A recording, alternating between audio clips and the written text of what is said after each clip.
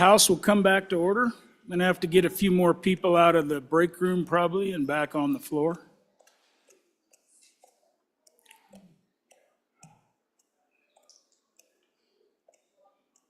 I'd like to get that Representative Byron up here for a minute.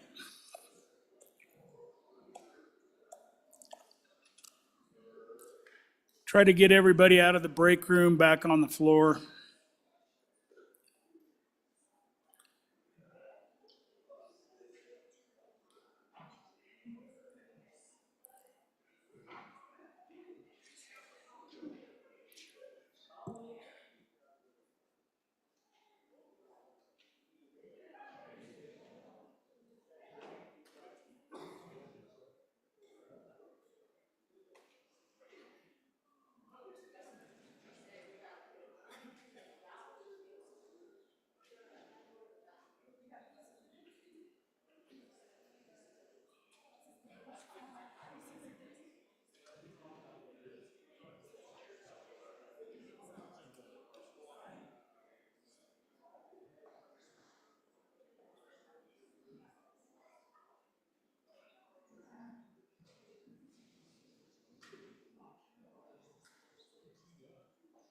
Oh, all right, let's come to order.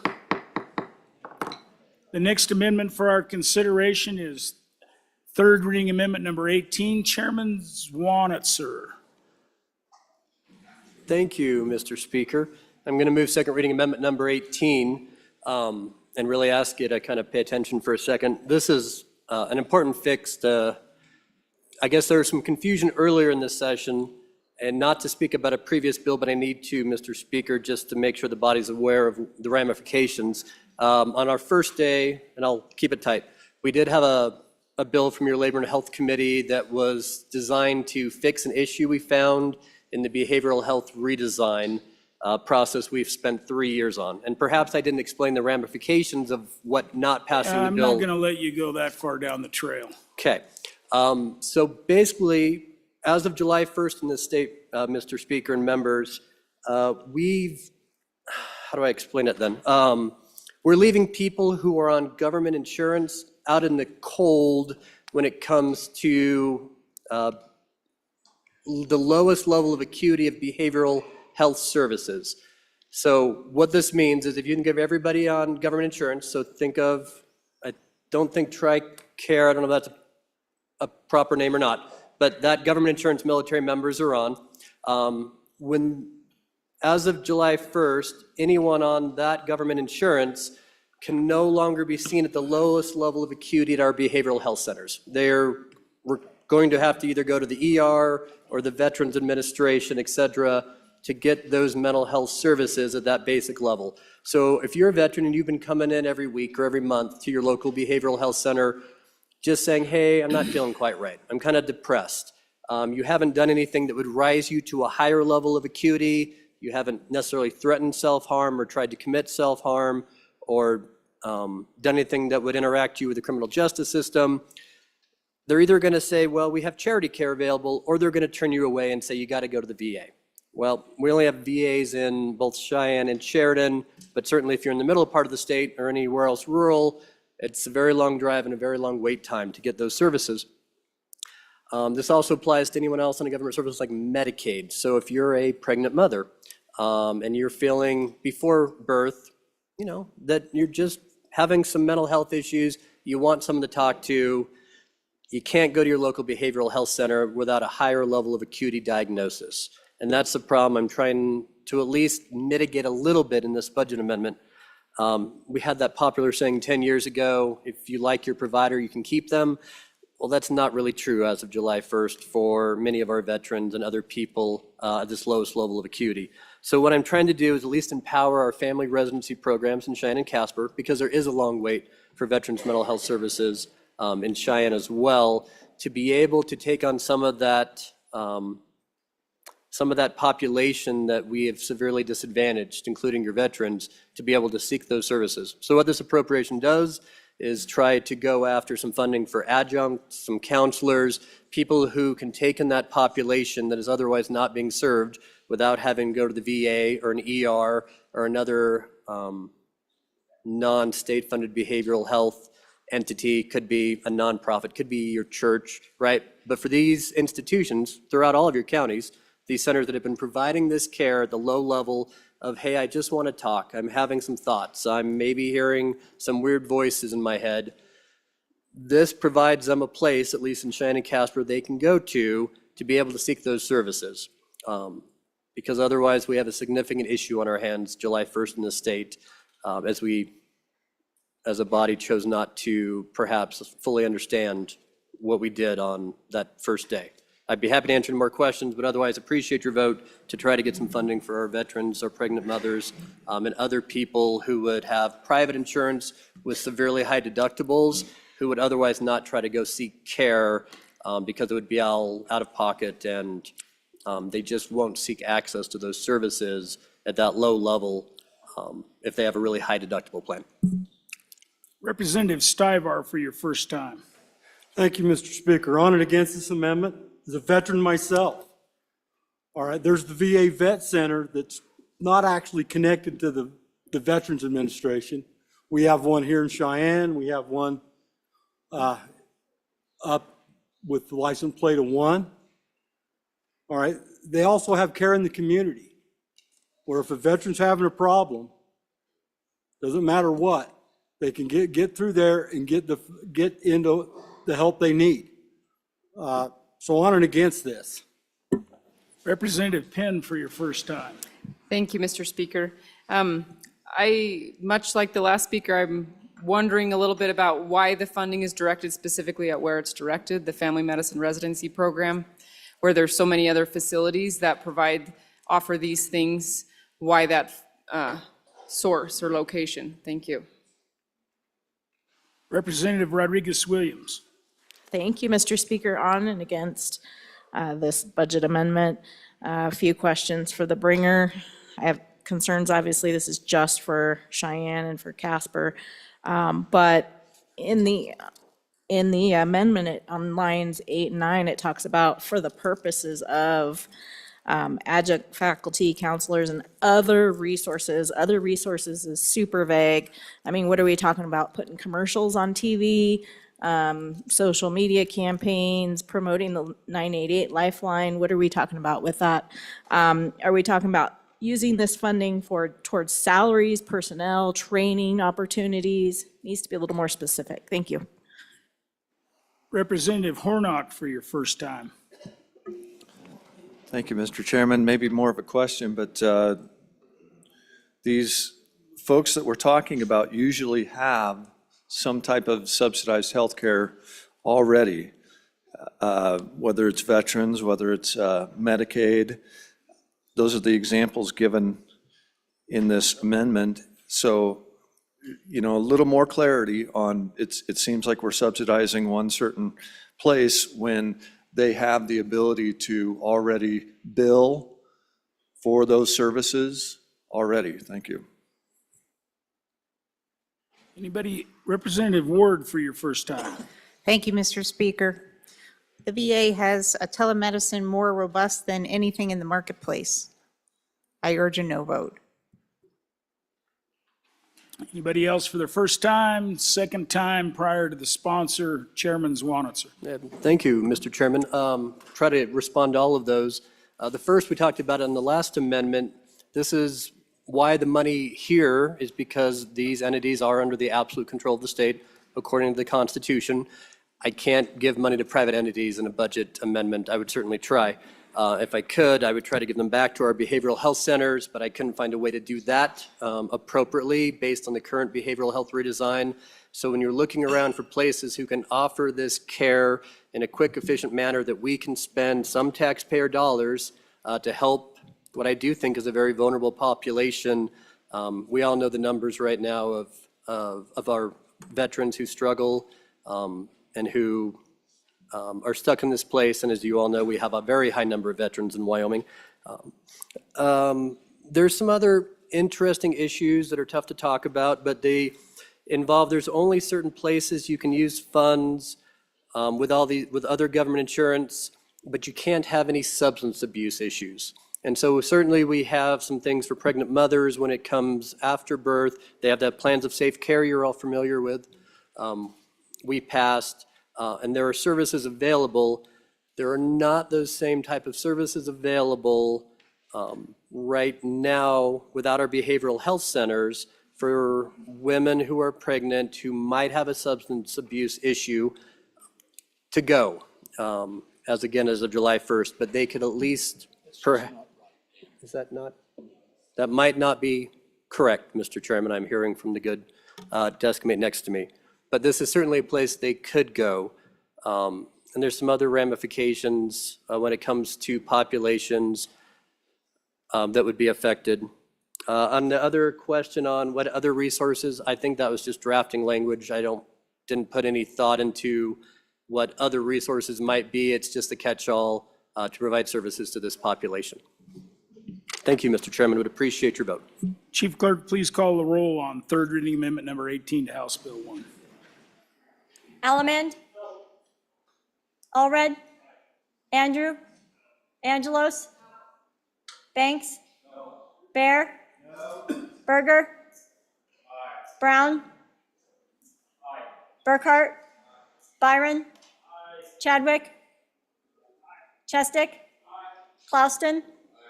Conrad? Crago? Davis? Eklund? Haroldson? Harshman? Heiner? Henderson? Warnock? Jennings? Knapp? Larson Lloyd? Larson JT? Lawley? Locke? Nyman? Newsom? Nicholas? Nemec? Northrup? Oakley? Obermuller? O'Hearn? O'Hearn? Olson? Ottman? Ottman? Pendergraft? Penn? Provenza? Rodriguez Williams? Sherwood? Singh? Slagle? Smith? Stith? Storer? Strzok? Stivar? Tarver? Trujillo? Walters? Ward? Washut? Western? Winter? Wiley? Yin? Zwanzer Dan? Zwanzer Dave? Speaker Summers? Are there any changes? Are there any changes? Closing vote? Vote closed. 37 aye, 25 no. Third reading amendment number 18 to House Bill 1 has been adopted. The next amendment for our consideration is third reading amendment number 19. Representative Ward. Thank you, Mr. Speaker. I move third reading amendment number 19 to House Bill 1 and ask for your favorable consideration. This amendment states that no funds from this appropriation shall be expended on the Office of Diversity, Equity, and Inclusion at the University of Wyoming or on any diversity, equity, and inclusion program, activity, or function. DEI programs promote the opposite of equity and instead pick winners and losers based on areas other than merit. The most important kind of diversity is diversity of thought, which is what a university ought to be encouraging. Further, this amendment decreases the amount expended based on the amount spent on this program, which is $1.7 million approximately. Please vote aye.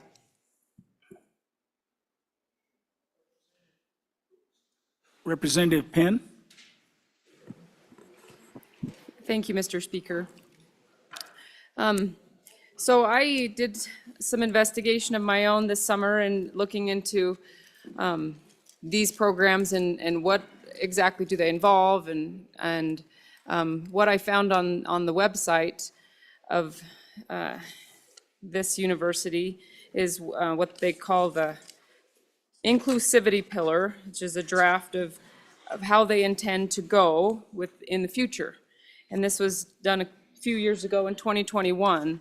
And reading through that, it's pretty long, but they talk about some of their goals for the future and what they want to have happen with these programs.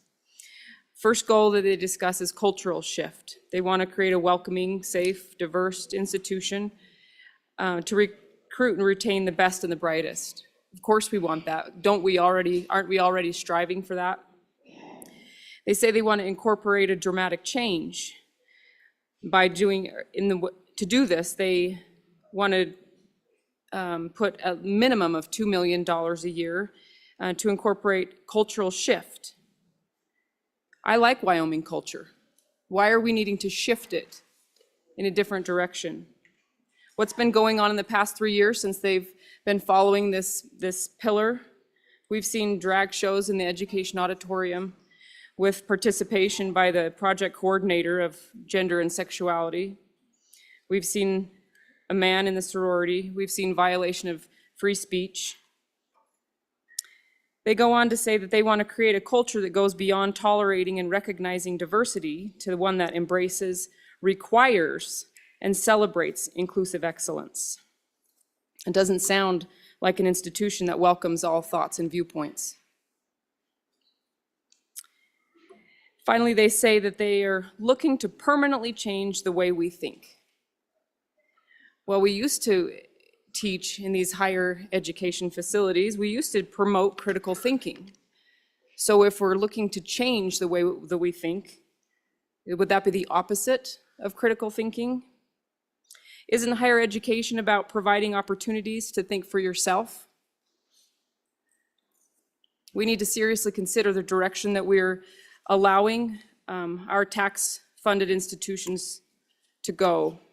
I would ask for an aye vote on this amendment. Thank you. Representative Pendergraft for your first time. Thank you, Mr. Speaker. On and for the amendment, if for no other reason than this, and I would remind the body of words with which we're all very familiar.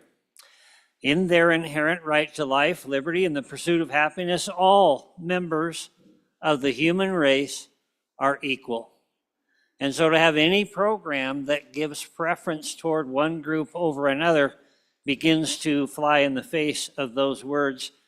And one last thought, which was shared to some a couple of nights ago, I would like to see a land-grant university stick to solid courses of academics.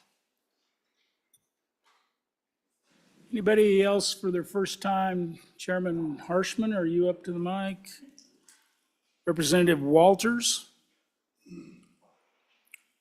Thank you, Mr. Speaker. On and against the amendment.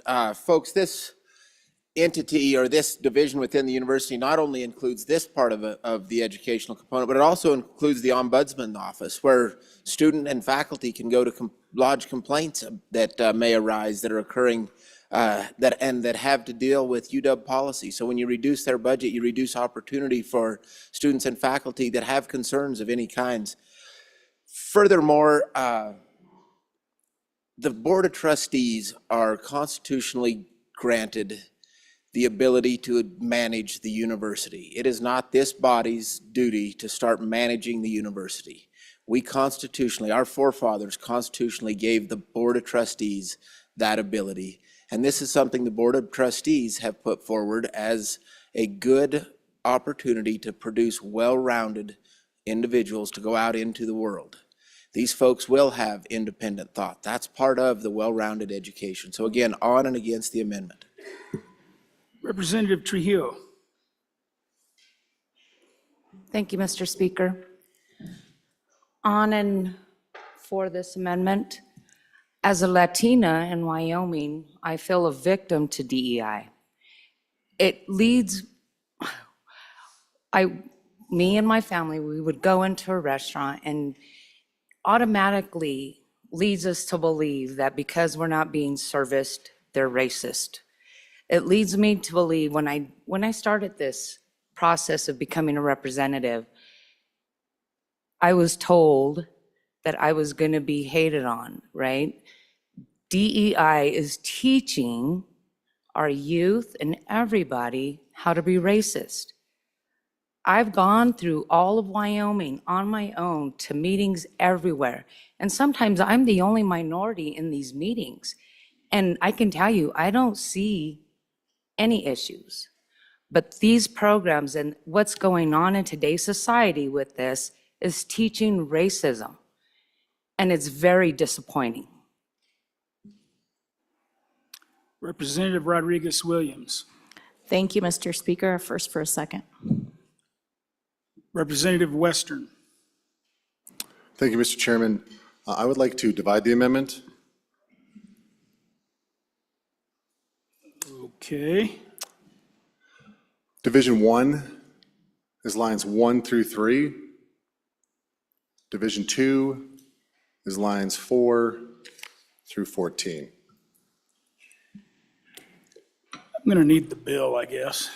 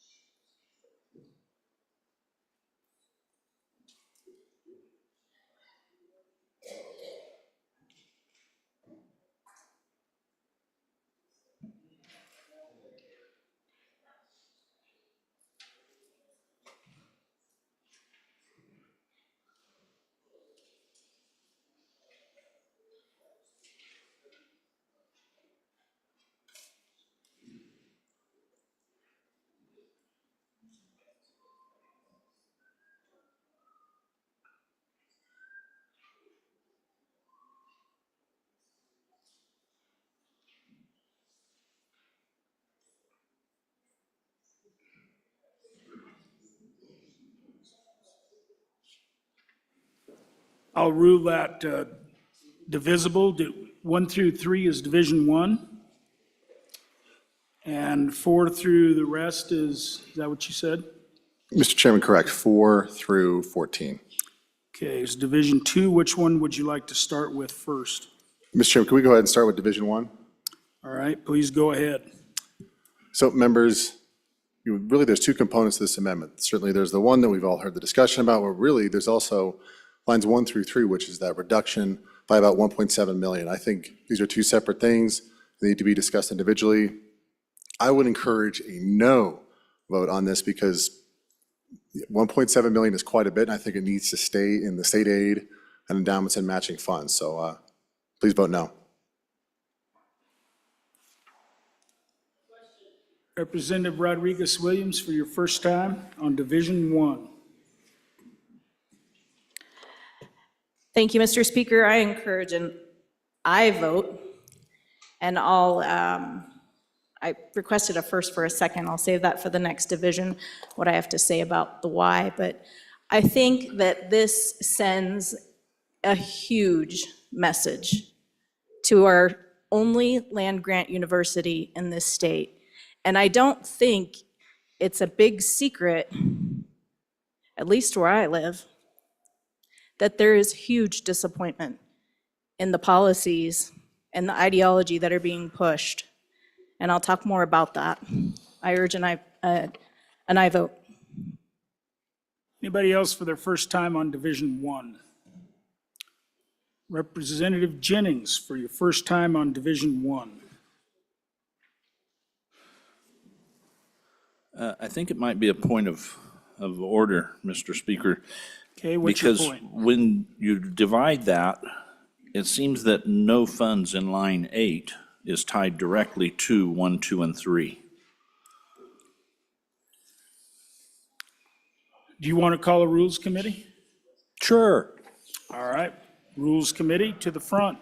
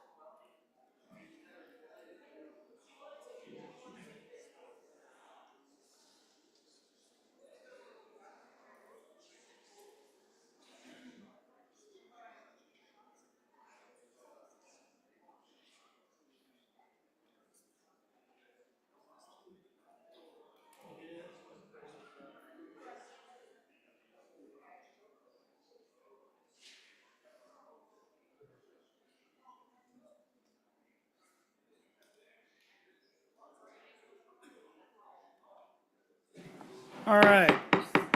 If we come back to order, please. So the Rules Committee met and they recommended that in fact this was divisible. And Representative Jennings would, all you guys are kind of in the way of poor Representative Jennings, so. Representative Olson, could you kind of move away from the speaker's podium? Thank you. Representative Jennings, would you like to withdraw this? Mr. Speaker, I wouldn't like to, but I will. Thank you, thank you, Representative. Now, do I get to speak on? Yes, now you number can one? speak on Division 1. Thank you, Mr. Speaker. So let's be clear about what this does. This division is all about 1 through 3, Division 1. If you vote in favor of this, you are voting against what you voted for the other day. So I would be opposed to voting. Which way am I going? If you vote in favor of this, you're pulling the money out of it. You're essentially killing this amendment.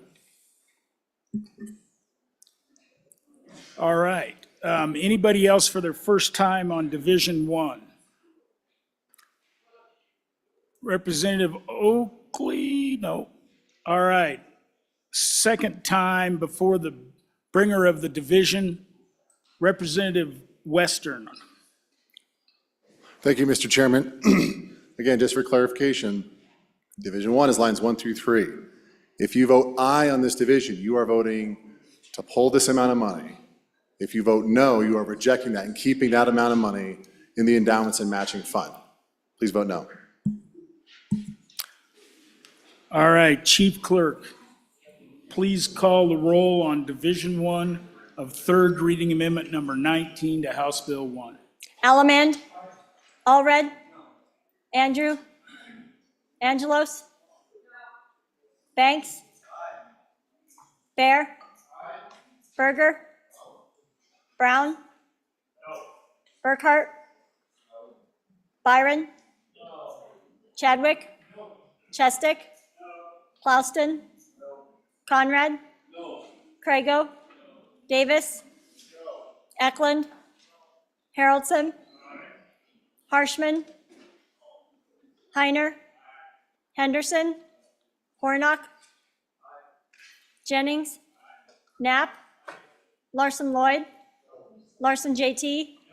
Lawley? Locke? Nyman? Newsom? Nicholas?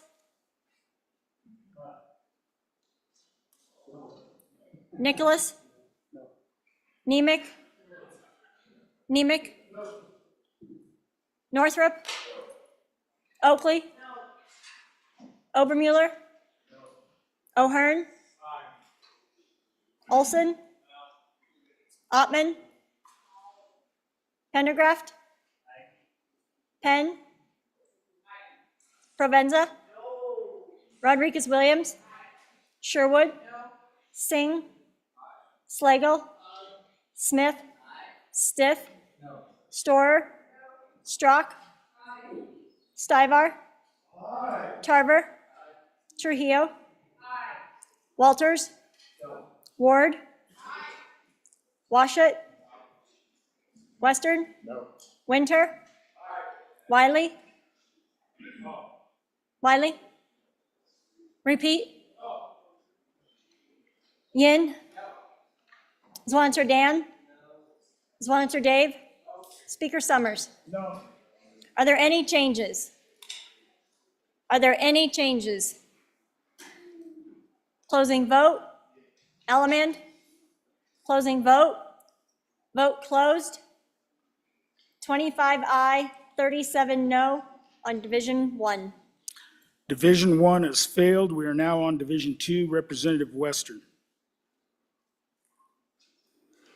Thank you, Mr. Chairman. So I think on Division 2, this is the policy question that I think we were originally asking, regardless of the funds that are connected to it. I personally have my concerns with DEI. I've been following some of the stuff nationally, and obviously that's a whole different conversation, but certainly as is in practice, I have serious reservations about it, and certainly If this was a privately funded university, that's one thing, but it's not. It's taking tax dollars, so please vote aye.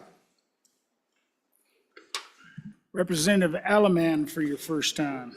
Thank you, Mr. Speaker. I'd like to call Rule 12-4, roll call vote, please.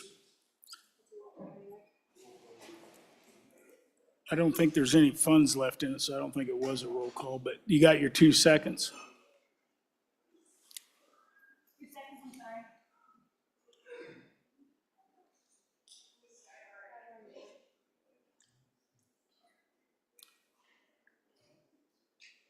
Would anybody else like to speak on this, on Division 2? Representative Nicholas, Chairman Nicholas. Thank you, Mr. Speaker. So ladies and gentlemen, on and against Division 2, just take a look at the language that's in here. Basically, it says that they can't perform any activity or program or function. So if you happen to have a group of 20 or 30 individuals who happen to be of a different persuasion sexually, why can't they have help get assistance having a function or a program like any other club or entity or group on the university grounds? So it's not a matter of whether you disagree or with their sexual persuasion or how they look at it. The university should be open to any type of club or group to have a function or a program for those folks that really want it. And you know, it broadens the education, it broadens our horizon, and it exposes people to the real world. Do we agree with it? No. Do you have to attend? No. Do you have to like it? No. But there's lots of things that we don't like, but it's called freedom of speech and freedom of choice, and it's teaching people how to think on their own. So on and against. Representative Pendergraft for your first time. Thank you, Mr. Speaker. As I read it, this now says no funds from this appropriation shall be expended on the Office of Diversity, Equity, and Inclusion. Doesn't forbid any group of people from gathering to do whatever they choose to do. It simply says we're not going to pay for it. Representative Ward for your first time on Division 2. Thank you, Mr. Speaker. This isn't a club. This is an office that promotion of people on ideas other than merit. What we want at a university is a meritocracy, not the teaching that you are different based on the color of your skin or whatever persuasion you are. A university ought to be based on a meritocracy. This isn't a club, this is an office that furthers these kind of ideas. Again, the most important kind of diversity is diversity of thought. Representative Zwanitzer Dan. Well, thank you, Mr. Speaker. I guess diversity of thought programming would also not be allowed under this amendment. So I just want to make sure that people bringing the amendment have read what it says on lines 10 and 11. This doesn't just get rid of the Office of DEI, and I'd probably just, rename it the Office of Belonging, and then this would be exempt anyway. But what the language on 10 and 11 says, any diversity, equity, or inclusion program, activity, or function, right? So if your Native American club wants to have a celebration on campus property, not going to be allowed if it costs a fee. If they want to host an event in our welcoming center there, which does have some fees. If they want to order food out of the student activities budget, we're not going to allow, a heritage club. I think there's multiple student groups there. There's from different parts of the world. They have different cultural groups. So I think this goes a lot further than perhaps what I keep hearing in the testimony. This is any diversity, equity, or inclusion program, activity, or function. It's not about everything a university does. I mean, it celebrates people coming together from distinct different viewpoints. I mean, that's the point of a university, right? It's not to promote one thought, one belief, one culture, that's the whole point why we send our kids to college, so they experience both in the classroom and extracurricularly what it means to be a citizen of the world, of this state, of getting to interact with other people.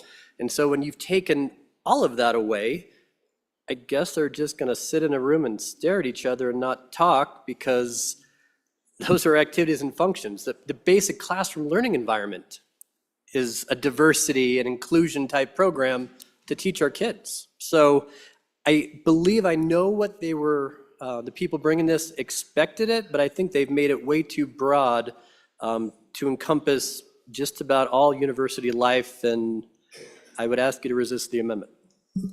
Representative Trujillo, for your first time. Thank you, Mr. Speaker. My house is not only diverse with me being a Latina in Wyoming, but there's also diversity in my house with sexual preferences. And I'm teaching my family and those around me that those don't matter. The other day, I called myself an American. I was told I was racist and I was homophobic because I didn't choose to call myself a Latina that day. What's your point? I have a point, sir. Just tighten up your debate. So, in my home, again, very diverse, I was having a conversation with people who go to the University of Wyoming, with people who go to LCCC, and common folk.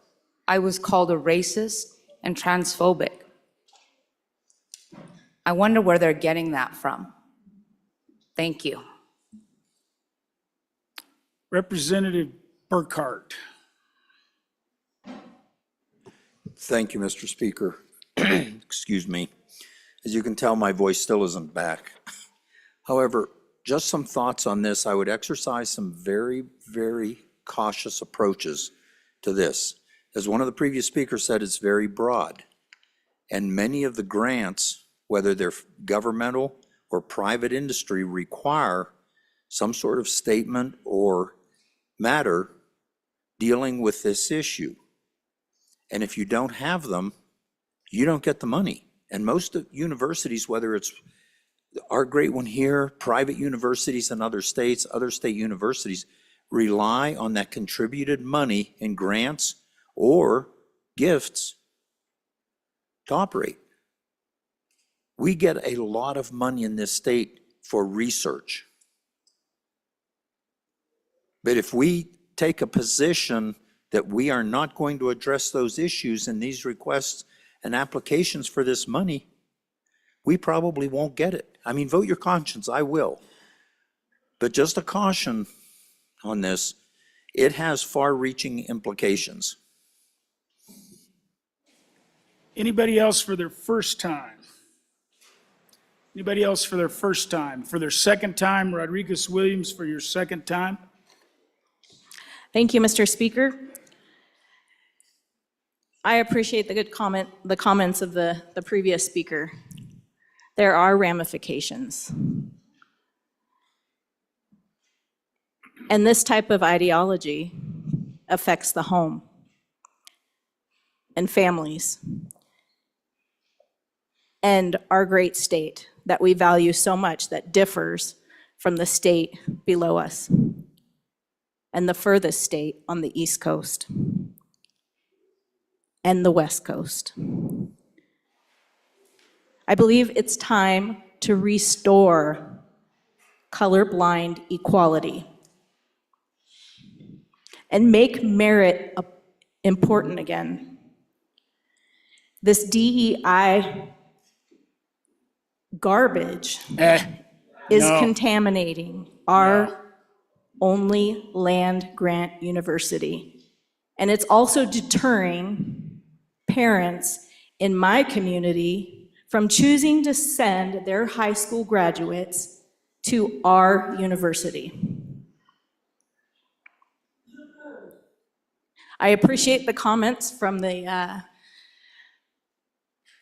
representative from the other side of the Bighorns. because he's well familiar with the controversy that took place at the university on the East Coast, where our chief executive recently spoke. No, we're not going down that path. We need to talk about this amendment and its implications. Thank you, Mr. Speaker. They tackled DEI, and I think our great state can too. It's no secret that there's a huge disconnect between our land-grant university and people on the other state of Wyoming, specifically my constituents. And Mr. Speaker, I urge an aye vote. And I might also stress that this not only affects our students, but it affects hiring practices as well. Thank you. Anybody else for their second time? Representative Pendergraph. Thank you, Mr. Speaker. I just want to reiterate a couple of points. The first one, we mentioned earlier that it is unjust, it is unright to single out any group for any purpose and give them special privileges, special consideration, etc. What this second division would say, it is not a prohibition against any gathering of any group of any people. It's saying that for the purpose of this particular division, DEI, we're not going to pay for it, just like we wouldn't pay for anybody else's organization's activities. Anybody else for their second time? Representative Zwanitzer. Thank you, Mr. Speaker, and I suppose we can all read the amendment how we want to read the amendment and what we believe that language does and how broad it might be or not, and what diversity, equity, inclusion, what those terms mean. Do they include disability? Are we going to stop, certain clubs and violate? There are some federal laws when it comes to all sorts of things in this area too. But I guess I want to push back a little bit about this whole family values and what we expect. The whole point of college, they're 18 and above. They're past the family, right? You've raised them. They go out into the world. They are exposed to different ideas, some harmful, some bad, some flat out wrong. And I taught over at Over the Hill, and I've taught here in our town, and people bring different ideas with them. Teachers have different ideas, but that is part of the college experience. You can't control your kids. And maybe they come home at a holiday and they say things you don't agree with, and you have to have those difficult talks about what it means to be a citizen, what it means to live in Wyoming, to have what I keep hearing are, this is not the Wyoming way. We don't believe in all of this, whatever they may call junk or ideology, whatever that is. But what we're focusing on here, it's our kids, right? It's kind of like we talk about schools and school boards. Kids don't care what the school board says. They don't pay attention. Our students, they don't really care what we do in the legislature. Trust me, I try to promote it in my class, and they're like, oh yeah, whatever. But they do care about this kind of stuff. As someone who has teenagers, whether or not I agree with, they are exposed to these ideals. And when they're looking at colleges, and maybe we don't want to attract other states who, might bring these ideals with them, but I think we want to be open as only having one university, and yes, it's a land grant, but we don't have two universities. So our university has to be a little broader in scope. I don't know how broad, we can decide that. But we can't turn away kids when we say, hey, we don't have any of these DEI programs at our university over the hill. Do you think our high school kids are going to say, yeah, I really want to go there? Do you think our students currently over the hill, when this passes, if it does, are going to say, hey, I want to stay here? All of a sudden you've cut our programming, our funding, our things for a wide, diversity means speakers from all ideologies. And our university, let me just say, has been amazing at trying to balance on both sides of the political and social ideological spectrum in the last 3 years, bringing speakers to campus on both sides of all sorts of different viewpoints. And so does that inhibit our university from bringing, political speakers that may have extreme ideologies on both sides of the spectrum? I think it might, because that's also diversity. I just think this amendment goes a lot further, and the rule of law matters. And so you put this down, it causes a whole lot of controversies, but it mostly affects our high school kids when they're looking at which college to go to. why would they pick our states when we're the only one that's banned kind of the new prevalent, trendy, whether that's right or wrong, what's out there? They're learning it. We have corporate America has signed on to all of these programs the last 5 years. In every major corporation I've been a part of a research, they all have DEI people, an office, right? Whether or not we like it, our kids are going to go in the workforce and they're going to have DEI programs and they're going to have DEI officers and they're going to be exposed there. So why not get them exposed in a more safe, controlled environment of our university? It just seems a better way to go.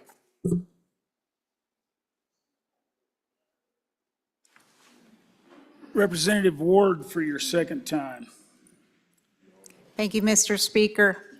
The people of Wyoming and our nation have had it proven to them repeatedly that diversity, equity, and inclusion programs are about anything but diversity, equity, and inclusion, but instead divide people by race, color, creed, every other way people can be divided.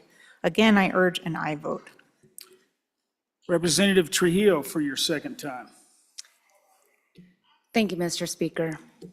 So it looks like this is a very divided topic. So if this passes, I would like to challenge all of you to give up your seats because this House floor is not very... Easy. There's 2 Latinas, 4 minorities. It's not very diverse and equal. All right, anybody else for their second time? All right, Chief Clerk, please call the roll on Division 2 for third reading amendment number 19 on House Bill 1. Allemand. Allred. Andrew. Angelos. Banks. Bear. Berger. Brown. Burkhart. Byron. Chadwick. Chestick. Clouston. Conrad. Crago. Davis. Eklund. Harrelson. Harshman. Heiner. Henderson. Hornock. Jennings. Knapp. Larson Lloyd. Larson JT. Lawley. Locke. Nyman. Newsom. Nicholas. Nemec. Northrup. Oakley. Obermuller. O'Hearn. Olson. Ottman. Pendergraft. Penn. Provenza. Rodriguez Williams. Sherwood. Singh. Slagle. Smith. Stith. Storer. Strock. Stivar. Tarver. Trujillo. Walters. Ward. Washut. Western. Winter. Wiley. Yin. Zwanzer Dan. Zwanzer Dave. Speaker Summers. No. Western, can you repeat? Are there any changes? Are there any changes? Closing vote. Vote closed. 27 aye, 35 no. Division 2 on third reading amendment number 19 has failed. The next amendment for our consideration is third reading amendment number 20. Representative Heiner. Thank you, Mr. Speaker. I would like to withdraw third reading amendment number 20. Third reading amendment number 20 has been withdrawn. We are now on third reading amendment number 56. Representative Harshman. Thank you, Mr. Speaker. I'd move third reading amendment number 56 to House Bill 1. Ask for your favorable consideration. Members, this is about this whole medical education piece. It's really 2 agencies brought in here, 67 University of Wyoming and 69 WICHE. They're They have different budgets, although Wichita is operated at the University of Wyoming. So that's why they're both in there. Wichita is the Western Intercollegiate Undergraduate Exchange Program, Western Intercollegiate Exchange Higher Education Commission. And basically, we set it up all across the West. Like, we don't train veterinarians in Wyoming, so our kids have to go out of state to become a veterinarian. We don't train eye doctors. So there's this back and forth. And then kids who want to come and get maybe a petroleum engineer degree in Wyoming, if they're, it's open to those kids to come here. So it's this Western United States. Okay, so we train doctors also in Wichita. And then if you would just look at, really, here's what I'm trying to do on line 8. So the University of Wyoming will review opportunities, feasibility, and costs associated with expanding, this is on line 8, medical education and training for Wyoming students, including broader use of Wichita. We train about 2 doctors now in Wichita. They might go throughout the Western United States. That's different than WWAMI. Expanded agreements with WWAMI. When we started with WWAMI as 12 slots, now we got 20. And new relationships with public universities in the Western regional United States. We used to go to that state just outside Evanston, and we used to go to the one just outside Torrington, and I think even back in our history, the one just south of Cheyenne. So we've had those agreements with other states. We used to train 30-plus doctors a year. Now we're at 20. And so that's really what this is about. We got to kind of get this back in gear, because this whole group that we trained in the state, can I say Nebraska? Okay, Nebraska and Utah are retiring. These are legendary doctors that probably many of your doctors were trained. And WWAMI is great, but I think we need more. And if we can't get more in WWAMI, let's try to get this thing up to maybe 30. So what this appropriation does, Mr. Speaker and members, it adds 1.3 million, takes out that 715,000. So the total will be at 2 million for 2 years. And this would be, if we could get this going, we could have 5 new slots next year, 5 the year after, and get to 10 doctors being trained. That will come back, and they all have agreements to come back and practice in Wyoming. The only ones in the Wichita program that we don't require to come back are veterinarians. It's a long debate on this floor years ago.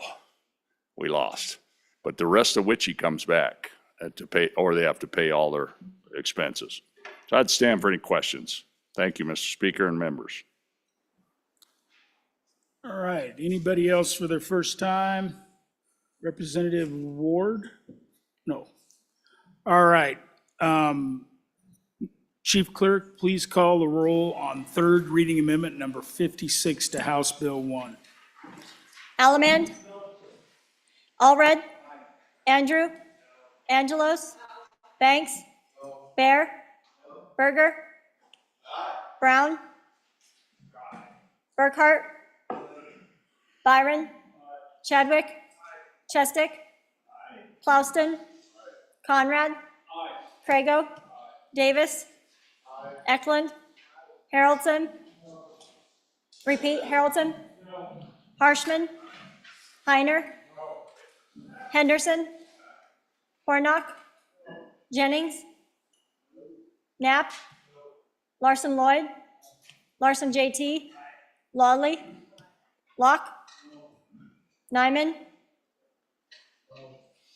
Newsom? Nicholas?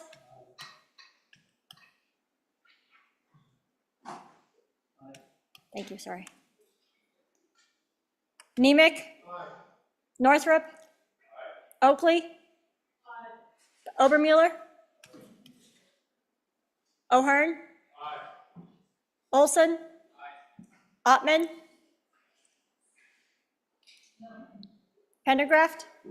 Penn? Provenza? Rodriguez Williams? Sherwood?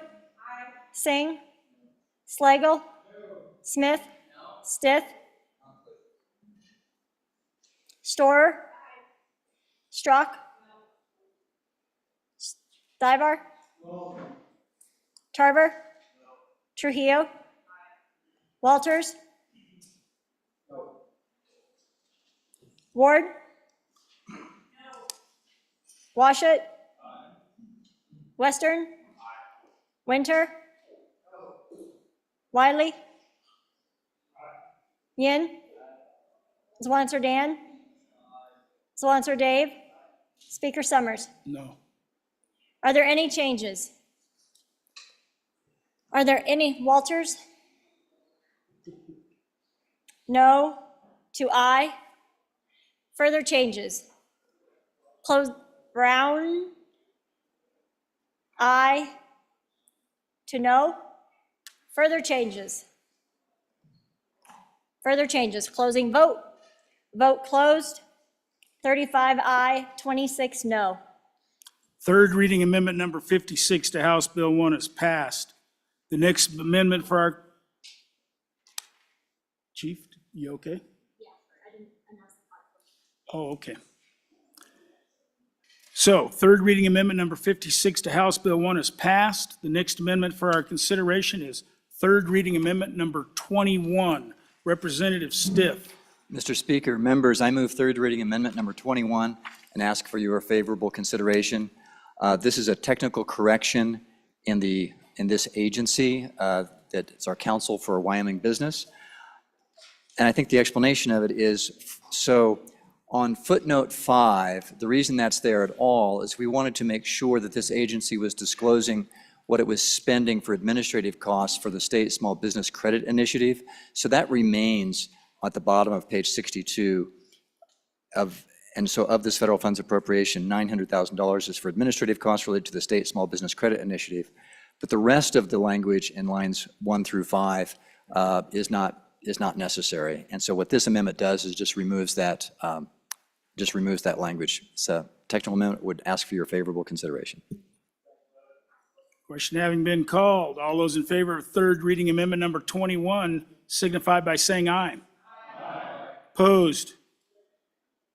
Motion carries. Third reading and amendment number 21 has been adopted. The next amendment for our consideration is third reading amendment number 22. Representative Smith.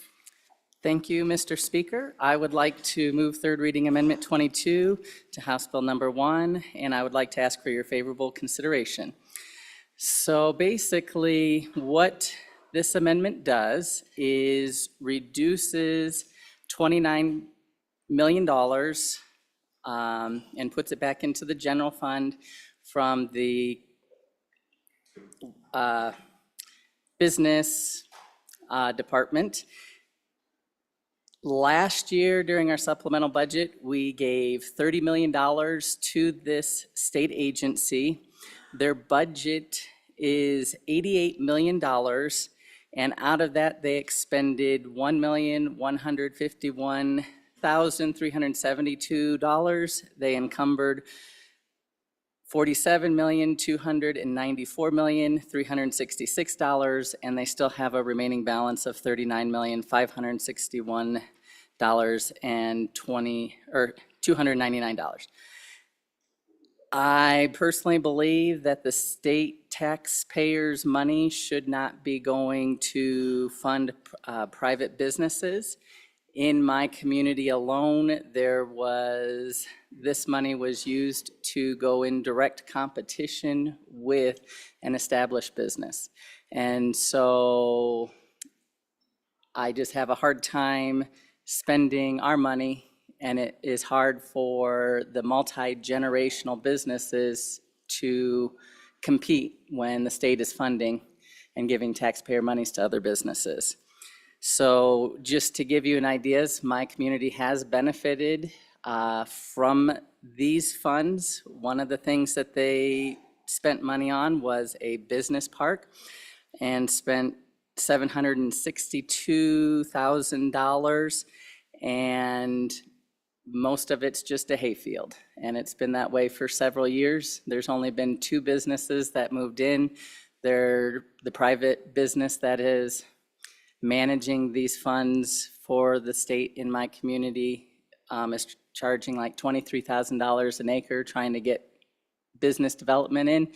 And it's just not a good setup because they didn't put in needed utilities like gas lines and so forth. So another project in my community, they spent $957,830 to rehab a building on our main street. And now the profits from that building is increasing the funding of this private business.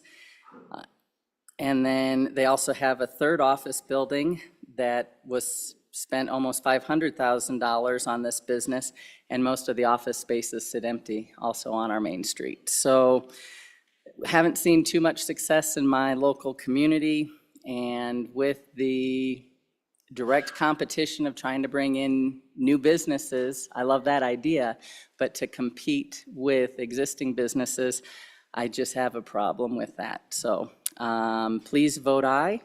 Thank you. Representative Provenza for your first time. Thank you, Mr. Speaker. Let's be honest about what this amendment does. It decimates our small businesses in Wyoming that collectively are one of the largest employers in our state. Do you know what our small businesses are? There are neighbors, there are grocery stores, there are doctors, there are friends. You vote for this amendment, you may as well go home and board up their windows for them. Maybe next time we can include an appropriation to pay for plywood to board them up for them. Thank you, Mr. Speaker. Any other member for their first time? Speaker Summers. Mr. Chairman, thank you. You know, I know there's a lot of debate about whether we should do economic development in Wyoming, but I really do think particularly in our small communities, maybe there's some projects that didn't work, but there's a lot of projects that have worked. And particularly in small communities, I think it makes them more livable, more business friendly. If we want to attract business to the state of Wyoming, I think there's a lot of worthwhile projects out there. So I'm on and against this amendment. Representative Berger for your first time. Thank you, Mr. Chair. I'm on this council. And we do a lot of good things, and I've seen a lot of good things happening and a lot of testimonies from our children, from our adults, all across this state that have benefited from economic development.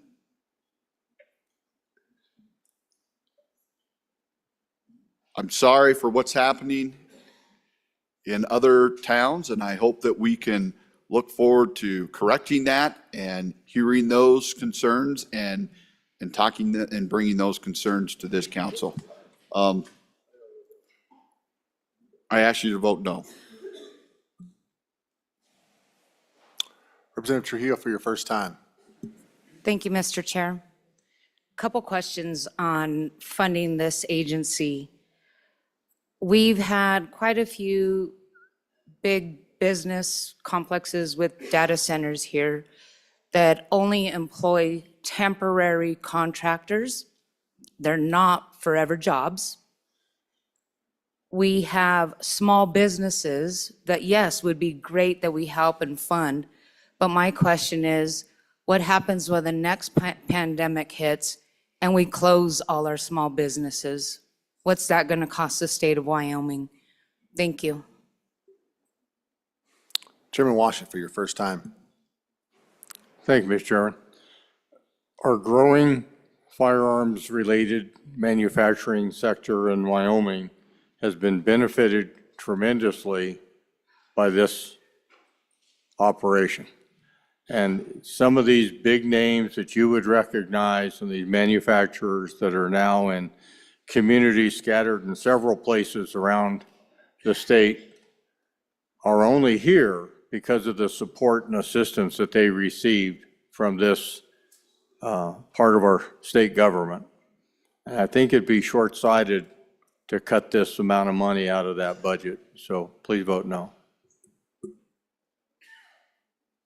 Chairman Eklund.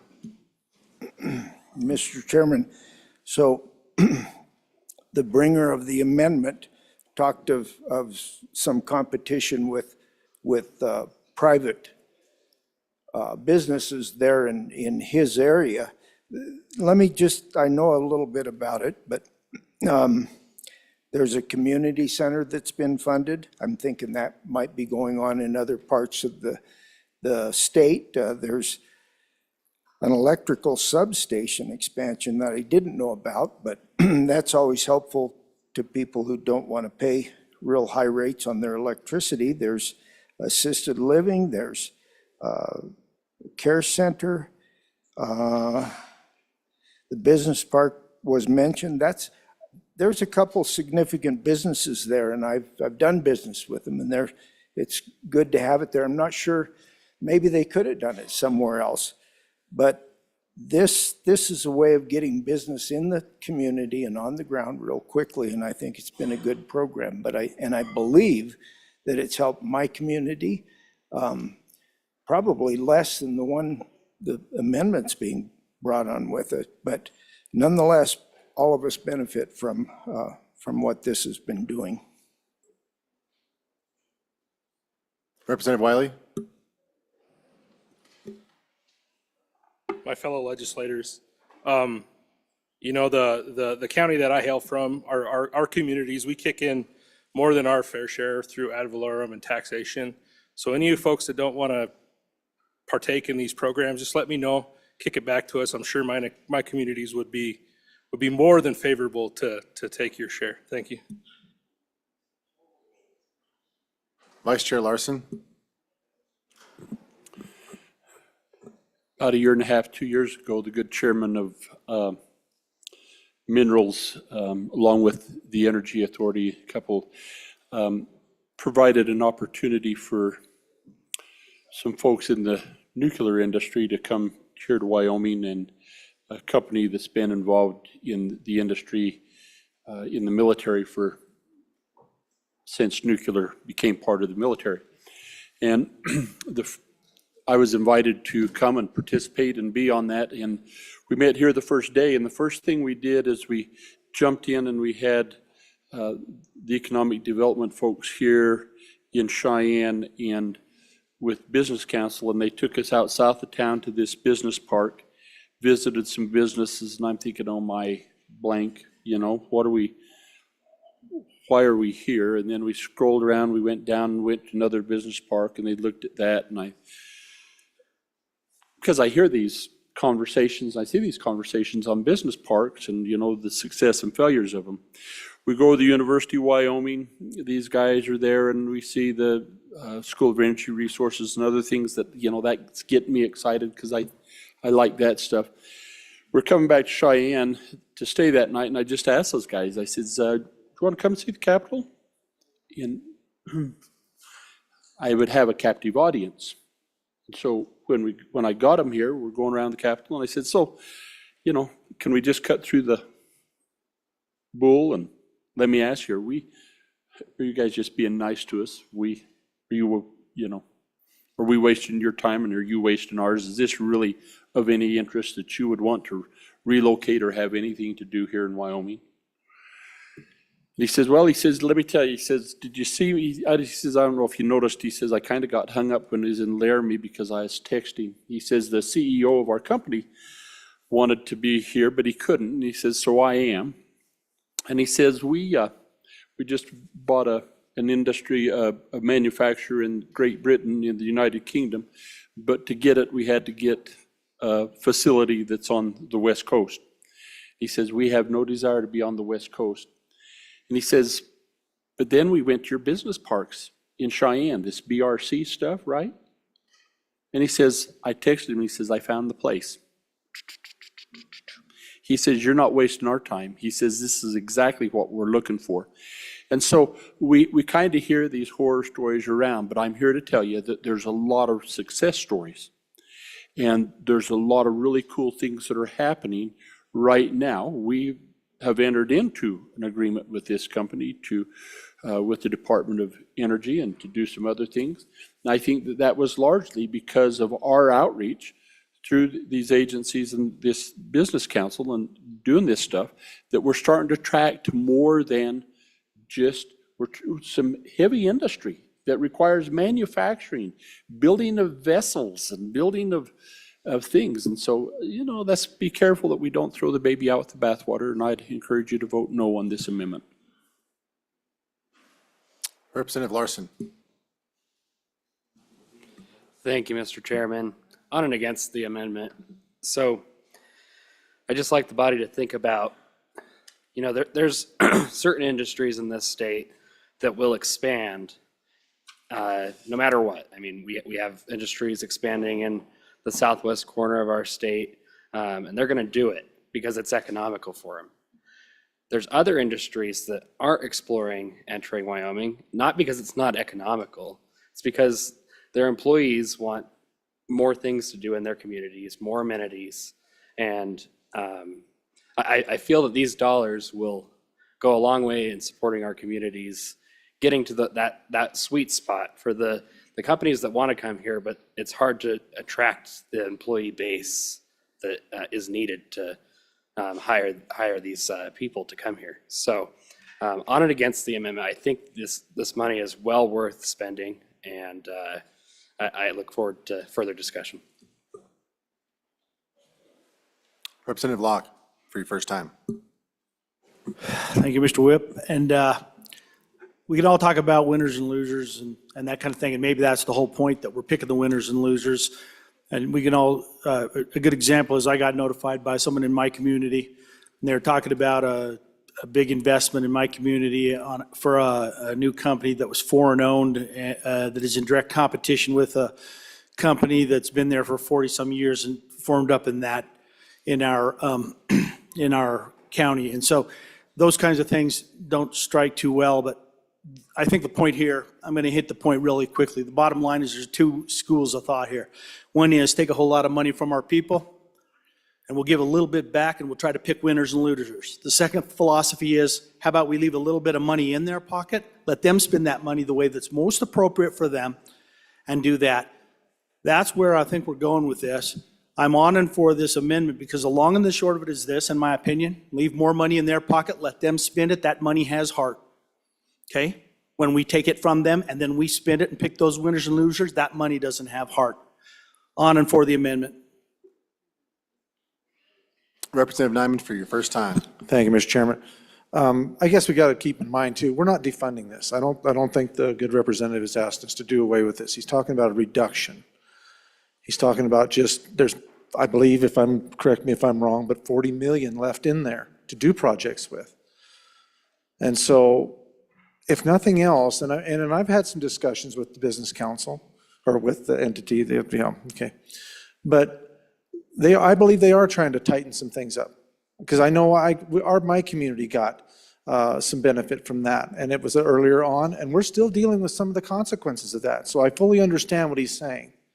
There's some projects that got partially funded, we had to keep coming back looking for more. The community didn't step up in those situations and really take the bull by the horns and finish it. And that, I guess, folks, is kind of my concern. Sometimes we bite off more than we can chew as communities. They give us money that we need to go and expound on, and then it doesn't happen. And so in this, I don't think there's anything wrong with saying, okay, you still got $40 million. I know in the greater scheme of things, that's kind of, I hate to say it, but kind of chump change sometimes. But there's still $40 million to use very purposefully and very diligently, can have a great effect to all of our communities. He's not saying to do away with it. He's just saying, let's utilize what we've got. That money's still going to be spent on other projects in other ways. And maybe it'll send somewhat of a message to this, let's be diligent about where we put it, and don't just start a project with more expectation on how you're going to finish the project. That's not a bad thing. So let's just hopefully keep that in mind. Thank you, Mr. Chairman. Any other member for their first time?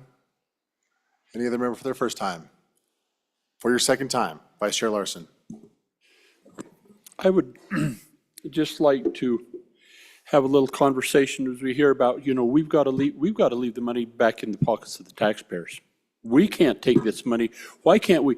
We rape, pillage, and plunder the taxpayer on all of this stuff, and we're putting it into general funds. Folks, that's just not correct. No income tax, no state income tax, no corporate tax. Property tax goes to counties and cities. So we collect some from sales tax. So where's all this money that we're stealing from the pockets? It's coming from our extractive industries, really, and some sales tax. So be careful to not imply that we have all of this unwilling tax that on each individual state taxes, because they're not there.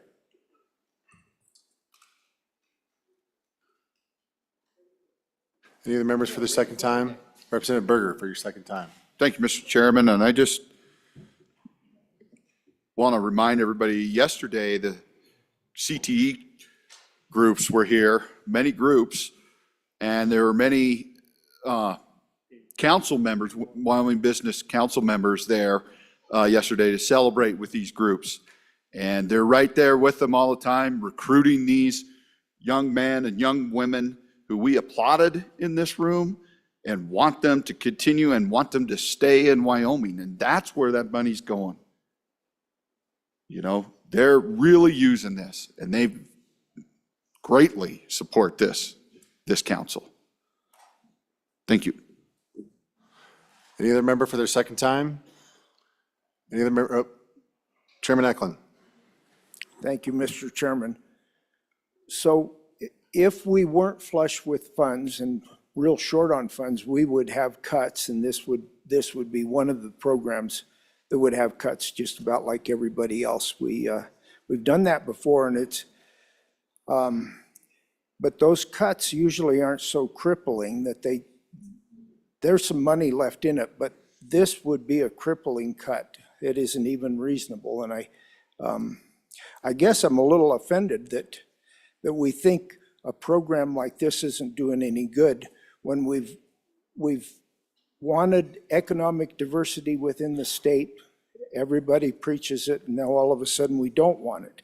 I think we want it. I want my kids to stay here. Any other member for their second time before the sponsor? To the sponsor, Representative Smith.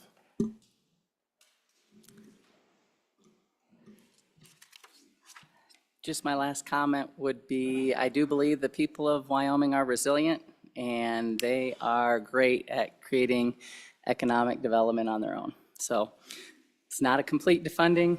There is still money left on the table for the program. Thank you. Seeing no further discussion, Chief Clerk, please call the roll. Allemand. Allred. Andrew. Angelos. Banks. Bear. Berger. Brown. Burkhart. Byron. Chadwick. Chestick. Clauston. Conrad. Crago. Davis. Eklund. Harrelson. Harshman. Heiner. Henderson. Hornock. Jennings. Knapp. Larson Lloyd. Larson JT. Lawley. Locke. Nyman. Newsom. Nicholas. Nemec. Northrop. Oakley. Obermuller. O'Hearn. Olson. Ottman. Pendergraft. Penn. Provenza. Rodriguez-Williams. Sherwood. Singh. Slagle. Smith. Stith. Storer. Strock. Stivar. Tarver. Trujillo. Walters. Ward. Washut. Western. Winter. Wiley. Yin. Zwanzer Dan. Zwanzer Dave. Speaker Summers. Are there any changes?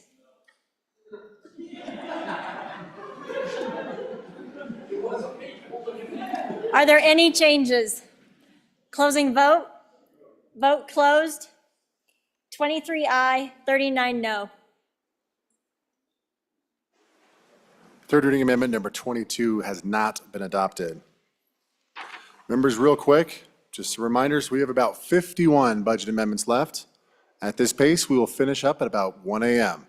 So at the end of the day, folks, it's up to you how late we want to go.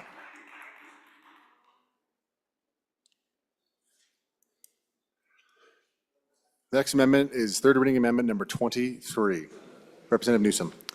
Thank you, Mr. Chairman. I move Budget Amendment 23 to House Bill 1.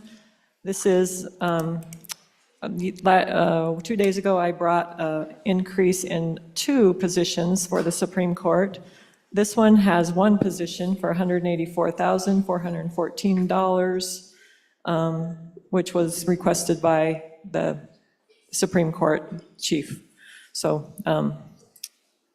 I stand for any questions. Oh, close.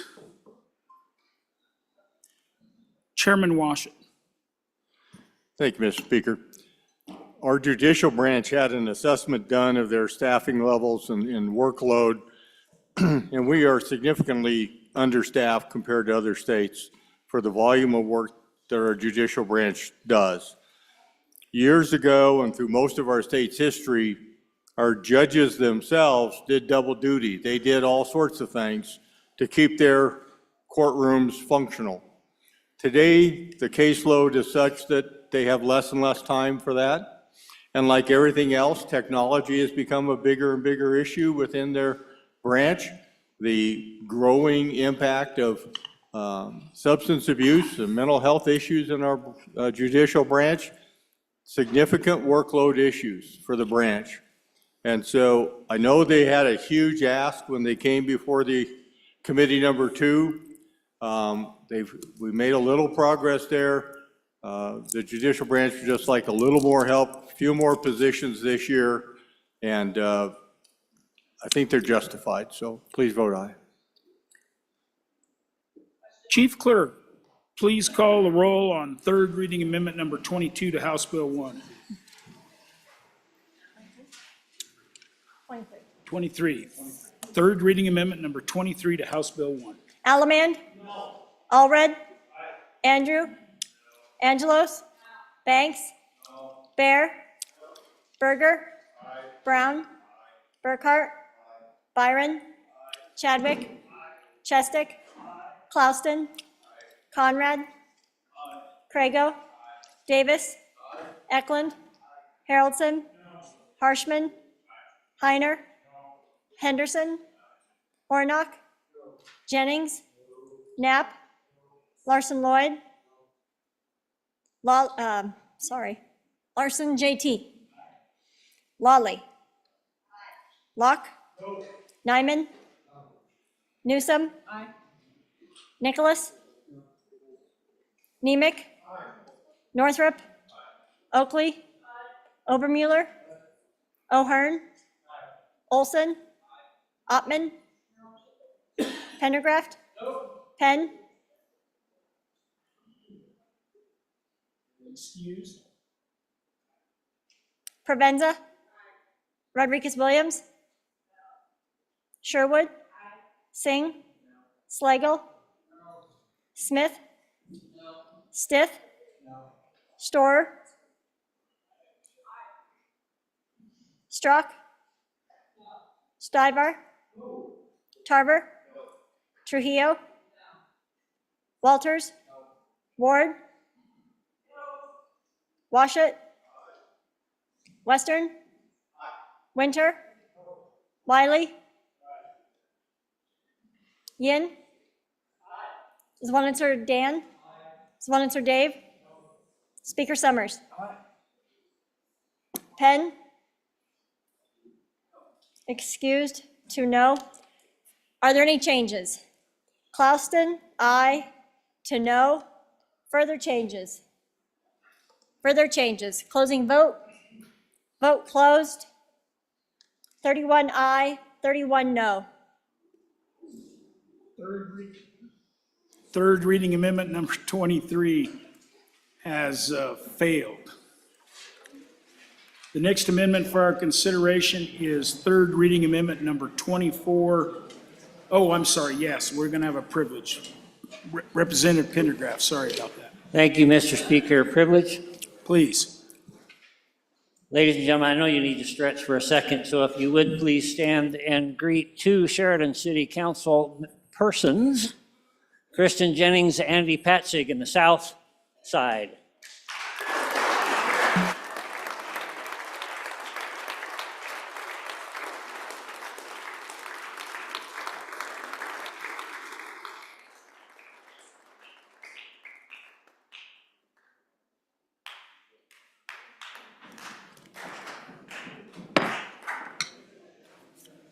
Welcome to the House. So the next amendment for our consideration is third reading amendment number 24. Representative Olson. Thank you, Mr. Speaker. I move amendment number 24 to House Bill, third reading amendment 24 to House Bill 1, and do ask for your favorable consideration. So this has already been talked about, but I do want to highlight again that the judicial branch came with a very large ask for personnel, and about a dozen positions were denied. So what I wanted to do was figure out if there were a particular position that were important to them, which one would it be if they could only have one? So I asked them, and this is what came back. This is the Behavioral Health Service Manager. So for those in the body who have been here for a while, you will recall that we made a huge transition to the Department of Health recently by moving the treatment courts out of the Department of Health and moving them over to the judicial branch. That's going to be a positive change, and hopefully it's going to result in decreased recidivism rates, increased treatment, increased mental health treatment, increased behavioral health treatment, increased substance abuse treatment. So all good things for our system. This position is very important to that transition.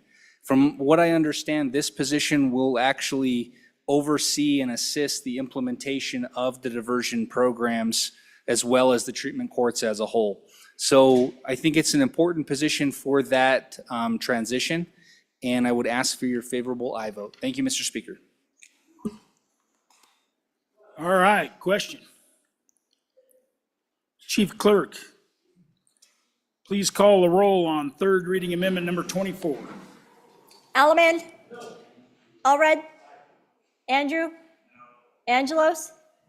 Banks? Bear? Berger? Brown? Burkhart? Byron? Chadwick? Chestick? Clouston? Conrad? Crago? Davis? Eklund? Haroldson? Harshman? Heiner? Henderson? Ornock? Jennings? Knapp? Larson Lloyd? Larson JT? Lawley? Locke? Nyman? Newsom? Nicholas? Nemec? Northrup? Oakley? Obermuller? O'Hearn? Olson? Olson? Ottman? Pendergraft? Penn? Penn? Provenza? Let's quiet down out there so we can hear the roll up here. Rodriguez Williams? Sherwood? Singh? Slagle? Smith? Stith? Storer? Strock? Stivar? Tarver? Trujillo? Walters? Ward? Washut? Western? Winter? Wiley? Yin? Zwanitzer Dan?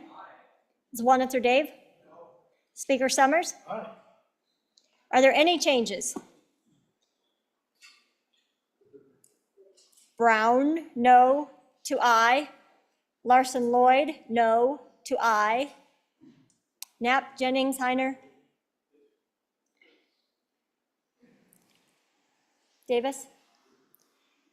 Further changes. Closing vote. Vote closed. 31 aye, 31 no. Third reading amendment number 24 to House Bill 1 has failed.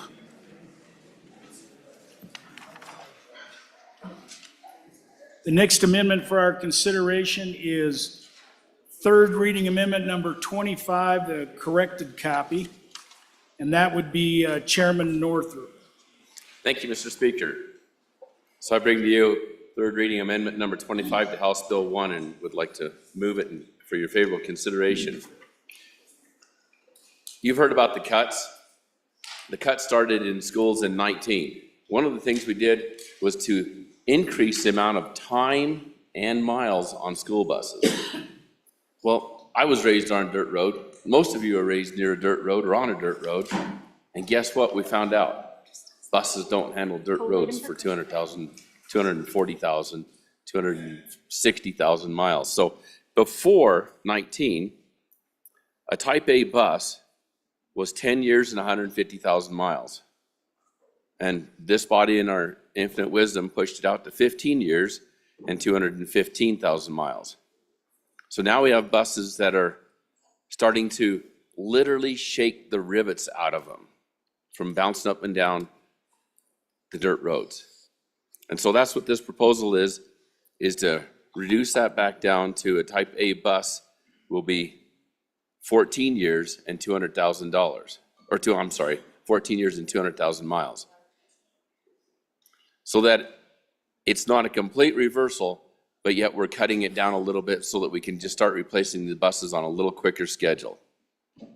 I'll stand for questions. Majority Floor Leader Nyman for your first time. Thank you, Mr. Speaker. Just a quick question to the bringer.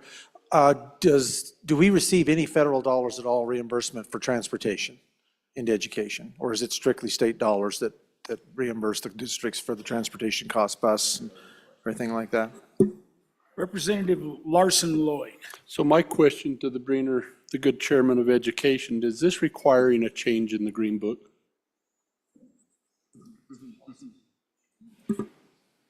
Anybody else for the first time? Any Representative Walters for your first time. Thank you, Mr. Speaker. I'm going to encourage a no vote on this because I think we do need to have a more rapid bus replacement schedule, but only doing this for the next 2 years because this will be in the budget instead of in the green books. I don't think we're going to accomplish enough. I don't think we'll be able to get enough of these buses replaced in the next 2 years. This needs to be a bill. This needs to be changed. I think this is a concern, but this isn't the appropriate mechanism because we don't do it for a long enough period to really make the change that's necessary. Again, on and against the amendment. Chairman Brown. Thank you, Mr. Speaker. To the question from the Majority Floor Leader about have we received any funding for education transportation reimbursement from the feds? That's a really loaded question. So 10 years ago or so, I ran a program through one of our departments that actually got a very massive increase in funding to replace school buses throughout the entire state. So if you want to talk about the vehicles, yes, we have. When it comes to the actual reimbursement of the mileage and stuff driven like that, that's all done by us.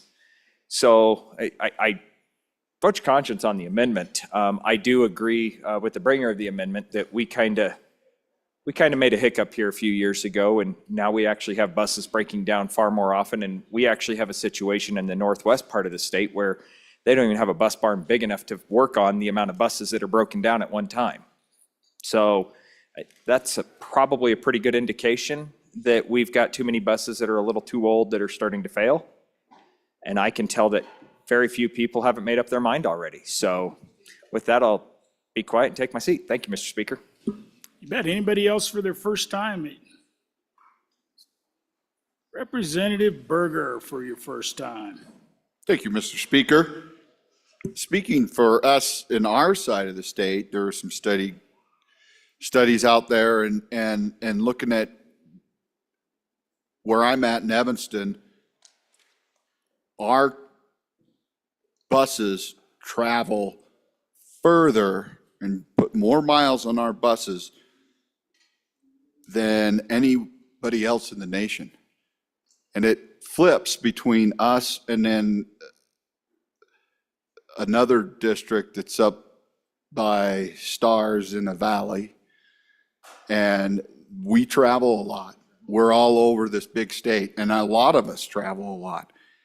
And I think this is important to see this change. I think we did make a mistake, and we need to really, I think I think we were doing better, saving more money when those mileages and switching out those buses were a little bit lower, because now we're just fixing them a lot, and we're leaving them in other towns and letting other districts and then bringing other buses to pick us up, and it just keeps going and going, and they add up really quickly. You can put 200,000 miles, 300,000 miles on those buses really quick in a matter of a year and a half. It doesn't take very long. Thank you. Anybody else for their first time? Representative Davis. Thank you. Thank you, Mr. Speaker. Just one question. What's the salvage value on these type of buses? Where do old rattly buses go? Anybody else for their first time? Anybody for their second time before Representative Larson Lloyd for your second time? The conversation's fair, and I think talking about looking at this after we do the recalibration is the right way to go. We reimburse 100% to get the buses fix them. And if you got a bus barn full of buses that are broke down, send them out and get them fixed. You get reimbursed for it. So I'd still encourage, it's an important conversation we can have. Let's go. Anybody else for their second time? Representative Nyman for your second time. Yeah, thank you, Mr. Speaker. Just a quick thought. I mean, in this vein, wouldn't this be something also for this body going forward to consider, maybe looking at private contractors for transportation? I've got a guy that lives up in my neck of the woods that does it in Wisconsin, contracts all of the buses for his entire district. Looking at maybe potentially putting a different spin on this thing and seeing, let somebody else carry the liability, the responsibility, make sure that he provides or she provides quality buses to anywhere we need in the state.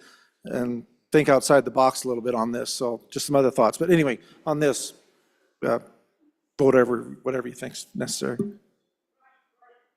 Chairman Northrop, you going to wrap this up? Thank you, Mr. Speaker. So one question was, what about the Green Book? Does it go in the Green Book? No, this is a 2-year stint. We'll have to fix it later on, and we all know when that'll happen. And the next thing is, in my district, where I'm from, in my neck of the woods, everything goes to Billings. I'm sorry, to that major city north of us in Montana. We can say cities and towns. Oh, good, and thank counties God. now. So Billings, Montana, where they have the dealerships and where they came from. So now you have to take a bus for a day to a trip up, have somebody go up with them. It just turns into a big hassle. It's just time and people and money. Vote aye. Chief Clerk. Chief Clerk, is there no money? All right. All those in favor of third reading amendment number 25, are you listening? All those in favor of third reading amendment number 25, say aye. Aye. All those opposed? No. Motion carries. Division called. Yeah, division was called. So all those in favor stand up.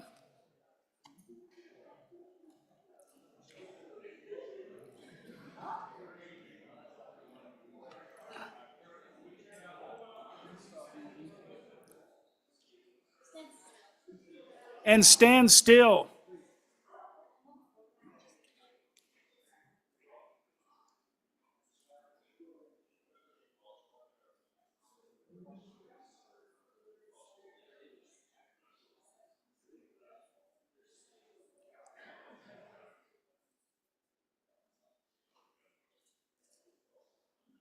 What'd you get? I'm sorry. All those opposed, please stand. I'm sure that it's more than, but we got to count it. They could be off the floor. Could have fell asleep.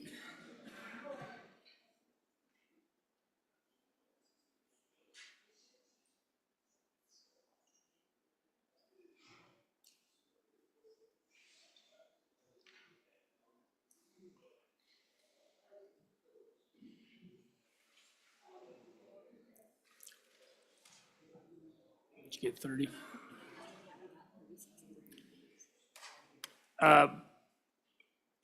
The amendment, you all can sit down now. Third reading amendment number 25 has failed.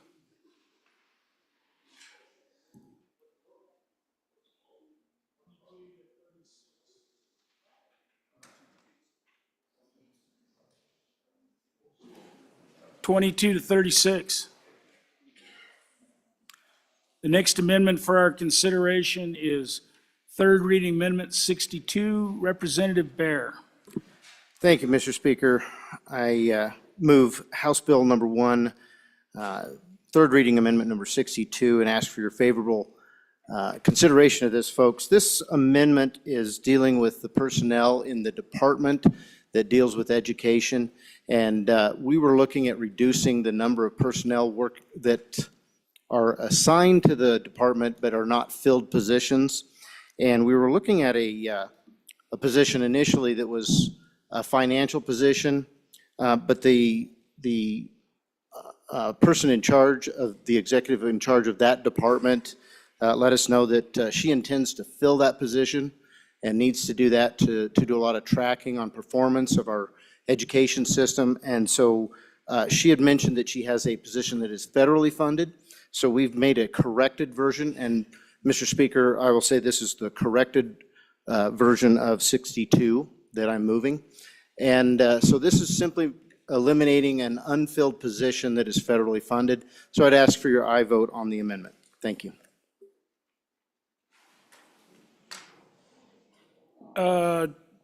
Chairman Brown. Well, thank you, Mr. Speaker. I guess I would just like a little bit of clarification as to what this position does. I will tell you that we are just about ready to give a full-time position, and actually we just gave a full-time position to this agency last year to house and to work on charter schools.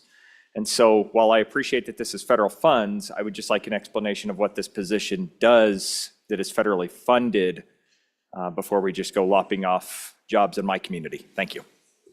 And just to be clear, Representative Bear, this is the corrected copy, right? So we have the right amendment because they are different.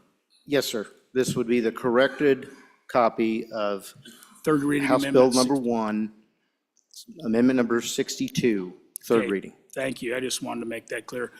Chairman Northrup. Thank you, Mr. Speaker. I just was asking the same question, what position this is. Would like to remind the body that, remember, we're having a hard time filling a lot of these positions, even though they're not filled now. That's why they're not filled, is that we can't find people to fill them. So the department has its problems, as some of the others do, with just personnel moving, coming and going. Quite frankly, districts will poach them once in a while just because those people have been trained up and understand what goes on. So a little clarification. All right. Anybody else for their first time, second time? Representative Larson Lloyd. Thank you, Mr. Chairman. I see the decrease in the position, but I don't see a decrease in authorization of federal funds associated with it. Anybody else for their first time? Second time before the sponsor, Representative Brown. Thank you, Mr. Speaker. I'd also just like to remind the body that we have fewer state employees right now than we did 10 years ago, 15 years ago. We're operating rating somewhere in the range of about 20 years ago with the same state agency level of employees. And this tends to be the community that houses the majority of these employees. And so I would be remiss if I didn't sit there and say, I understand, we kind of get the deal that Cheyenne is where all the government employees work. Yep. They're my constituents, and so I'm here to fight for them. These are positions that my neighbors work for. And so just lopping this off is no different than me coming out and saying, hey, I want to take a position out of the community that you live in. Don't like doing it. I don't like seeing it. And I really would like to know what this position did, but I also don't see a cost savings. I just see us just taking a job away, which is ultimately not really saving us any money at the end of the day. Thank you. Anybody else for their second time? Representative Bear for your second time. Thank you, Mr. Speaker, and thank you for the questions. And I don't have answers to all the questions because this was a last-minute change that was brought by the superintendent in charge of those people who teach our children. And again, this was initially going to be a state-funded position, so we've switched it to a federal-funded position. And I'm told by the people who draft these amendments for us that that was not necessary to put any funding in there because we are not changing funding for the state. Thank you. All right. I don't know, Chief, I can't see any dollars in this thing. So there's not like the budget's being reduced, so I'm just going to do a voice vote on this. So all those in favor of third reading amendment number 62 signify by saying aye. Aye.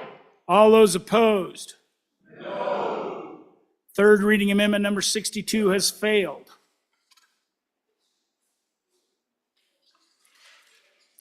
The next amendment for our consideration is third reading amendment number 26. Chairman Harshman.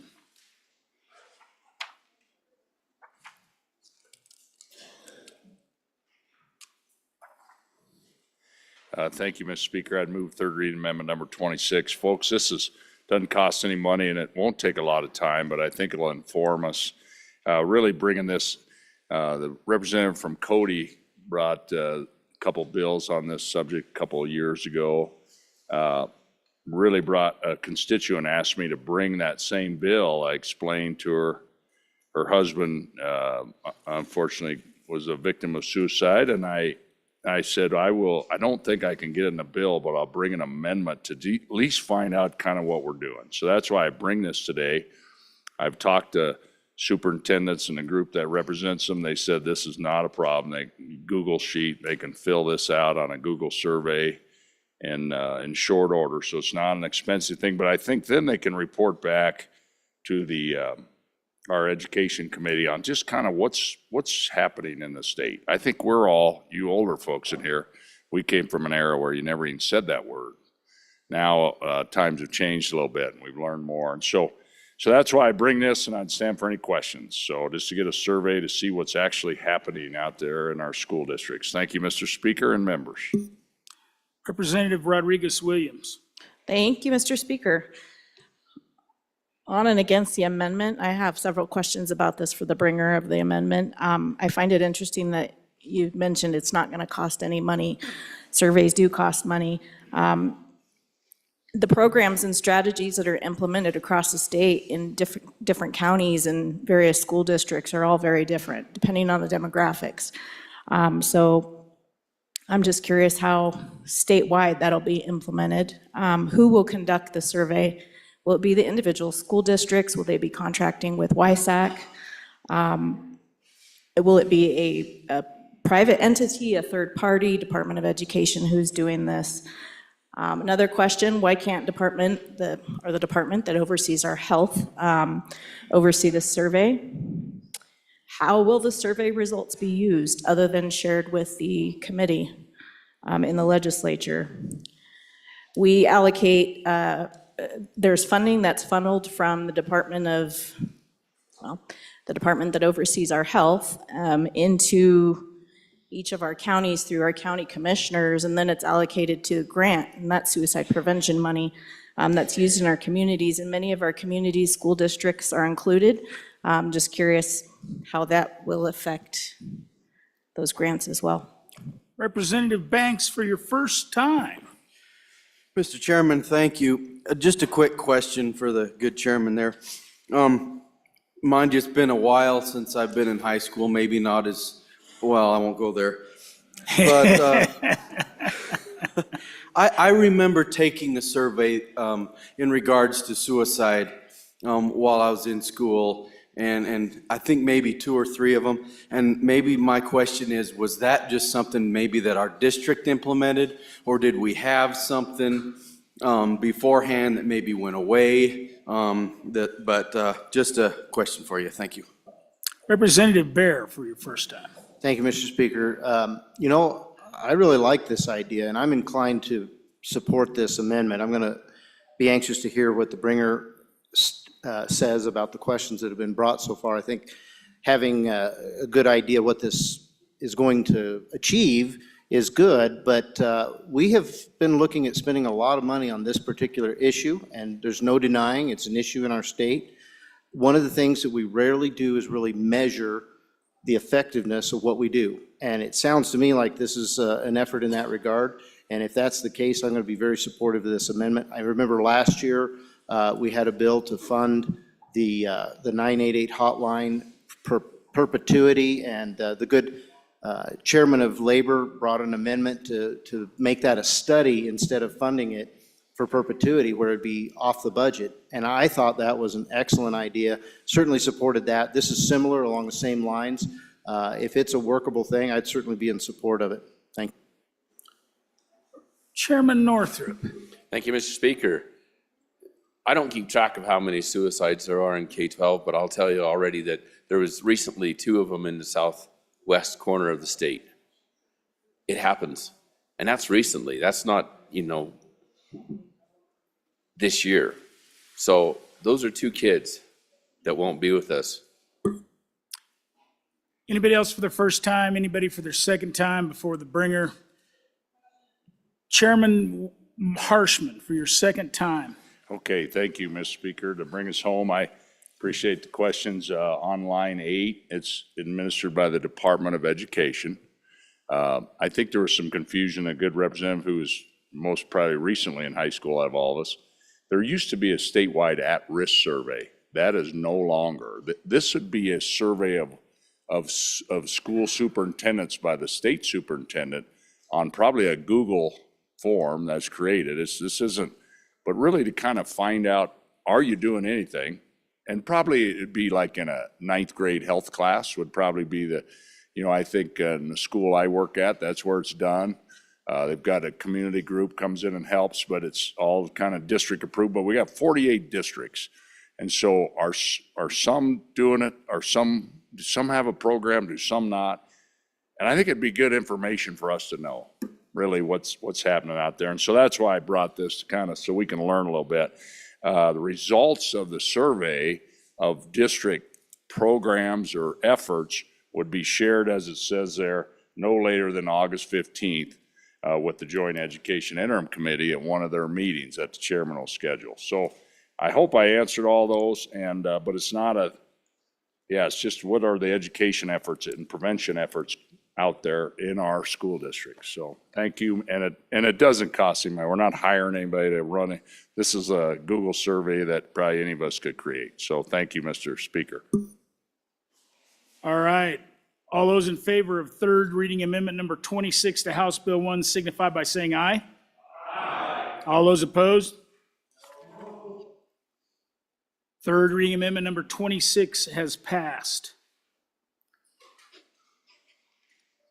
Chairman Zwanitzer, could you come back up here for a second? So the next amendment for our consideration is third reading amendment number 57. And that is by Representative Storer. Thank you, Mr. Chairman. I move amendment number 57 to House Bill 1 and ask for your favorable consideration. Please note you should be referencing the corrected copy as well. I bring this amendment because it's long overdue in Wyoming to invest in our youngest citizens.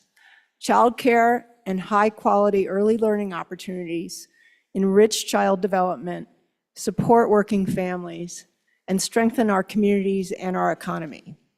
But our state's insufficient supply of affordable quality childcare and pre-K providers leaves desperate families with very few options. We have more than 41,000 children under the age of 6. 2/3 of them have all their parents in the workforce. A third of them live in a childcare desert where there are not enough childcare options to serve them.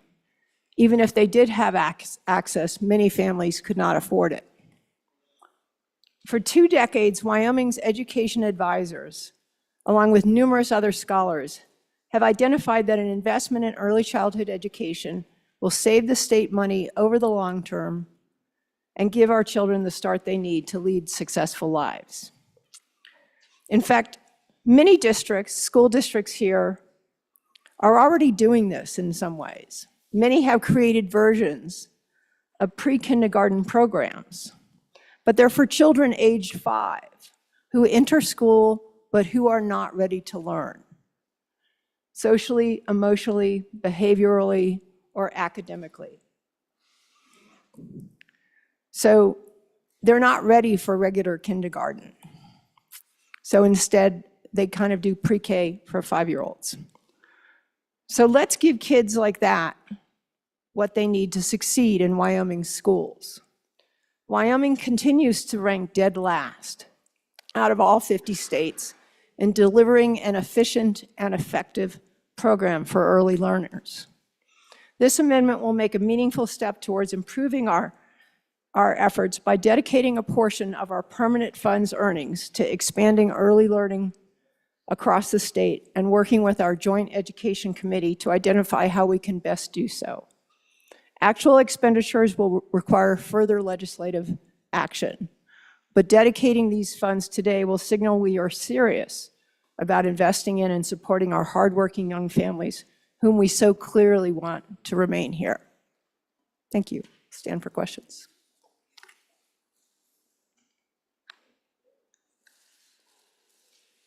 Representative Ward for your first time.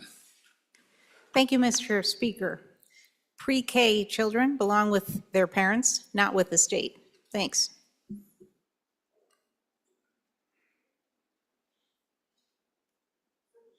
Representative Davis for your first time. Thank you, Mr. Speaker. Being a grandfather and not a father, what age are you when you do this pre-kindergarten, or what is that age group, I guess? Representative Alleman for your first time. Thank you, Mr. Speaker. $250 million.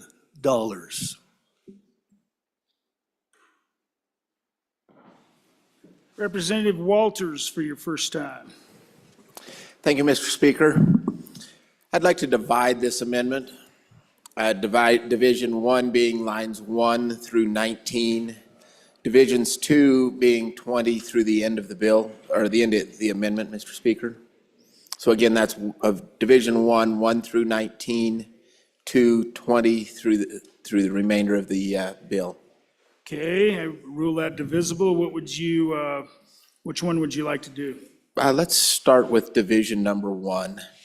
And Mr. Chairman and members, I think Division number 1 has some good merit, understanding what's out there, what's available, what are the needs, how do we address those? I think the good bringer discussed that there's pre-K deserts and things like that, that the lack of providers really is an issue. And I don't know if there's any amount of money that would ever cure the lack of providers. If you're in a small community, you just have to have enough volume of people to run a sustainable business and whatnot. But I think knowing those answers and not just guessing as to what those answers might be would be good information to have. So I think an aye vote on the first half of this amendment is really probably a moderate idea, and vote how you'd like on Division number 1, again, 1 through 19. Representative Trujillo for your first time. Thank you, Mr. Speaker. I'm on and for this division. I think it would be very beneficial for us to study this. My district is a T1 district that already has pre-K in the schools. However, not everybody gets to participate in this pre-K.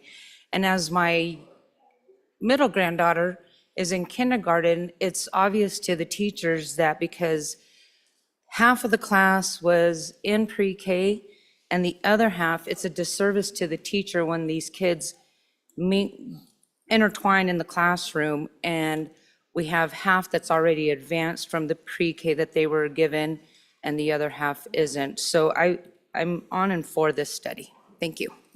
Representative Slago for your first time. Thank you, Mr. Chair. On and against this division.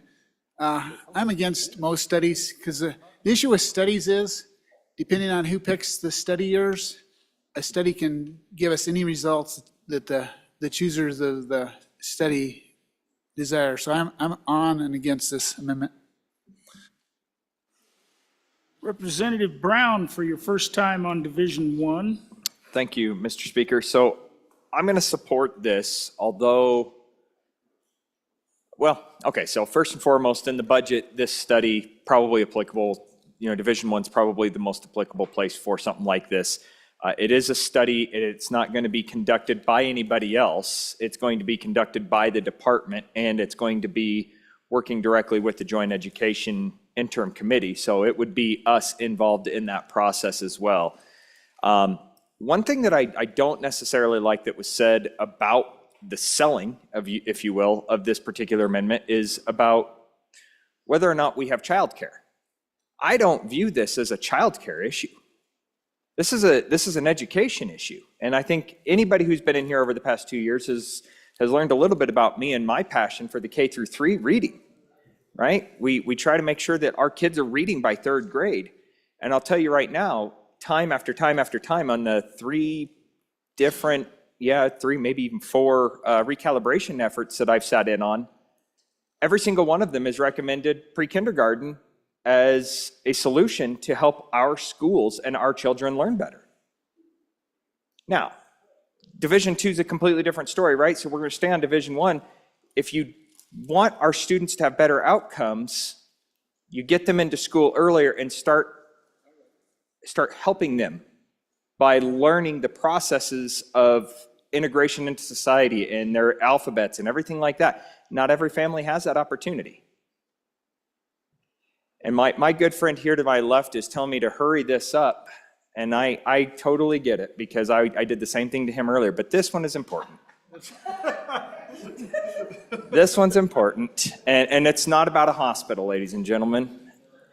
This is about our future, and I do think that getting a study going during the interim is a perfect opportunity for this committee and for our department, and I think that our chief academic individual would be supportive of doing something along these lines as well, because she has mentioned just how passionate she is about making sure our students learn at an early age as well.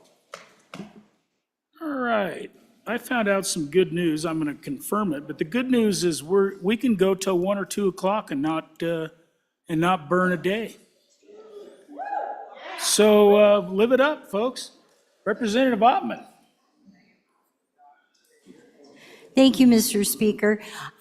Pretty much, I'm just going to give some thoughts, and I'll try and be brief, but to look at this, okay? I worked at an elementary school for 15 years.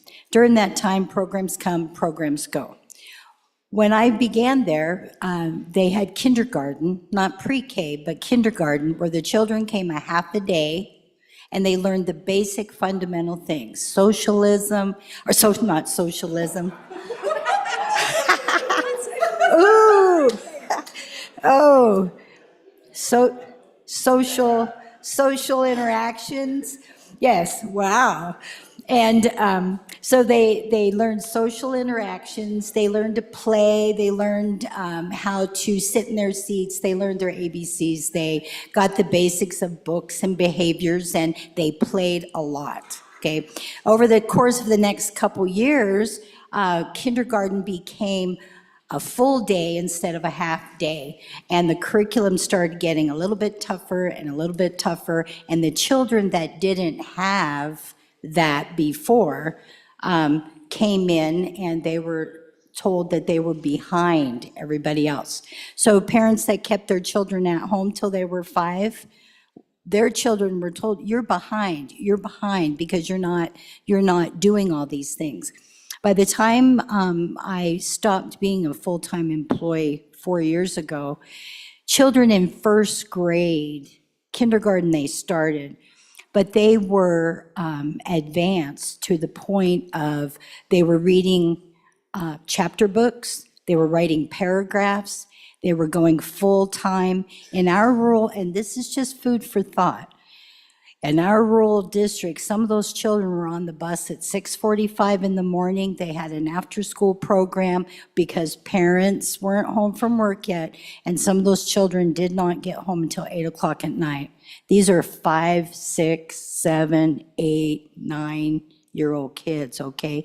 So pre-K would be the same because they ride the same bus as the high schoolers.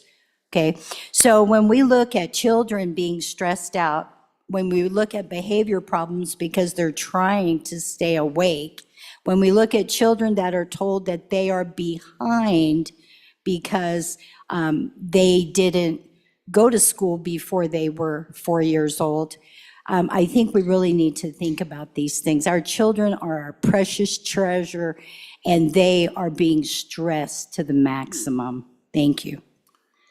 Representative Byron. Thank you, Mr. Speaker. Enjoying this lively discussion about our pre-K. I got a quick example from a constituent, well, not really constituent, but somebody I know in my county. This person spends every other year 60 days here in Cheyenne. Years like this, 30 days in Cheyenne. And, you know, knowing this person has a working wife and a 4-year-old and an 11-month-old. So I think it is really important to remember that pre-K is critical for not only the grades following K 1, 2, 3, 4, 5, but also for that very, very important developmental time from the very beginning when you can put these children in pre-K all the way up to when they're ready for kindergarten. So on in support of this. Representative Pendergraft. Thank you, Mr. Speaker. I don't sleep much anyway. On and against this amendment, this division, I used to think I understood the difference between legislating and legislating in the budget, but this has gotten really, really blurry. Yeah, I think we blew by that gate a long time ago. Representative Singh. Thank you, Mr. Speaker. This is more of a question for the bringer of the amendment. I agree. Emotional development is critical in becoming who you're going to be. And we saw during the pandemic that people who had their schools shut down for this health emergency, they experienced emotional, they weren't able to develop emotionally. And so would these schools be subject to those shutdowns as well? Representative Chairman Harshman. Thanks. I want to get it up to an even 40. No, you know, I was married to a kindergarten teacher. I'm still married to a kindergarten teacher, I should say. I think 35 years, kindergarten, first grade. And you know, all of us old people, our experience in kindergarten was half day. You got some chocolate milk halfway through. You pulled out your blanket, took a nap. And it was a lot of that socialization kind of thing. And now, kindergarten now is kind of what first grade used to be. And, you know, it's that's where it's at. And then, you know, when we used to come and your parents would come and say, hey, little Johnny, he's now at a second grade reading level. He started at first grade, now he's at third grade reading level. You know, it's all this achievement testing. And we abandoned that with the Common Core standards, and we've gone to the standardized education in this state for some reason. And now we got to test it. Nobody can understand. I challenge you all to take the fourth grade white top reading test. I challenge every one of you, see how your score comes out. Fourth grade. I'm not talking the 10th grade. Take the fourth grade test. I was into it 32 minutes on my computer. And I thought, what in the heck am I doing? I only got so many minutes of life left. So imagine a fourth grader on a little iPad. Anyway, I'm back to this amendment. I've always said, I think now you could almost trade the 12th grade year for this year that's being proposed, because I just think these high school seniors are ready to get going, man. Get them an apprenticeship, a college class, get them working. They can still come back to basketball practice in the afternoon, still be part of the school, but I just think we got to kind of think about this whole thing. I think the division probably saved this most important part of the amendment to keep this conversation going. And all of us probably grew up reading to our kids. I was reading to our kids, my wife, before they were born, because they can hear you when they're developing, and read, but not every kid has that. And half our kids are, Medicaid babies. There's a lot of stuff going on that's different. It's outside our little spotlight. And so I think keep this in mind. I don't think it's about government takeover or any of that. It's about trying to keep everybody, get them moving, man. That's what public education is about our democracy. And so let's keep that strong. And our state has such a strong constitution on our public education. So, Mr. Speaker, I'll round that out. Speaker number 40 on this topic. Thank you. Representative Storer on Division 1. Thank you, Mr. Chairman. I just want to echo Chairman Brown's comments. This is an education issue, and it's worth remembering that Wyoming truly is an outlier when it comes to funding early childhood education. We are one of maybe one or two other states that do not invest significantly in early childhood education, and we are failing our children as a result. So I would appreciate your support. Thank you. Representative Ward, please. Thank you, Mr. Speaker. I want to back up what I said in my earlier comment. A major university study found that a statewide public pre-K program taught by licensed teachers housed in public schools had a measurable negative effect on the children and their educational outcome. That is why I made the comment earlier that pre-K students belong at home with their parents. This is detrimental to students, not helpful. All right. Okay, on Division 1, anybody else for the first time? Anybody for their second time before the bringer?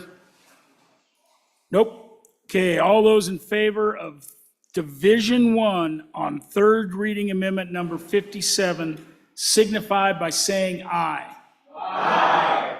All those opposed? No. Motion carries. Division 1 of third reading amendment number 57 has been adopted. We are now on Division 2. Representative Walters. Thank you, Mr. Speaker. On Division 2, I would urge a no vote. I think we're going to get some good information out of the division that was just passed and just adopted a moment ago. And at that point, then we can come back and the folks that follow us in these chairs can come back and they can change the green books, they can change the statute, they can figure out exactly what needs to be done. And then we can just fund this right out of the School Foundation Program account, just the way we fund the existing K through 12 system. And that's the way this should happen. We'll know what the needs are. We'll know the amount of money we should put in there. We'll be able to fund it and go forward with that approach. And so, again, I would encourage a no vote on Division number 2. Thank you. Representative Provenza for your first time. Thank you, Mr. Speaker. I would urge an aye vote. Early childhood education is one of the greatest opportunities we have to return money back to our people. It pays off maybe even 1 to 7, meaning that for every dollar we spend, we get 7 back. We get money back in money that we don't spend on our criminal justice system. We get money back in social programs that we don't have to pay for because our people don't need them as much. We get money back in trying to get students caught up. We don't have to pay to bring them back up to speed. They start off well.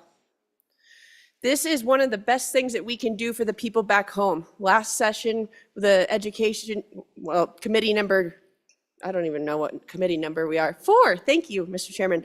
Committee number 4 had a room packed full of people that told us they don't have anywhere to take their kids for pre-K.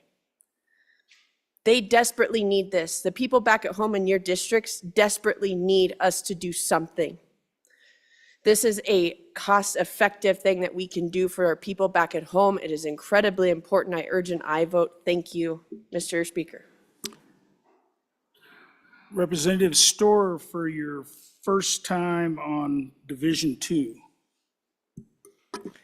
Thank you, Mr. Chairman. I appreciate that bringing such an amendment to dedicate such a large amount is unusual, but I will also say that we are not spending this $250 million. We're trying to invest it in our youngest citizens, and I think that makes a lot of sense. And I also will just say that we have been talking about this issue for at least a couple of decades here in Wyoming, and it's time to act. So I appreciate that, your support. Thank you. All right, anybody else for their first time, second time? Sponsor? Thank you, Mr. Speaker. Again, on and against Division Number 2, there's no reason to set aside a sub-account within the School Foundation program just to fund pre-K. We'll fund it as the needs arise, just as we fund K through 12, on and against. Chief Clerk, please call the roll on Division 2 of third reading amendment number 57 on House Bill 1. Elliman? Allred? Andrew? Angelos? Banks? Bear? Berger? Brown? Burkhart? Byron? Chadwick? Chestick? Clauston? Conrad? Crago? Davis? Eklund? Haroldson? Harshman? Harshman? Heiner? Henderson? Hornock? Jennings? Knapp? Knapp? Larson Lloyd? Larson JT? Lawley? Locke? Nyman? Newsom? Nicholas? Nemec? Northrup? Oakley? Oakley? Obermuller? O'Hearn? Olson? Ottman? Pendergraft? Penn? Provenza? Rodriguez Williams? Sherwood? Singh? Slagle? Smith? Stith? Storer? Strock? Stivar? Tarver? Trujillo? Walters? Ward? Washut? Western? Winter? Wiley? Yin? Zwanen Dan? Zwanen Dave? Speaker Summers? Are there any changes? Jennings? Aye to no. Further changes? Further changes. Closing vote? Vote closed. 6 aye, 56 no.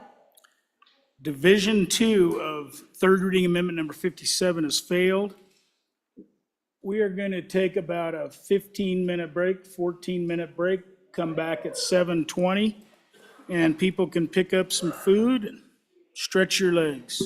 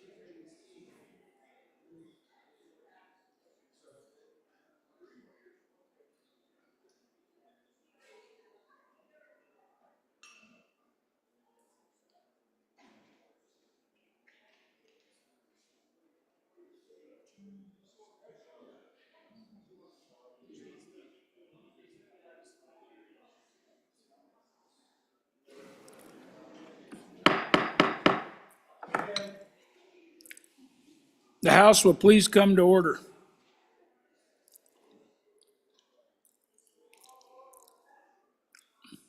See if we can get everybody out of the break room, or at least the one that has the next, oh, you're here, all right. The next amendment for our consideration is third reading amendment number 27. Zwanitzer Dave. Thank you, Mr. Speaker. I move third reading amendment number 27 to House Bill 1 and would ask for your favorable consideration. Members of the body, this amendment is about supporting the FFA program in our educational system. We have been looking at as a separate budget item for the last biennium or so, and so what this does is just incorporate it as an ongoing expense.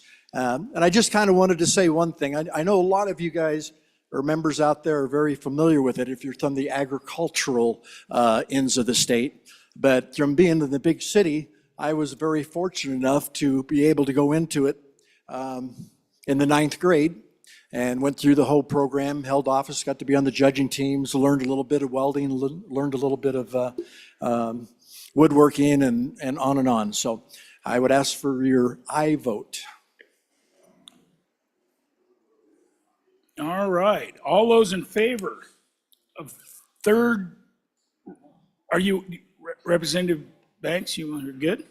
All those in favor of third reading amendment number 27 signify by saying aye. Aye. All those opposed? No. Motion carries. Third reading amendment number 27 has been adopted. The next amendment for our consideration is third reading amendment number 28, Zwanitzer Dave.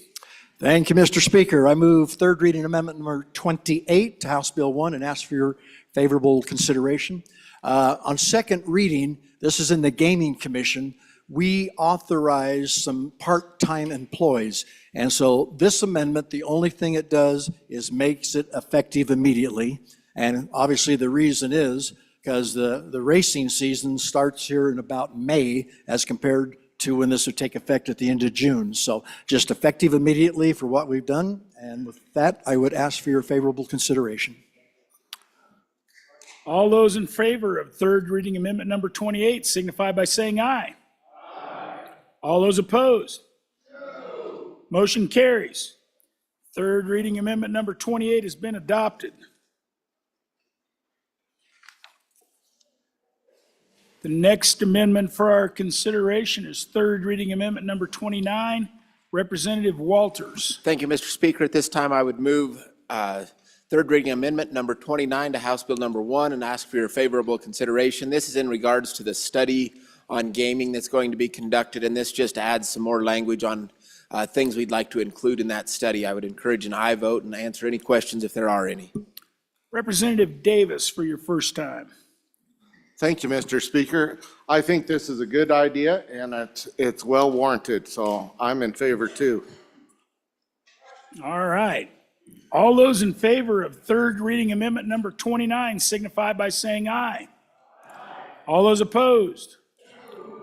Motion carries. Third reading amendment number 29 has been adopted. The next amendment for our consideration is third reading amendment number 30, the corrected copy.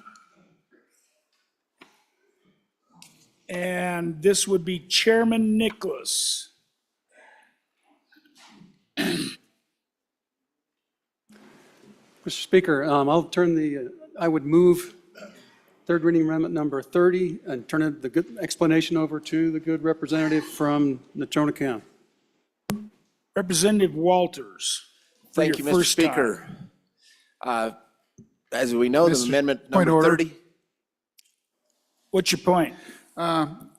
This is a capital construction, and I think we need rules because I don't think this is an ordinary expense of government. Okay, Rules Committee to the front.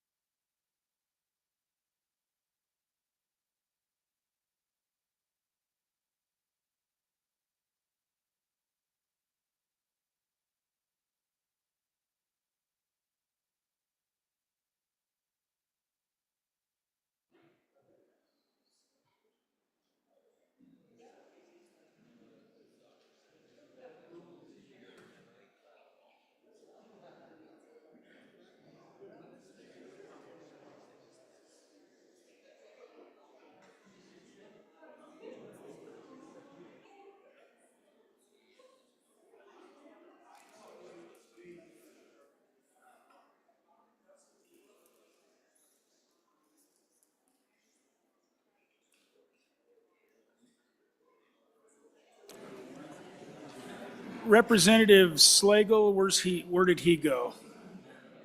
Probably go back to the mic. So the Rules Committee met. The point of order was on whether this amendment was constitutional. And the Rules Committee voted that constitutionality should be decided and debated on the floor and not in that committee. And so that, I'm going to go with that ruling. And so Representative Slagle, I would ask that you remove your point of order. Thank you, Mr. Speaker. My point was, this is unconstitutional. It's not an ordinary expense of government. And so I felt this shouldn't be an amendment in our budget. And the biggest thing is, Do you want to remove your point first, and then we can debate that issue on the amendment?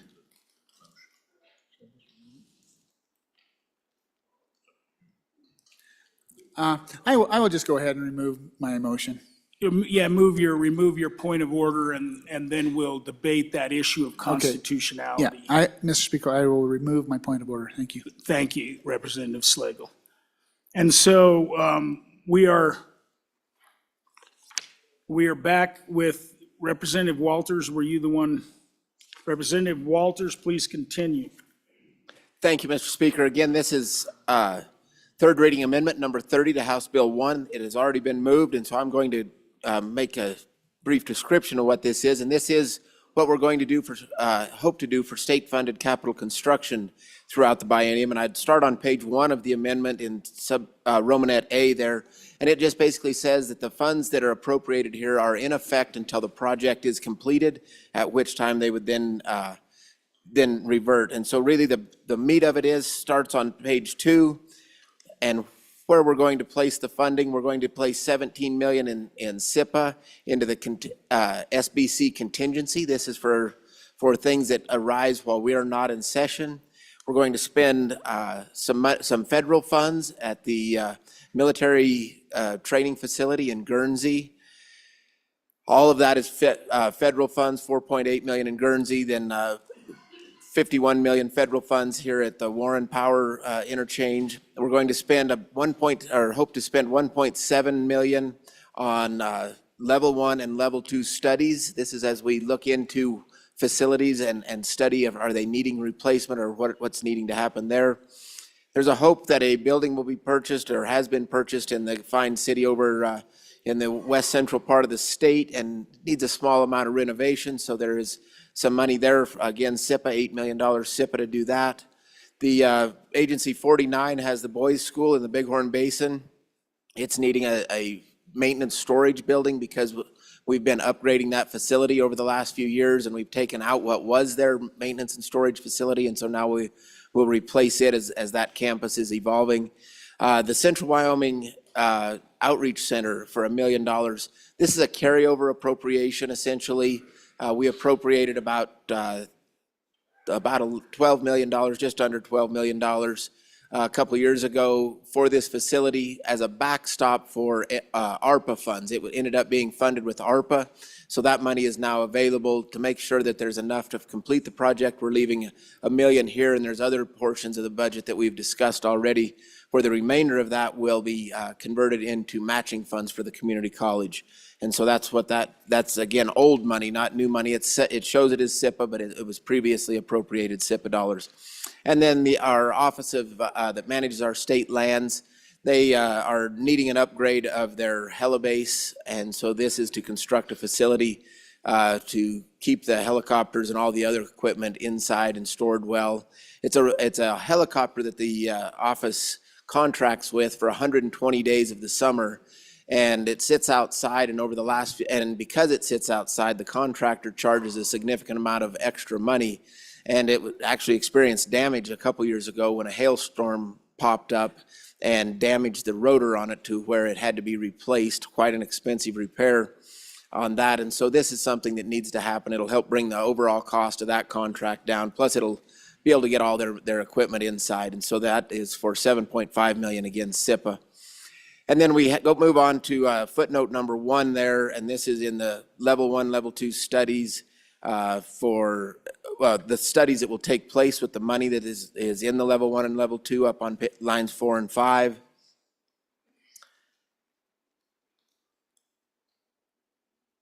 And then footnote number 2 is in regards to the Riverton office building, and how we'll start the renovations there, as well as offsetting any remaining funds from last year's appropriation with this appropriation, just to make sure we maximize our dollars.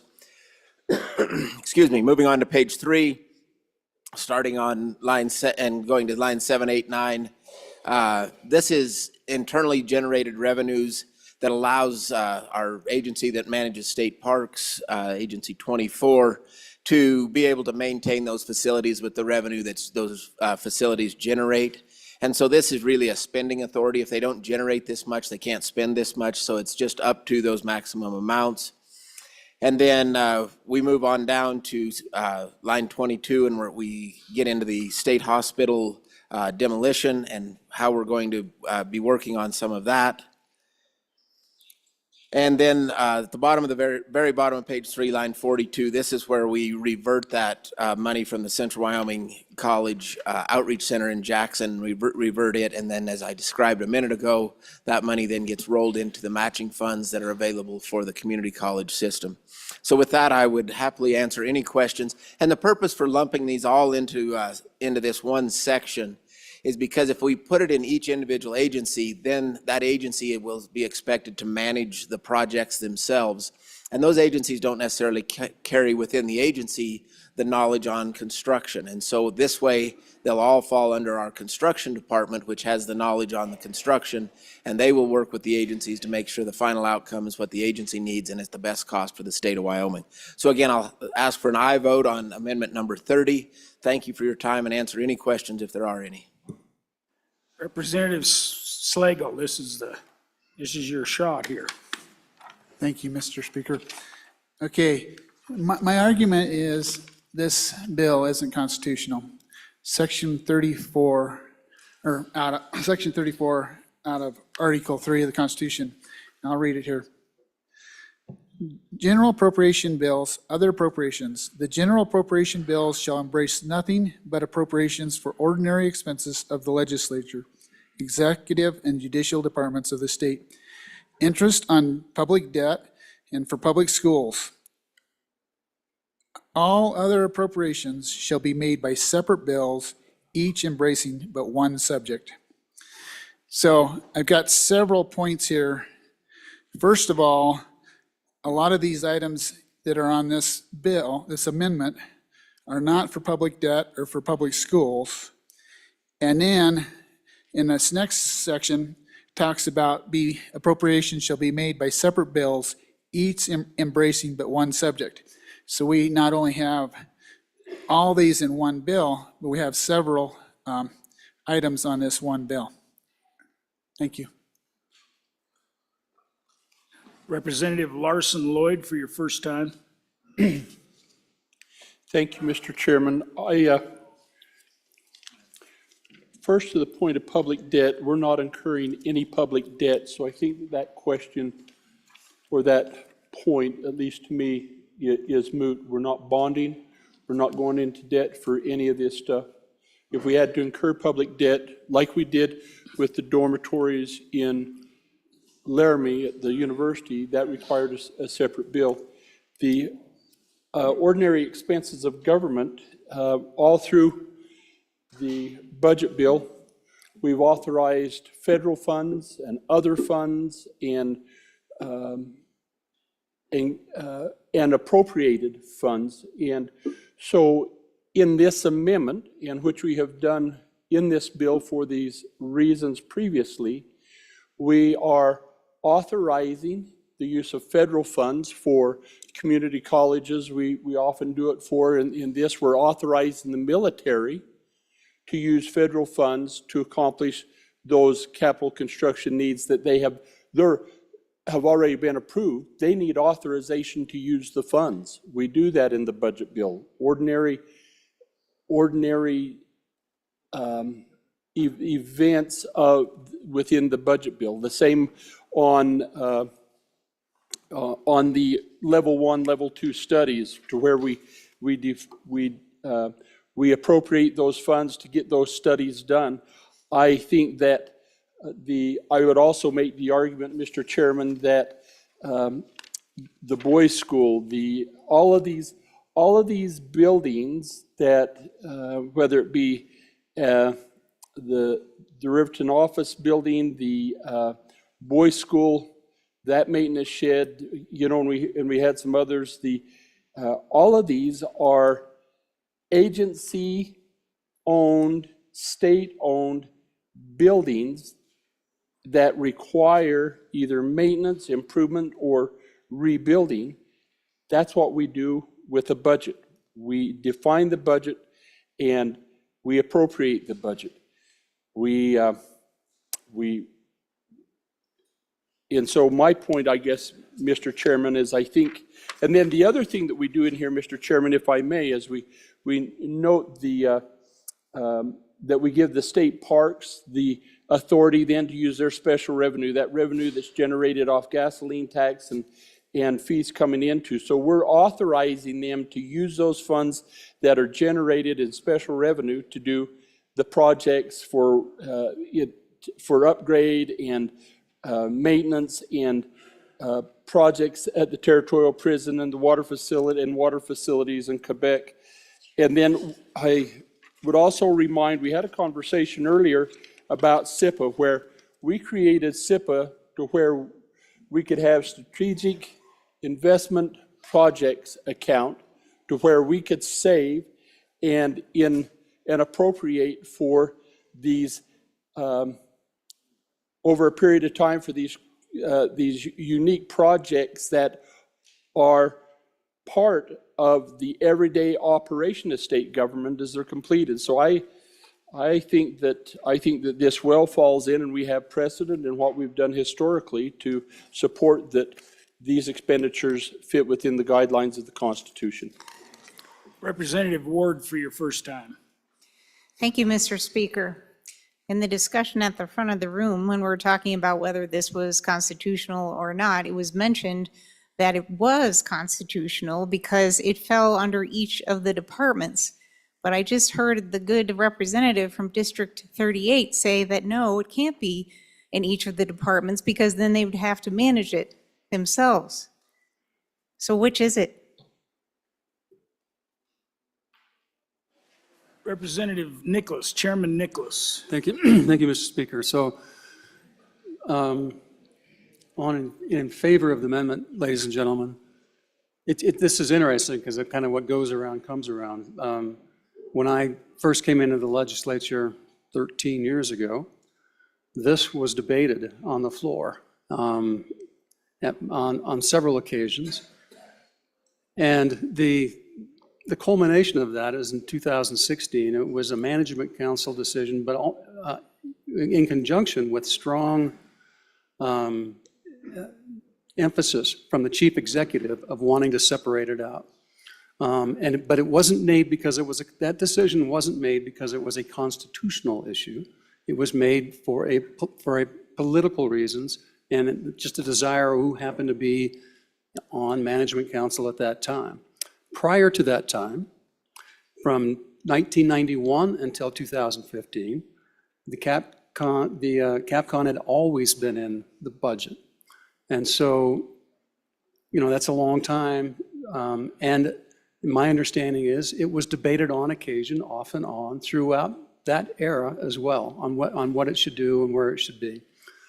So I think that we can all basically provide our own constitutional interpretation of the language that was just read. But the majority of the time, since 1991, this has been in the budget.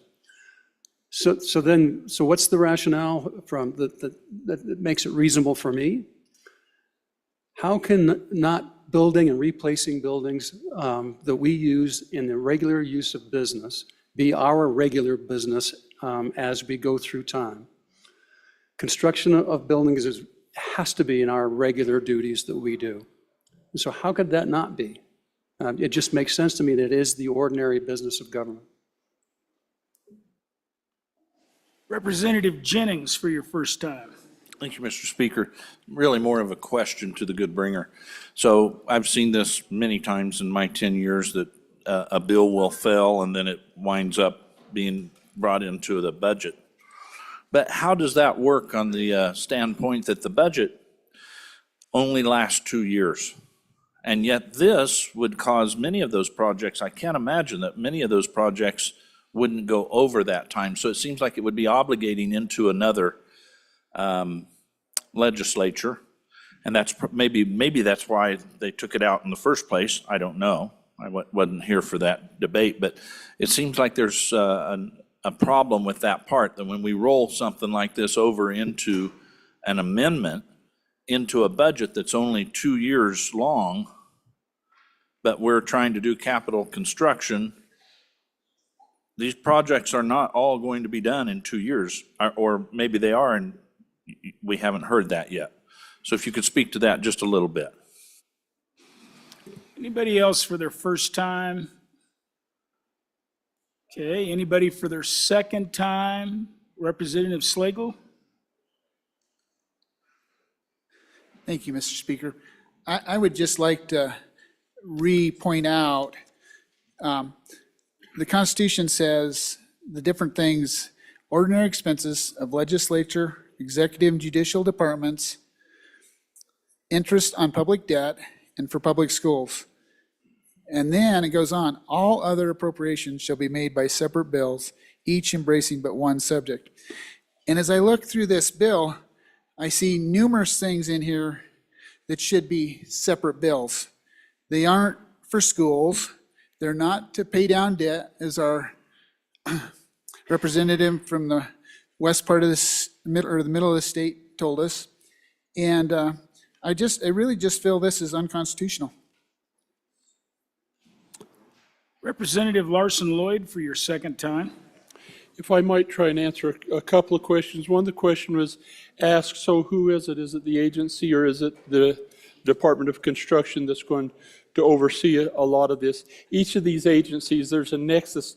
They all have to have a nexus back to the agency or to the, for example, the contingency for the SBC is through the governor's office. They make that request to us. The military department makes that request to us. These requests aren't generated by the Department of Construction. They come by the host or home. I don't know the right word we want to have, that agency. And then the oversight to do that, it's no different than we have Department of A&I that oversees HDR for human resources for all of the different agencies.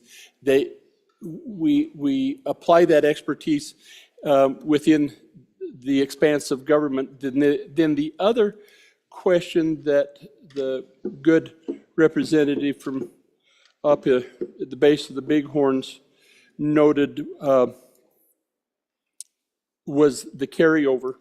And please note that in our Section 300s, we have carryover, whether we revert them, whether we carry them on, because even in programs, they may not always, could be a software system, could be a program that didn't get started on at the right time. So it's not unusual for these expenditures to be completely expended, reverted, or carried over, and that's part of the purpose of the Section 300s in the bill, Mr. Chairman. Anybody else for their second time? Representative Jennings for your second time. Thank you, Mr. Speaker. So to the good bringer, those questions, I appreciate that answer about having carryover, but as we roll something like this into a budget bill, would there not be places where there might be a question of obligating a future legislature? And secondly, in the middle of a large construction project, if the budget bill is done in 2 years, would we be causing some of these projects to get partway there and then cutting them off? I mean, should the next legislature choose not to continue that project, say we go through plan phase 1 or phase 2 and we get started, but then we run out of the 2-year period. So I understand the carryover on some of the money and some of those things of that nature, but it seems like that we might get caught in that. So if you could speak to that. Anybody else for their second time before the bringer? Representative Walters for your second time. Thank you, Mr. Speaker. As to the question about obligating future legislatures, it says right on page 1, lines 11 through 20, these appropriations are good until that project is complete. So that's part of the bill. If signed and once signed, if this is included, that's part of what will be stated in the bill. And so these expenditures will be ongoing until the project is complete, at which time they will revert. So that answers that question. As to the constitutionality question, I would contend that it is the state's responsibility to construct and maintain state-owned facilities as an ordinary expense of government. And so I certainly believe this is the appropriate place to have it. We've had other members up here saying the same thing. Please vote aye on amendment number 30 to House Bill number 1. Please vote aye. Thank you. All right. Chief Clerk, Point of order, Mr. what's your Mr. point? Speaker. Just for clarification, are we voting on the constitutionality or are we voting on the amendment to adopt the amendment? As I was about to say, we're voting on the amendment. So Chief Clerk, please call the roll on third reading amendment number 30 to House Bill 1. Allemand? Allred? Andrew? Angelos? Banks? Banks? Excused. Bear? Berger? Brown? Burkhart? Byron? Chadwick? Chestick? Clauston? Conrad? Crago? Davis? Eklund? Haroldson? Harshman? Heiner? Henderson? Hornock? Jennings? Knapp? Larson Lloyd? Larson JT? Lawley? Locke? Nyman? Newsom? Nicholas? Nemec? Northrup? Oakley? Obermuller? O'Hearn? Olson? Ottman? Repeat. Pendergraft? Penn? Provenza? Rodriguez Williams? Sherwood? Singh? Slagle? Smith? Stith? Stith? Storer? Strock? Stivar? Tarver? Trujillo? Walters? Ward? Washut? Western? Winter? Wiley? Yin? Zwanzer Dan? Zwanitzer Dave? Speaker Summers? Banks? Are there any changes? Are there any changes? Closing vote. Vote closed. 37 aye, 24 no, 1 excused. Third reading amendment number 30 to House Bill 1 has been adopted. The next amendment for our consideration is third reading amendment number 31. Representative Western.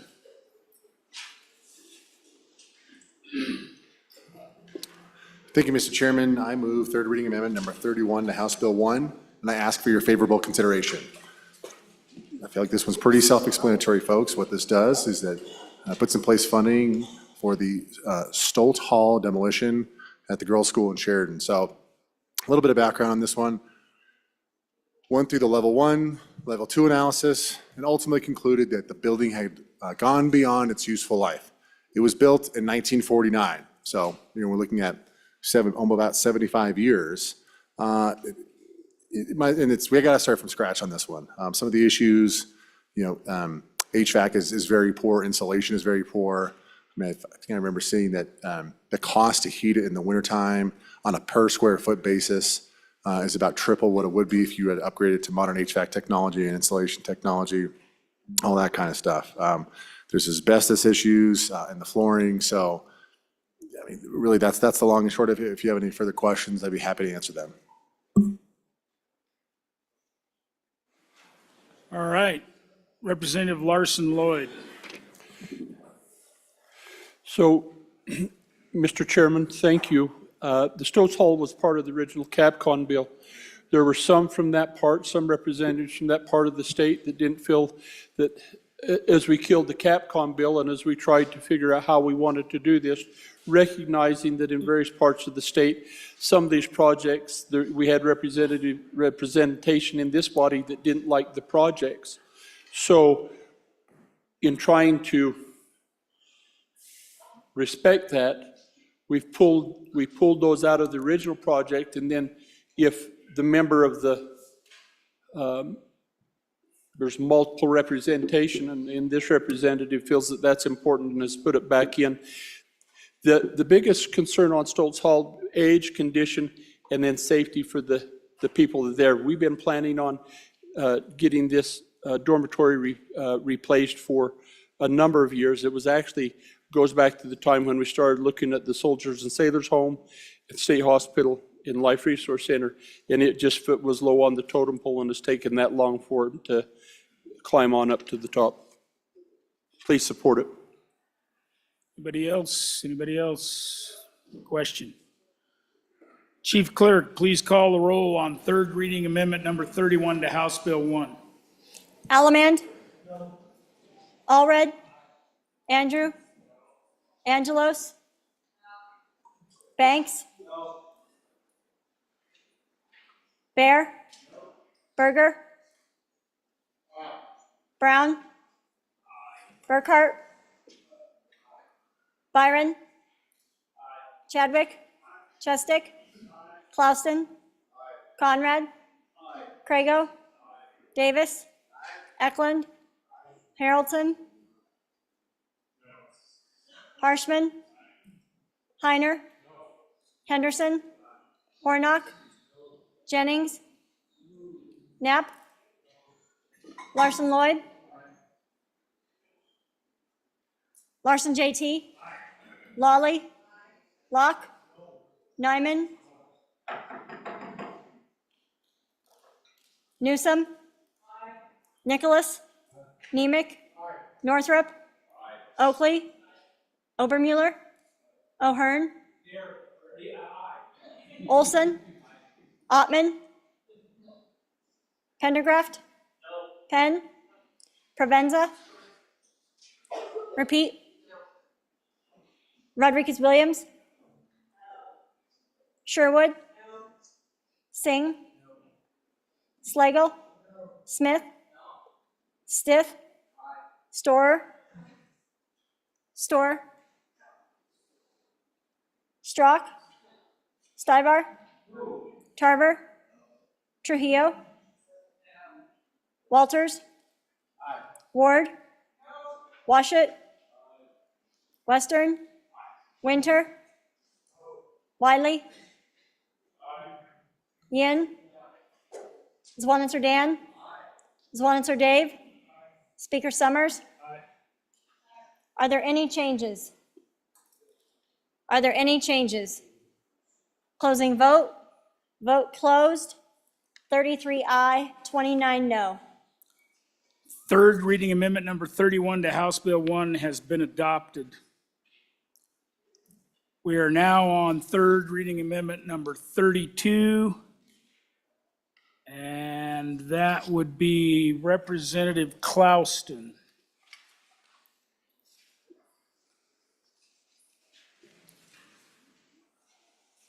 You ready to speak? Representative Clouston. Thank you, Mr. Speaker. I move third reading amendment number 32 to House Bill number 1.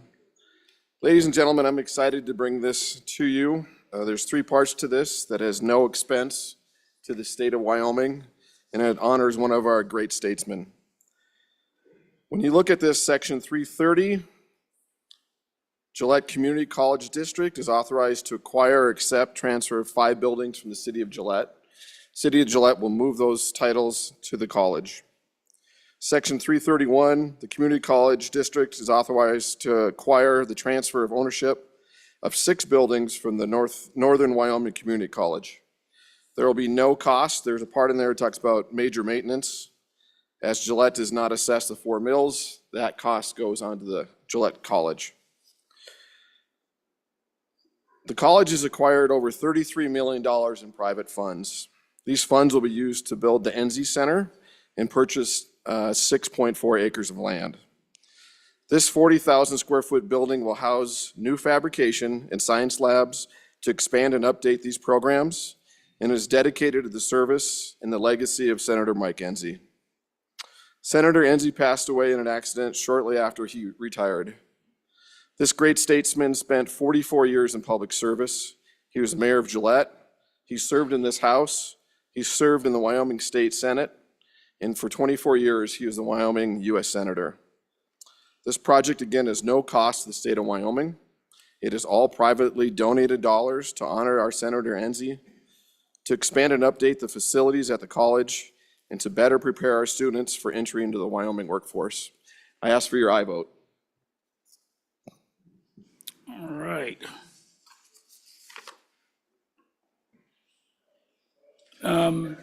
Chief Clerk, this says it has dollar signs, but I'm struggling to find any money in this. Check out and see where we're at on this.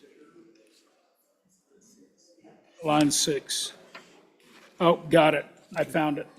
Yep, I got it.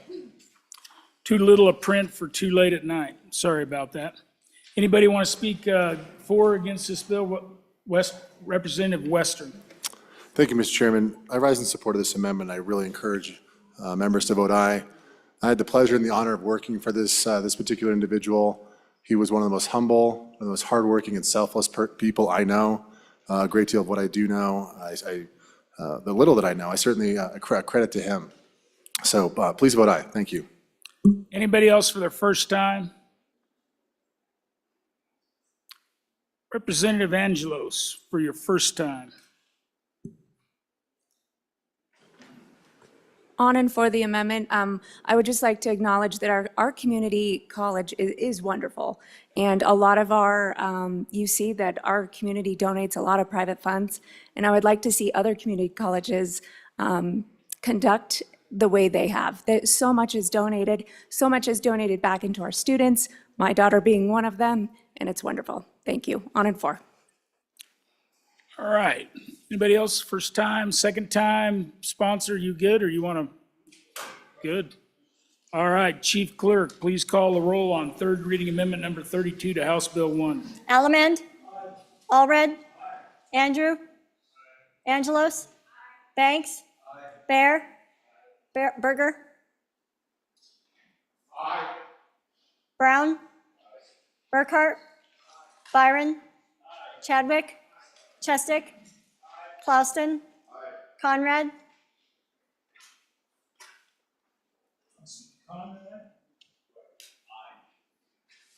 Crago. Davis. Eklund. Harrelson. Harshman. Heiner. Henderson. Hornock. Jennings. Knapp. Knapp. Larson Lloyd. Larson JT. Lawley. Locke. Nyman. Newsom. Nicholas. Nemec. Northrop. Oakley. Obermuller. O'Hearn. Olson. Ottman. Ottman. Pendergraft. Penn. Provenza. Rodriguez Williams. Sherwood. Singh. Slagle. Smith. Stith. Storer. Strock. Stivar. Tarver. Trujillo. Walters. Ward. Washut. Western. Winter. Wiley. Yin. Zwanitzer Dan. Zwanitzer Dave. Speaker Summers. Are there any changes? Henderson, no. To aye. Ottman. Excused. To aye. Singh, no. To aye. Further changes? Closing vote. Vote closed. 62 aye. Third reading amendment number 32 to House Bill 1 has been adopted. If you're going to talk on the floor, step it outside, because it's getting hard to hear up here, and I'm going to get shorter. If that's possible, I'm already pretty short. All right. The next up is third reading amendment number 33, the corrected copy. Representative Craigo. Thank you, Mr. Speaker. I move third reading amendment number 33 to House Bill 1, and as the good speaker said, it is, make sure you're looking at the corrected copy. I don't know how many of you have visited the Wyoming's Home for Our Veterans in my hometown, but those of you that have know how beautiful of a location it is. It sits right below the Bighorn Mountains and on top of a hill and stares down over the town and the Clear Creek Valley. Our forefathers really knew what they were doing when they placed the facility there in 1898. If you haven't been there, I would suggest you pay to visit and stop and see me on your way through town. As I said, the first building was placed there in 1898. Since that time, we've constructed several housing facilities on the property for our veterans. However, over time, those buildings have deteriorated, and we've done some add-ons, the latest one in the 1980s. But time has taken its toll, and to be honest, it's created quite a few living problems for our veterans that are housed in those facilities. For example, the facilities, the domiciliary, is not ADA compliant. We have all sorts of issues ranging from narrow hallways to ramps that don't work for wheelchairs to an elevator that works only part of the time. These are issues we got to solve. And so I'm bringing this amendment to solve the problem for our veterans. This particular amendment would fund the rebuild of the domiciliary. Originally, this was included in a different proposal from the chief executive downstairs. It was asked to be funded, and JAC took it out, and they have their reasons. They believe if we wait longer, we will be able to get a match of federal funds, and we might not. And so my plea with you tonight, I would say today, but it's tonight. My plea with you tonight is to go ahead and fund the facility. Let's not wait for the federal funds. Let's do it for the veterans. They've paid their service to us. We can pay it back. And I'm happy to answer any questions anybody has about the project specifically. Thank you. Representative Stivar for your first time. Thank you, Mr. Speaker. On for this amendment. I plan on staying there one of these days. Representative Larson Lloyd. So for the members, those of you who have been here for a while, when we looked at the first, at all the state health facilities, they are prioritized, and the three that surfaced to the top were the state hospital, number 1, Life Resource Center, number 2, and the Veterans Domiciliary was number 3. Funding, you'll recall at the time, took us, and so we went with the Life Resource Center and the state hospital, and then this one was supposed to be next. Now, the interesting thing that the good representative didn't point out on the $69 million is once the application that the process we're in, and we've asked this multiple times to the agency, there's a reimbursement. This is covering the front end of what the VA will cover. The reason we were going to wait is to wait till we got funded from the VA. So we can front load it, and then when we meet the criteria, this gets funded back. May not be in my lifetime, but it gets funded back. All right, anybody else? Representative Walters.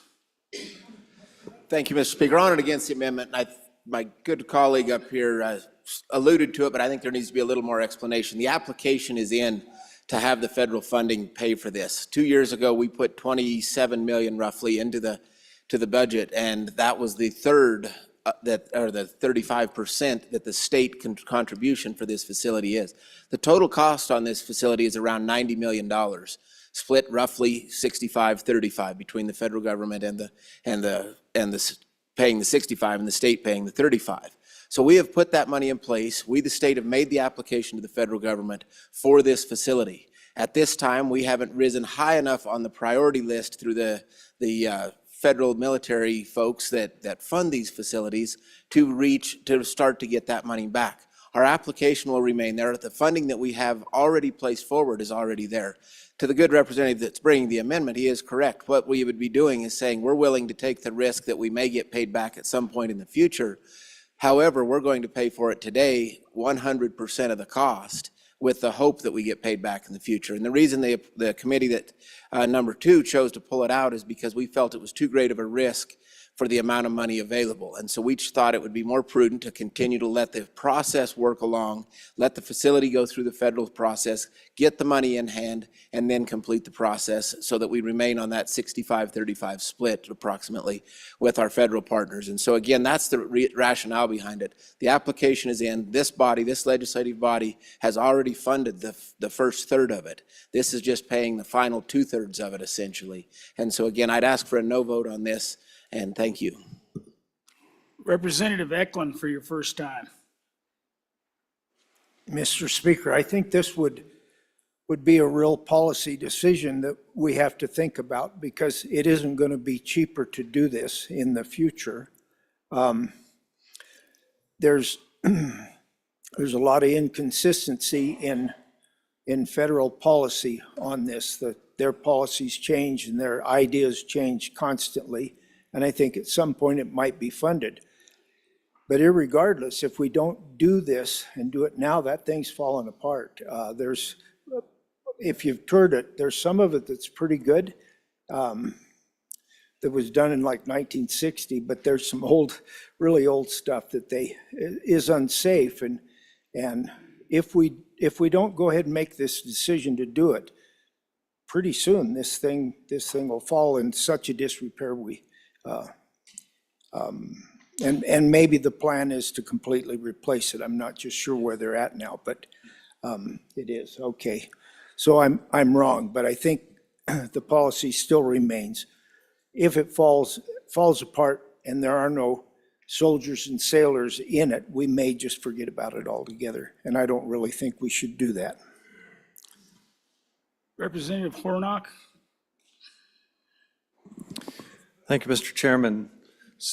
So I guess I'm really curious what the dollar is, because we've heard 69, there's a 75 on here, then there's a possibility for the B11 process to bring it up to almost 100 million.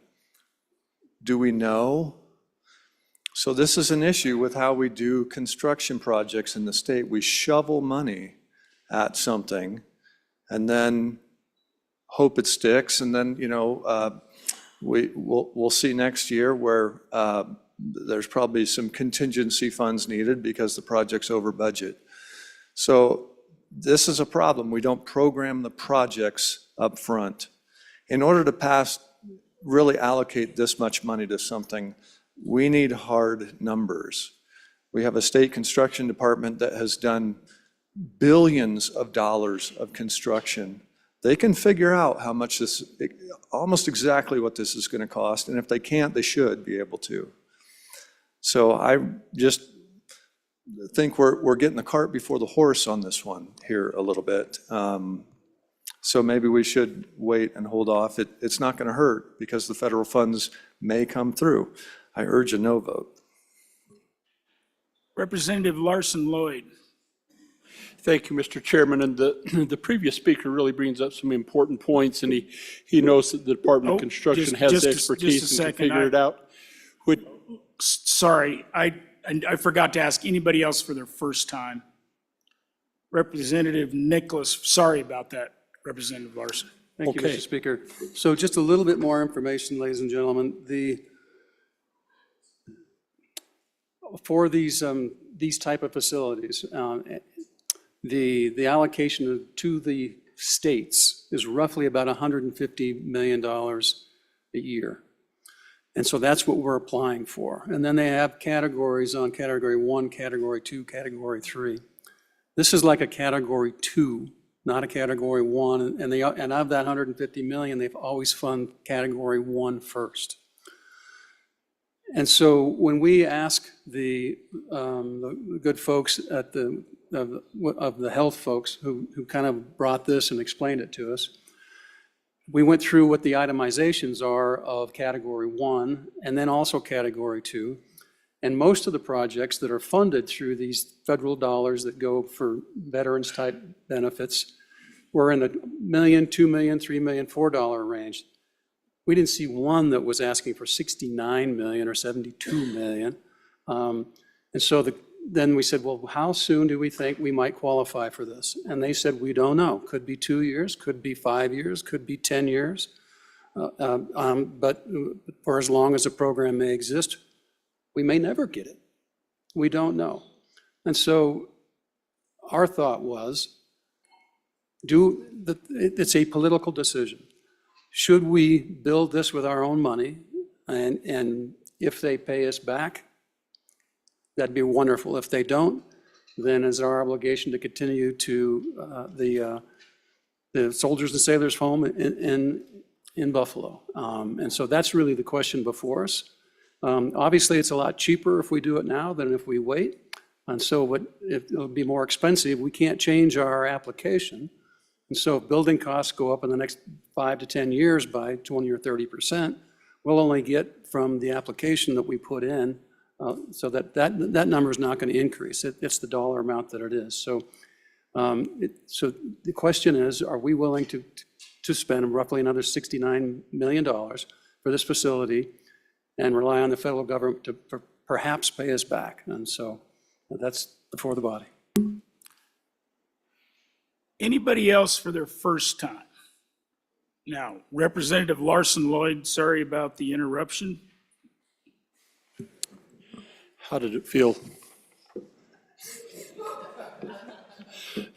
So, folks, as I was talking about, I want to make sure we understand the $150 million that the good chairman of appropriations was talking about. That's how much is allocated through the VA on an annual basis typically, not the cost, the anticipated cost of this. To the good representative from here in Cheyenne that talks about construction and the need to have a number figured out. When we made the application to the VA, we had to have a hard number, meaning it had to be under contract, designed, architect, and contract for the amount. The 69 and 37, so approximately 106 million is the cost. The contractor is, when we was talking about this during our budget hearing, is willing to, the last I knew, before we had taken it off, was going to hold that price for that project. So when we say that we're throwing money out there and not knowing what the final bid is, that's not accurate on here because they had to have the bid price for the application. Anybody else for their second time before the sponsor? Representative Crago. Thank you, Mr. Speaker. I think we heard from multiple people tonight, and I think they all made the point well. Costs are likely to rise. This isn't going to get any cheaper. We might wait 10 years, we might wait 2 years, we might wait forever. And every day inflation kicks in. Just the money, the federal money we're waiting for, we might end up spending more than that alone if we wait long enough to build it. So I would just urge an aye vote. Let's get this done. Let's get the project started and completed. Thank you very much, Mr. Speaker. Chief Clerk, please call the roll on third reading amendment number 33 to House Bill 1. Elliman. Allred. Andrew. Angelos. Banks. Bear. Berger. Brown. Brown. Excused. Burkhart. Byron. Chadwick. Chestick. Clauston. Conrad. Crago. Davis. Eklund. Haroldson. Harshman.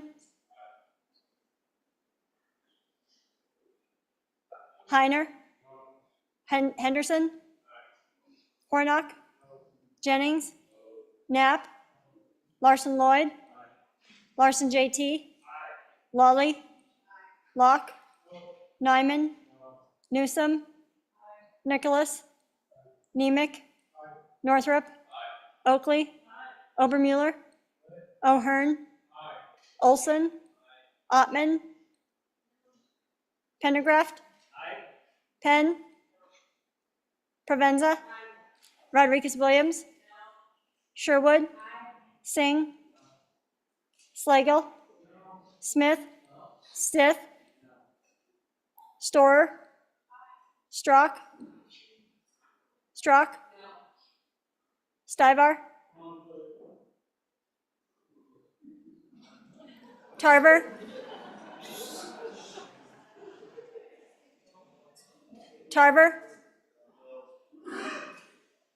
Trujillo, I, Walters, Ward, Washut, Western, Winter, Wiley, Yin, Swanser Dan, Swanser Dave, Speaker Summers. Are there any changes? Allemand, aye, to no. Brown, excused, to aye. Are there any changes? Closing vote. Vote closed. 38 aye, 23 no, 1 conflict. Third reading amendment number 33 to House Bill 1 has been adopted. We are now on third reading amendment number 34. Representative Locke and Chairman Brown, why don't you come up here and take my spot for a bit. So Representative Locke, go ahead. Thank you. Thank you, Mr. Speaker. I move third reading Amendment 34 for House Bill number 1. And this one is in the section 300 and basically on page 102 and line 2, we're deleting the balance of that line and putting in reserved. And page 102, lines 3 through 8, delete in its entirety. And to kind of summarize this, this is basically what I've taken a look at least. It looks to me like about a year ago, what we did was we basically removed or are in the process of eliminating what used to be the school capital construction account. We moved all of those funds, or we're moving all of those funds into the school foundation program. And then now what we're doing is this particular section. So this deletes 200 million, and this is 200 million that's now coming back out of this school foundation program into this new account. Now, conceptually, originally, when we did this, I thought, okay, we're consolidating these accounts down, making it a little bit easier to manage. I may have misunderstood that, but from that perspective, I'm wondering, okay, here we are turning right around. We deleted this. We're removing this one account, the construction account, which is what that was for, moved all those into the foundation. Now we're creating a new account. So that what this amendment does is it deletes this new account.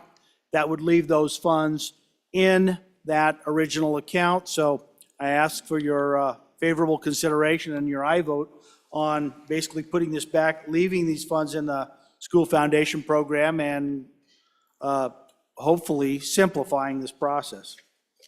Representative Stith. Mr. Chairman, on and against this amendment, as you know, school construction and new high schools are very expensive. Over the next 8 years or so, we're going to have the need for at least 3 significant large high schools. And if they could each cost $200 million or $250 million, that's very expensive. It's very hard to do that in one session because it would eat up the entire construction amount, and you couldn't build any other schools during that same biennium. So as a result, just as we've saved to renovate this building, for example, and that was done over a number of years, as you're all aware, to renovate this building here, the legislature put away $37 million or thereabouts, and then 2 years later did it again, and then did it again, so that they had over $100 million in savings, which made it a lot easier to make this building here happen. So for these very large projects, it makes sense to set it aside. It's just prudent, like you would in your own home. If you wanted to save for a renovation project, you set the money aside, and so that you can make it a reality instead of pushing it off forever. So on and against. Representative Walters.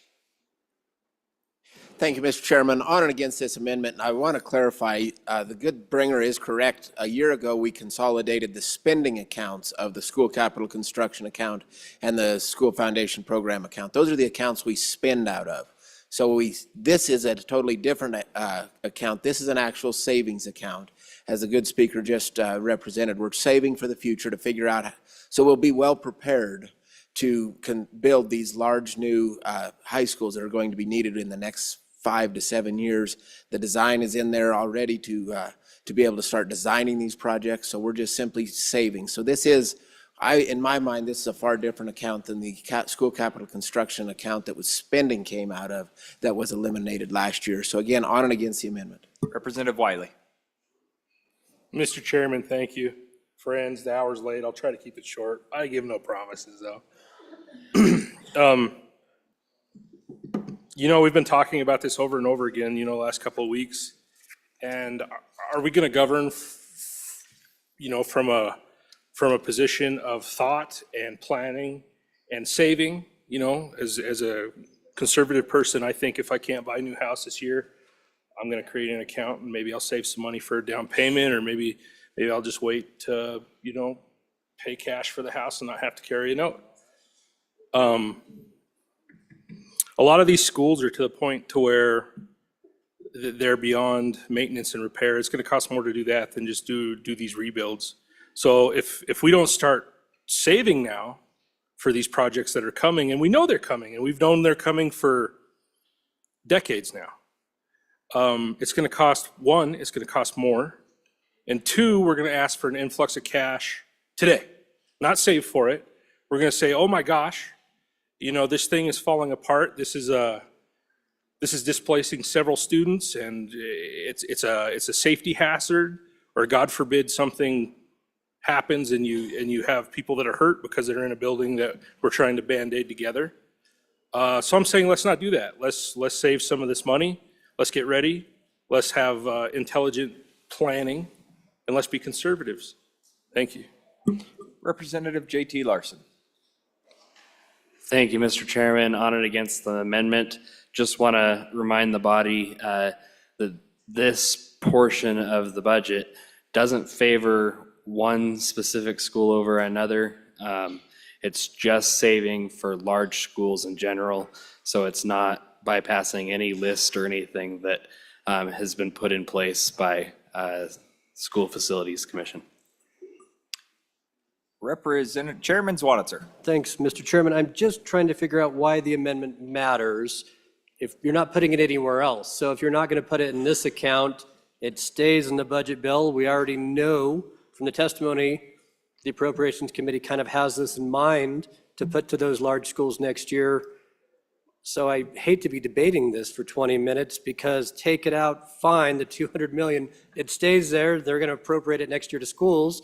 Leave it in. They're going to do the same thing. So am I missing something, I guess, is a question, or can we just move on? Chairman Nicholas. Thank you, Mr. Chairman. So, ladies and gentlemen, but for two different things, the appropriations would have either put this in the Common Schools reserve account or in the Common Schools permanent fund, because we want to save. The two reasons we did not do that.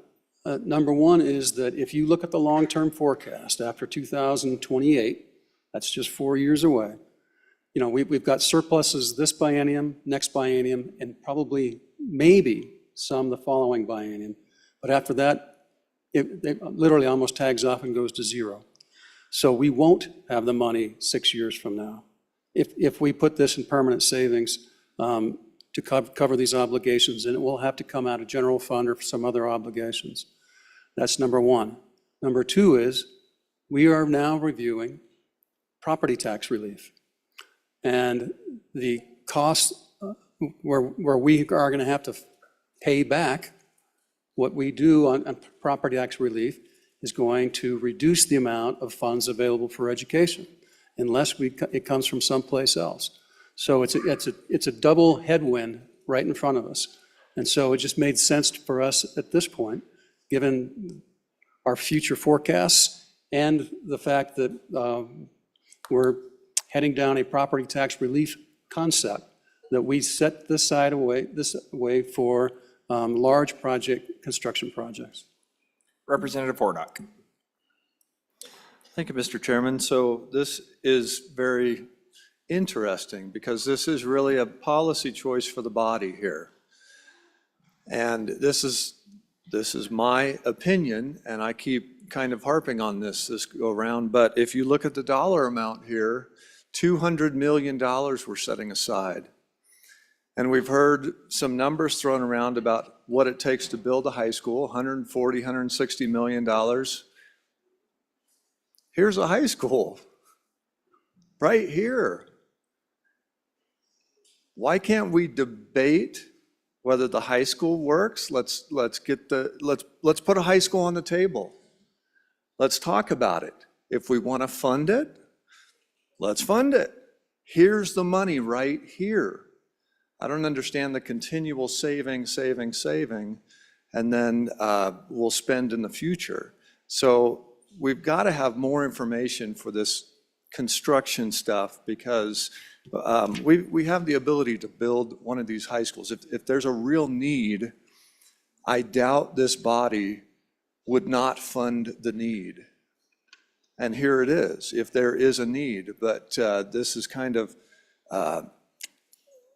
sort of a little bit of say-so. And so we put the money aside, and then next year we'll put more money aside, and then the year after we'll put more money aside, while construction prices are going up.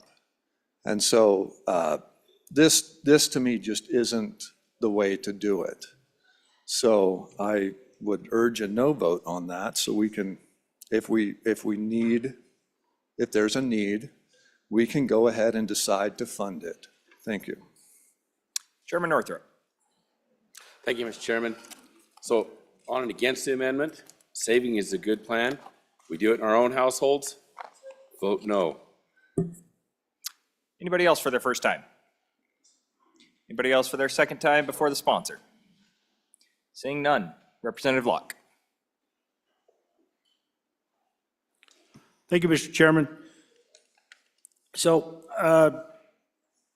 just real quickly, it was just kind of interesting to me that we cancel an account, move it to this other account. Now we're moving it off to a new savings account. It just seems like we're just shuffling the dollars around. I'm not sure I fully appreciated or understood why that was valuable and a valuable thing to do. I'm a little bit more in line with what the representative across the way said. If we have something, let's get a bill out there, let's get it built. It's not that I'm against saving, because this flowed into an account where it's going to flow into an account where it will be saving there as well. And so from that perspective, I'd ask for your aye on this amendment. We are voting on third reading amendment 34. All those in favor, please say aye. Aye. All those opposed, please say no. No. House reading amendment 34 for third reading has failed. Next amendment for our consideration is 78.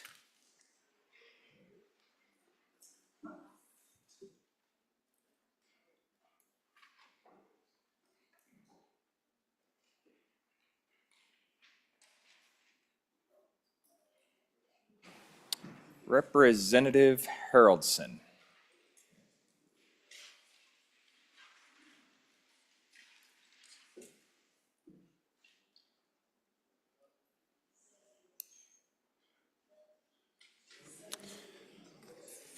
Thank you, Mr. Chairman. At this time, I move House Bill Amendment 78, third reading Amendment 78 to House Bill 1, and ask for your favorable consideration.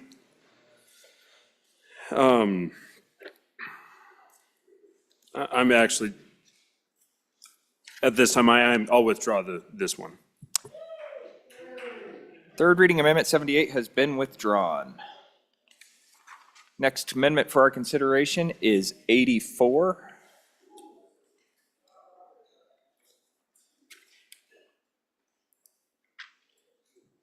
Is Representative Nicholas. Thank you, Mr. Chairman. Ladies and gentlemen, I would move amendment number 84 to House Bill 33, House Bill 1, and ask for your favorable consideration. So we've been sitting here the last week and watching and listening to everyone in this room as we debate, it occurred to me that what we need to do is improve the sound acoustics in this room. And I'm not kidding. If you look at the cattle picture and the stagecoach and the homestead, those are actually made of and I think it was in 1913 or 1918. Those were commissioned, but they're commissioned and they're sitting on a fiber board, and that's actually mostly horsehair, which to help stop the reverberation that was happening in this building. And we haven't done anything since then to do anything other than that to make this room so that you can hear discussions in it. In fact, we've done the opposite. We've kind of taken other things that used to be on these walls and probably helped a little bit. The amount of money that we have set aside for acoustics right now is about $1 million. That takes care of the appropriations room, it takes care of 113, it takes care of 110, but it doesn't address this room. And so I just think we have to do it because it's a struggle, particularly when you're over on that, where the good majority floor leader is. It's almost impossible to hear when you're standing over there. And I mean, I can hear my own echo standing right here. It's not quite as bad as over there, but I just think it's time that we have to fix the acoustics in this room. And so this would be enough to do this room. And you have to actually go up and do kind of the walls back around behind as well, but I ask your favorable consideration.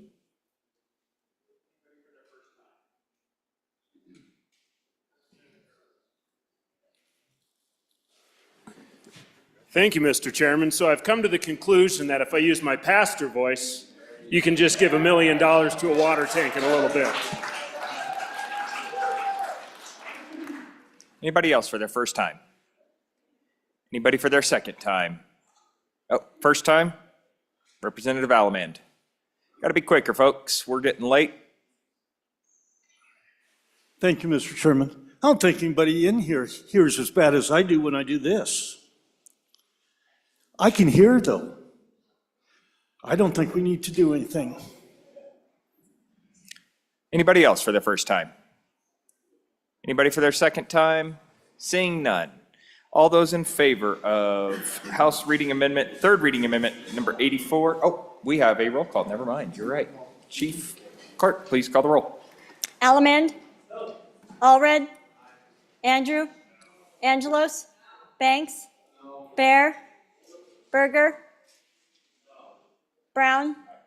Burkhart. Byron. Chadwick. Chestick. Clauston. Conrad. Crago. Davis. Eklund. Haroldson. Harshman. Heiner. Henderson. Warnock. Jennings.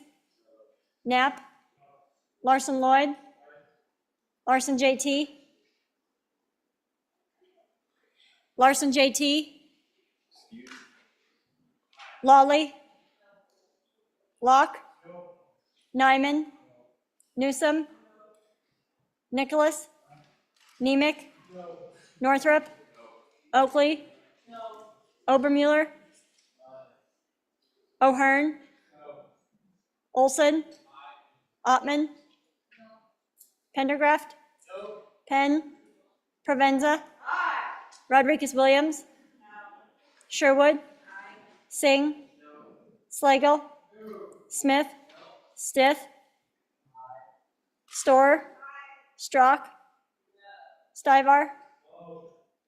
Tarver. Trujillo. Walters. Ward. Washut. Western. Western. Winter. Wiley. Yin. Zwanitzer Dan. Zwanitzer Dave. Speaker Summers. Larson JT. Excused to no. Are there any changes? Are there any changes? Wiley. Aye to no. Further changes? Closing vote. Vote closed. 21 aye, 41 no.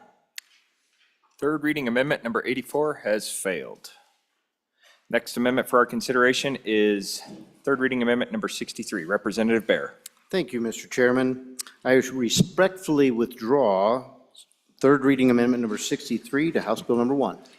Third reading amendment 63 has been withdrawn. Next amendment is 35. Representative Chairman Dan Zwanitzer. Thank you, Mr. Chairman. I would respectfully withdraw 63, Amendment 35. 35. Third reading amendment 35 has been withdrawn. Next amendment for our consideration is third reading amendment 79. Thank you, Mr. Chairman. Oh, hold on. Representative Haroldson. Thank you, Mr. Chairman. I move third reading amendment number 79 to House Bill number 1 and ask for your favorable consideration. I think we've already proven tonight that sound has to do with projection instead of hearing. And so with this, I will be having a conversation about our state construction department acoustics study, and would just ask that we could have a conversation about that and where we want to go with it. Anybody else for their first time? Representative Walters. Thank you, Mr. Chairman. On and against the amendment. This is, remember, folks, this is carryover funding. So this is previously appropriated funds, and we're continuing to advance the acoustic improvements throughout the building. As was discussed earlier, this is in rooms other than this very room that we're sitting in here this evening. This is in the rooms down on the next floor, the large meeting rooms down there, the meeting rooms in the extension, the meeting room upstairs where the appropriation, or where committee number 2 meets. And these are ongoing expenses, and so this is just a carryover appropriation as we continue to move forward, improving the acoustics throughout this building. And so again, on and against this amendment. Thank you. Representative Vice Chair Larson. I believe also we heard in testimony that from our staff that they've got some of this under contract. They haven't expended. We're carrying that over to make sure we meet the obligations as well that we currently have. Anyone else for their first time? Chairman Northrup. On and against the amendment, this is for the benefit of the public, the people that we work for. We need to make sure they can hear us when it's time for them to show up or when they have a concern for an issue. Anyone else for their first time? Representative Zwanitzer Dave. Thank you, Mr. Chairman. I would also like to ask for a no vote. A lot of this has to do with the appropriations room, and if you've ever been to the appropriations room, about every 45 minutes to an hour, one of the members has to ask the speakers to please speak up or pull the microphone closer to them. It is just almost impossible to hear in that room up there. Anyone else for their first time? Anyone for a second time before the sponsor? Back to the sponsor, Representative Haroldson. Thank you, Mr. Chairman. So I definitely believe that, I mean, obviously, I've been a part of acoustic studies. I understand the complexity of an acoustic study. I also understand that a lot of times the acoustic studies are held back by the architect and structure, which is what we're going to deal with constantly in this building. And so we can do the studies, we can do that, but there comes a point where it's going to be an incredibly expensive aspect. And if we're being 100% honest, I've had zero complaints from my constituents in the realm of the acoustics, but they definitely complain regularly in the fact that we don't have a board with the votes on it, or a way that they can hear the votes when we're on the floor. So, I mean, there are ways we can do that, but I don't think it's acoustic panels and acoustic studies. So would ask for an aye vote on this. We are voting on third reading Amendment 79. Chief Clerk, please call the roll. Allemand? Allred? Andrew? Angelos? Banks? Bear? Berger? Brown? Burkhart? Byron? Chadwick? Chestick? Clauston? Conrad? Crago? Davis? Eklund? Haroldson? Harshman? Heiner? Henderson? Hornock? Jennings? Knapp? Larson Lloyd? Larson JT? Lawley? Locke? Nyman? Newsom? Nicholas? Nicholas? Nemec? Northrop? Oakley? Obermuller?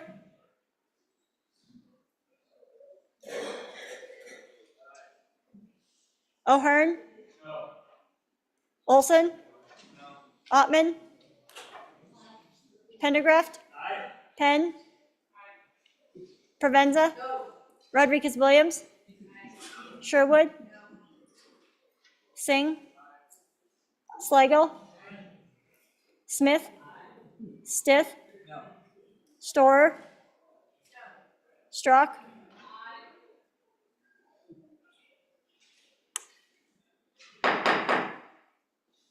Stivar? Tarver? Trujillo? Walters? Ward? Washut? Western? Winter? Wiley? Yin? Zwanitzer Dan? Zwanitzer Dave? Speaker Summers? Are there any changes?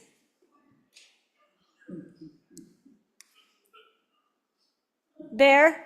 No to aye. Knapp? No to aye. Jennings? No to aye. Tarver? No to aye. Obermuller? Aye to no. Harshman? Aye to no. Further changes? Closing vote. Vote closed. 21 aye, 41 no. By your vote, you have failed to adopt third reading Amendment 36. Ladies and gentlemen, 79, I'm sorry, I was on to the next one. Ladies and gentlemen, the talking on the floor has got to stop, especially during votes. If you are going to talk, please take it off the floor. The chief clerk is having a hard time hearing, and the mumbling and the talking is just, it's way too hard to hear up here. So please take your conversations off the floor. The next amendment for our consideration is 36. Representative Lloyd Larson. Thank you, thank you, Mr. Chairman. It's getting that time of night. It was pretty good. Mr. Chairman, I'd like to move third reading amendment number 36 to House Bill 1 and ask for your reconsideration on a vote that we took last night. You recall last night we talked about this money that come out of the 2021 reversions for the Department of Health that we put into the state hospital demolition account. And when we'd done that, I just failed to give them the authority to use that. And so in what I thought was a pretty simple amendment last night, same one as we have tonight, there was somehow a fear that then this was going to impact or accelerate the demolition of the project. In in the request of the city of Evanston not to do anything for a year, it does not do that. It does not do that. It does not do that. It gives them the authority. So if this part of the Plan B that we talked about this morning, so please appreciate just making sure that we get that in there. It won't accelerate and do anything other than what we talked about this morning, where we excluded the 4 or 5, the buildings, the tunnels, and everything else, and they'll put the RFP to get the other stuff done. So appreciate your support. If you have any other questions. Anyone for their first time? Representative Conrad.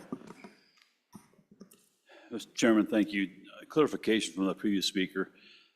This is, if I understand it correctly, this is the phase 2 component that we spoke about before that was killed. I just need clarification, I'm sorry. Anyone else for their first time?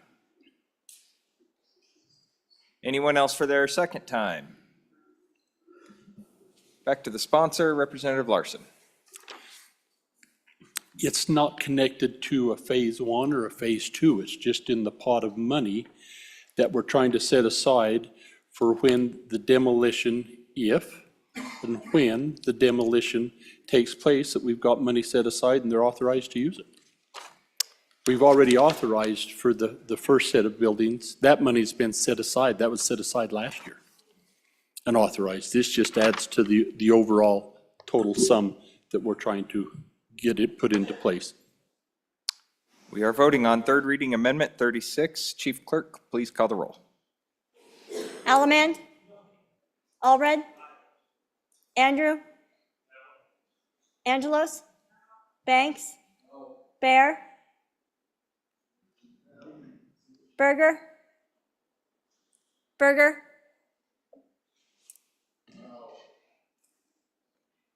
Brown? Burkhart? Byron? Chadwick? Chestick? Clouston? Conrad? Conrad? Crago? Davis? Eklund? Harrelson? Harshman? Heiner? Henderson? Hornock? Jennings? Knapp?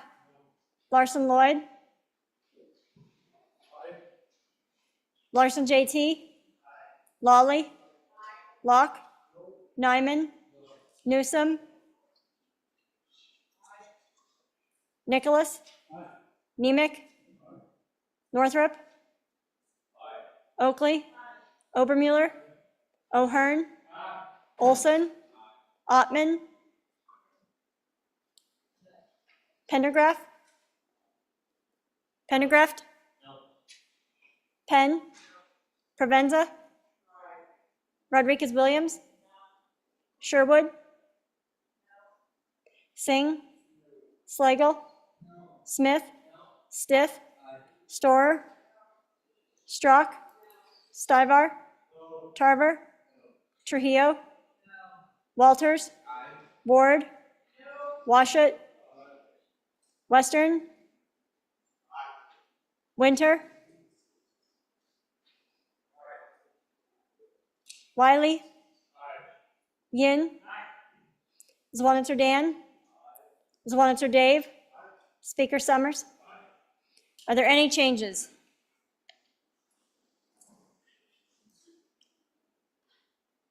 Berger? No to aye. Nemec? No. Byron? No to aye.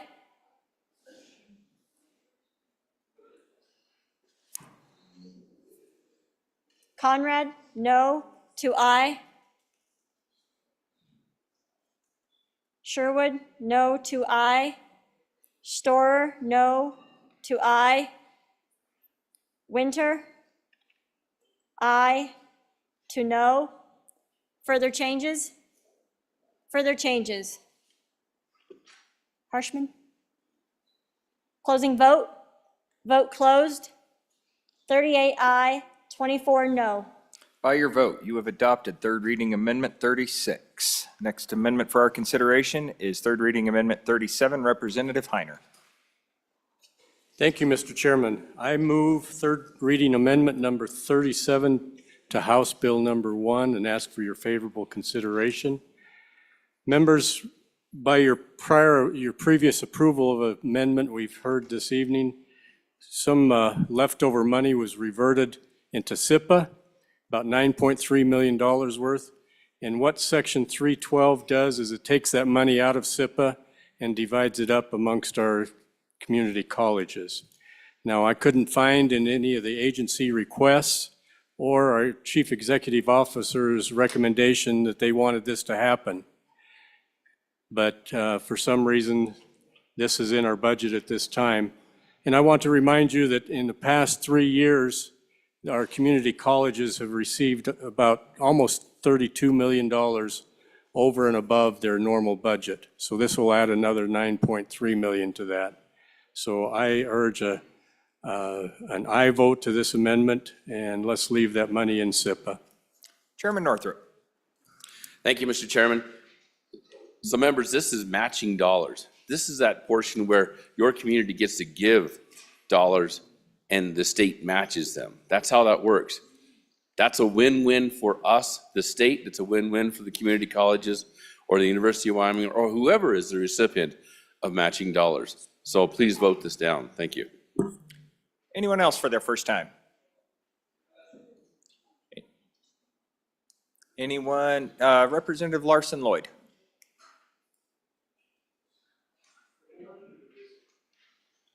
Origin. So the origin of this money, where this came from and why we used it the way we did is when Central Wyoming College was looking at building their facility, their outreach in Teton County, where they was particularly going to be specializing in education certificates for CNEs, culinary arts, those sorts of things. We had ARPA dollars that we thought would perhaps qualify and pay for that construction.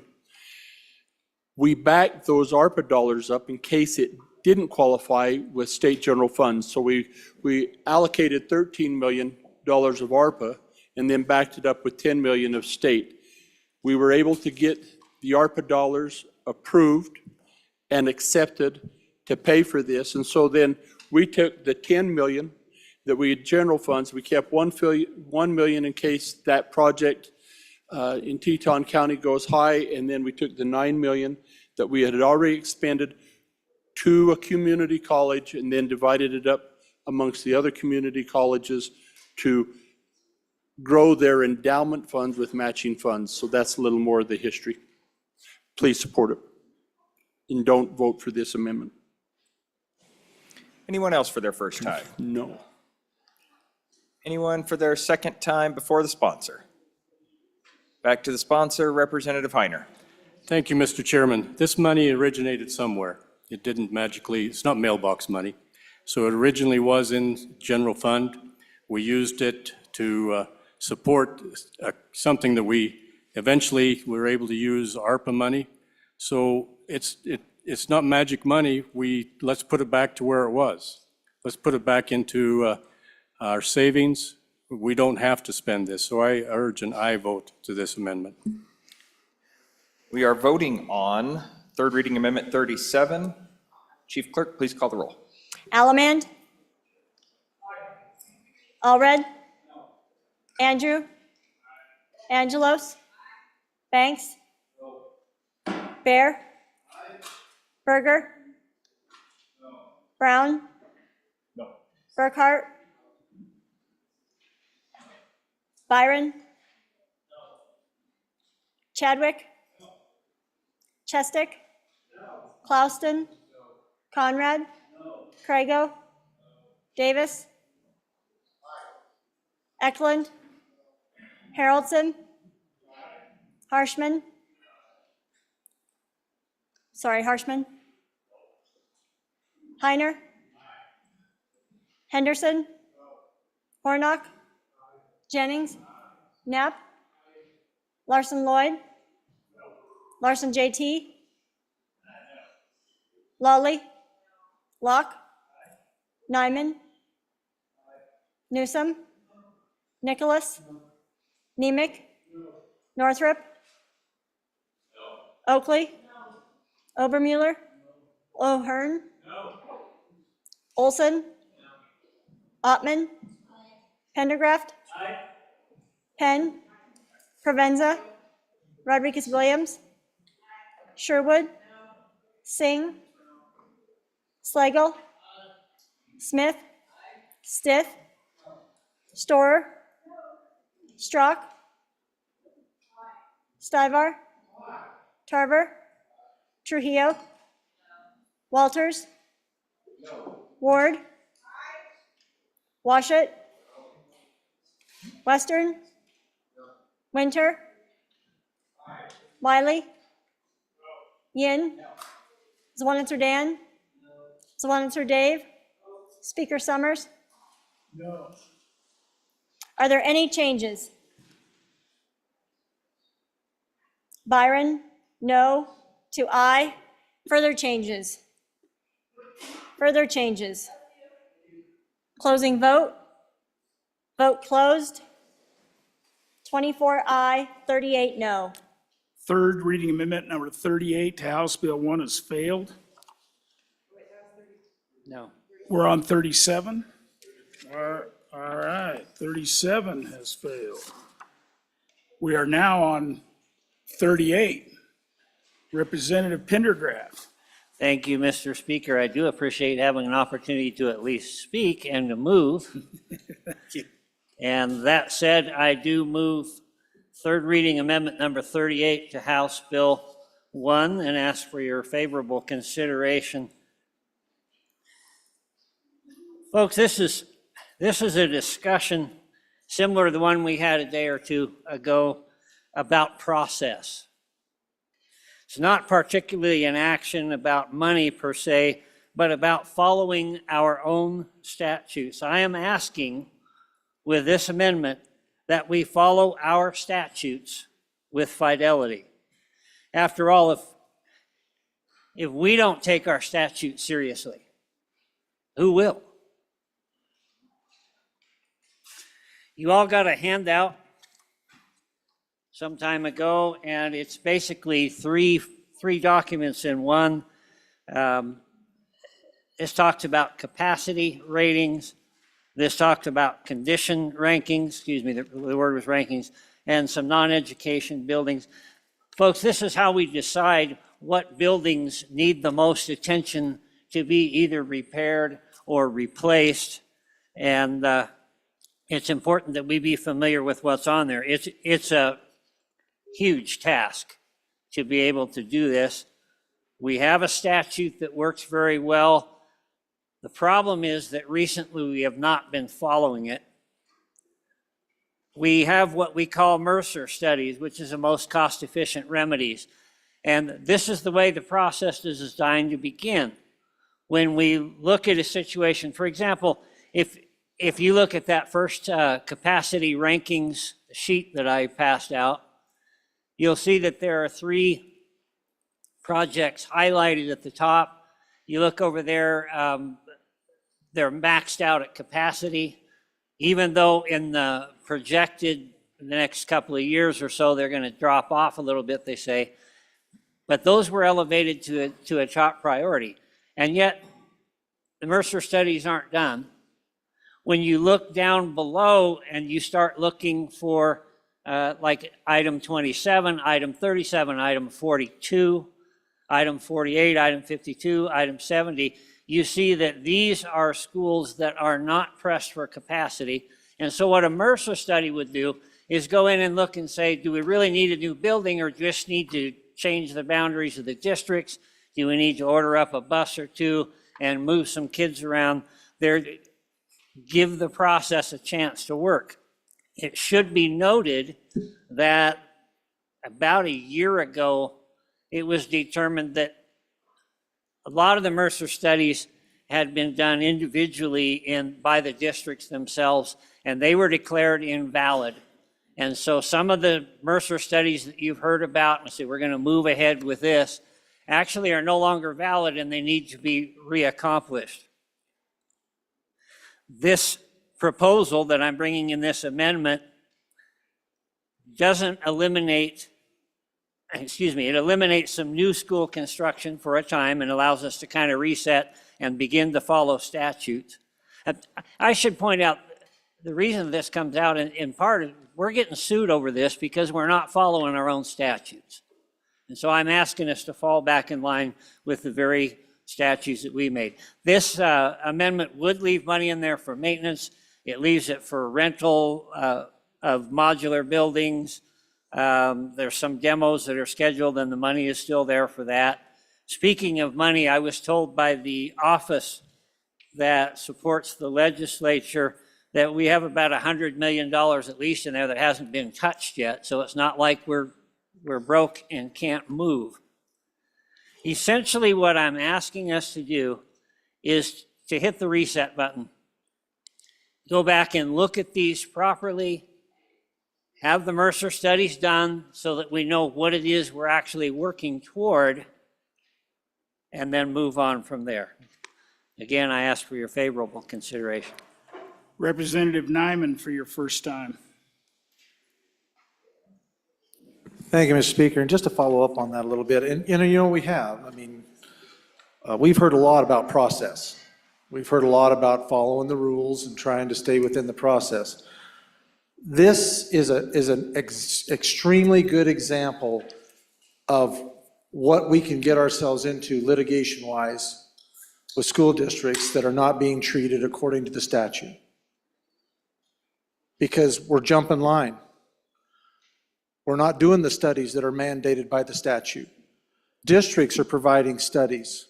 That's not the way the statute's set up. So in the process of what we're doing here, we're drawing fire. And how wise is that? I mean, we've talked a lot about making sure that we follow the process. That's what this is.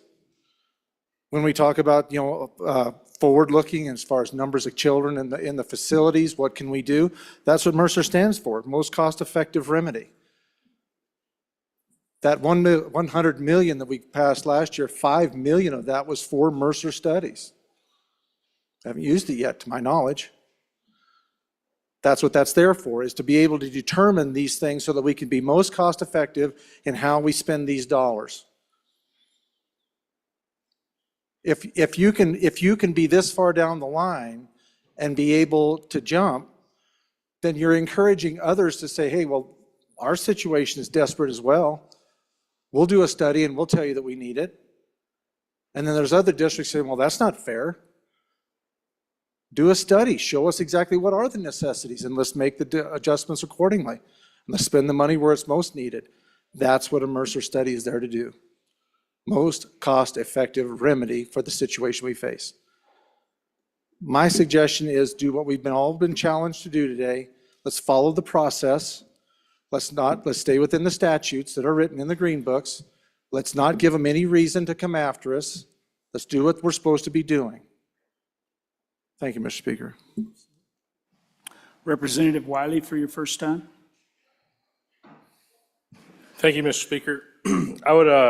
I'd like to ask the bringer, have these Mercer studies always been the standard in the way to go through the processes? Because I think, and you can correct me if I'm wrong, but I think these have changed over the years. When there's been different sources of fundings, that's why these school districts and stuff keep changing or try to do their own, because they're trying to get ahead of it, because this finish line is continually moving. Because we as a body look at the purse strings every few years, right?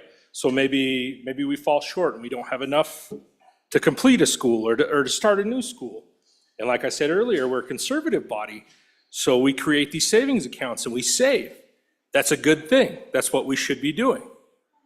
Again, I just want to, beat a dead horse. Emil.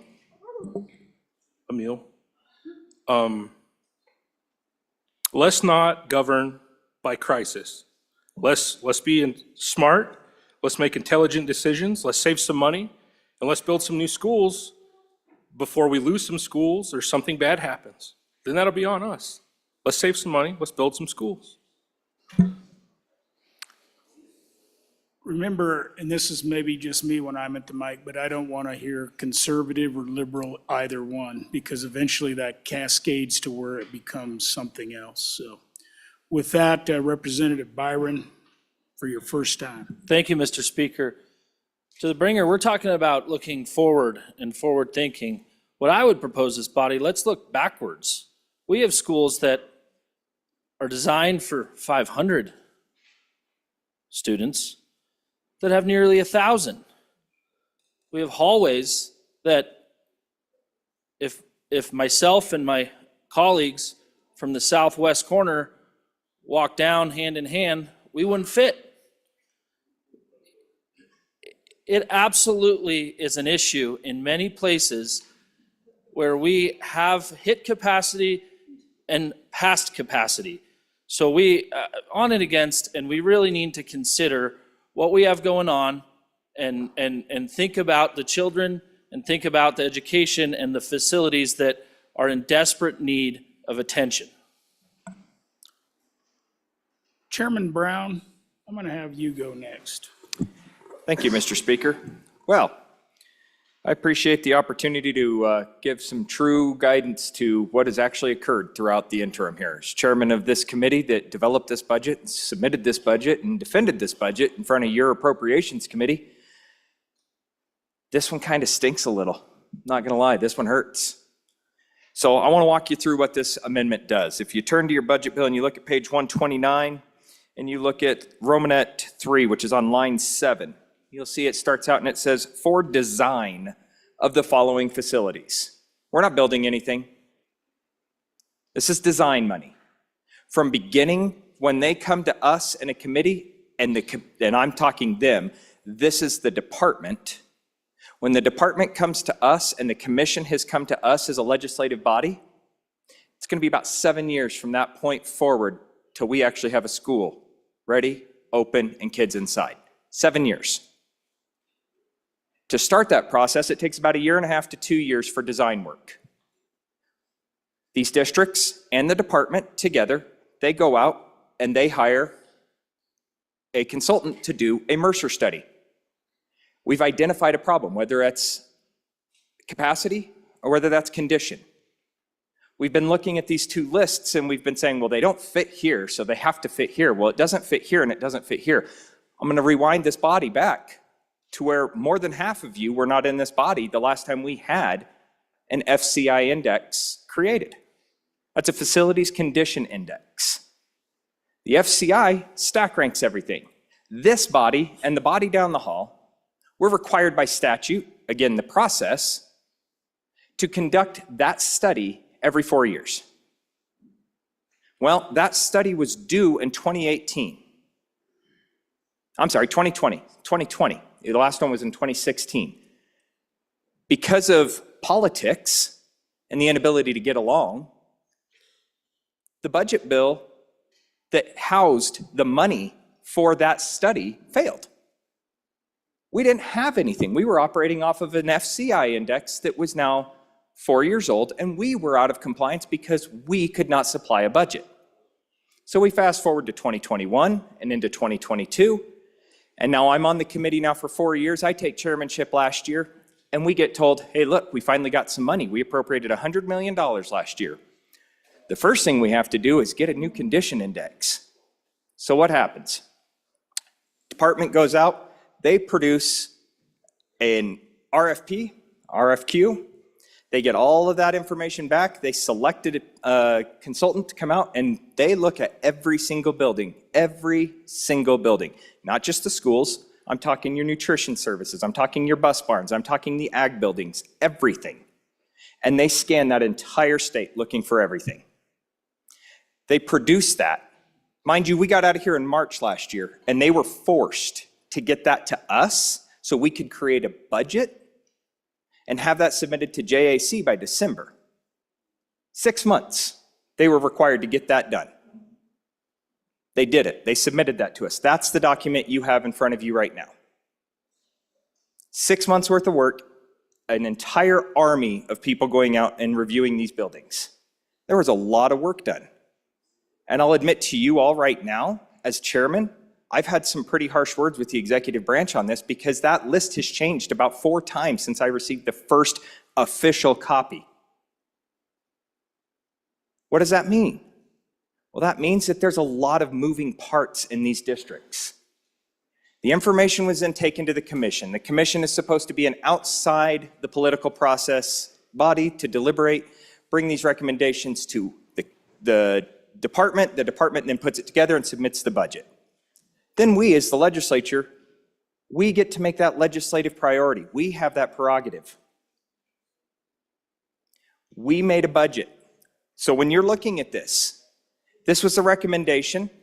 The committee, you have 5 of us in this room and 5 of your counterparts down the hall that deliberated this budget bill and brought it forward. There was only 2 no votes on the entire budget bill. So what are we going to kill if we take this amendment? Well, we're going to get rid of that design. So those 3 schools that you see there in Campbell 1, Laramie 1, and Sweetwater 1, those are gone. Okay? Secondarily, for construction of the following schools, the next line down on Romanet 4, you're going to get rid of an elementary school in Laramie 1, Niobrara, and Goshen 1. Flip over the next page, you also have an elementary school in Campbell 1 and a high school in Teton 1. Then the last one that you have here is the following component level major maintenance projects. All of these are still in the budget, but one of the things that you see is an $8 million difference. We have a high school in the south center portion of our state that they've told us we don't need the $8 million backflow preventer. What we need is a new high school. Sure, you can put a backflow preventer in our school, but if you do that, it's not going to fix the other major issues that we have facing us in the next 10 to 15 years. We're going to have catastrophic failure if we wait 10 years. Right now, we're facing serious failure, and within 5 years, we're not going to be able to house students in a portion of our school. Okay, so let's design some money. Let's save that $8 million. Let's not put broke money into something that we know we're going to have to replace. The last piece that's in this that you guys will see that we're going to kick out is something that is just bewildering to me because it's actually a wash for the state. And that's over on page 131, Romanet 9, and it's the acquisition of a portion of an elementary school located in Natrona County. To be honest with you, what this is it's a problem that's been looking for a solution for about 10 years. It's been the determination back and forth between the courts as to who owns this building and how are we going to fix this. There was a novel solution brought to us. The state will pay the county for that building, and then the county owns it like they're supposed to. It took us 10 years to figure that out. That's all this is. We're just paying that over there. You adopt this amendment, we're striking that down, and we have a building that we don't know who the actual owner is still. So to wrap things up, put it in summation here. This is not just a willy-nilly, we're going to throw a budget together and hope that you guys can approve this. This was 9 months of extremely hard work by a very dedicated group of people. I hope you will vote against this, and I hope you understand that this was not just something that the political whims of the world came out and we didn't follow the process. The process will work. I have worked my tail off as chairman to make sure this is as fair and as equitable across the board as possible. I have fought for every single county in your districts. I have fought for something.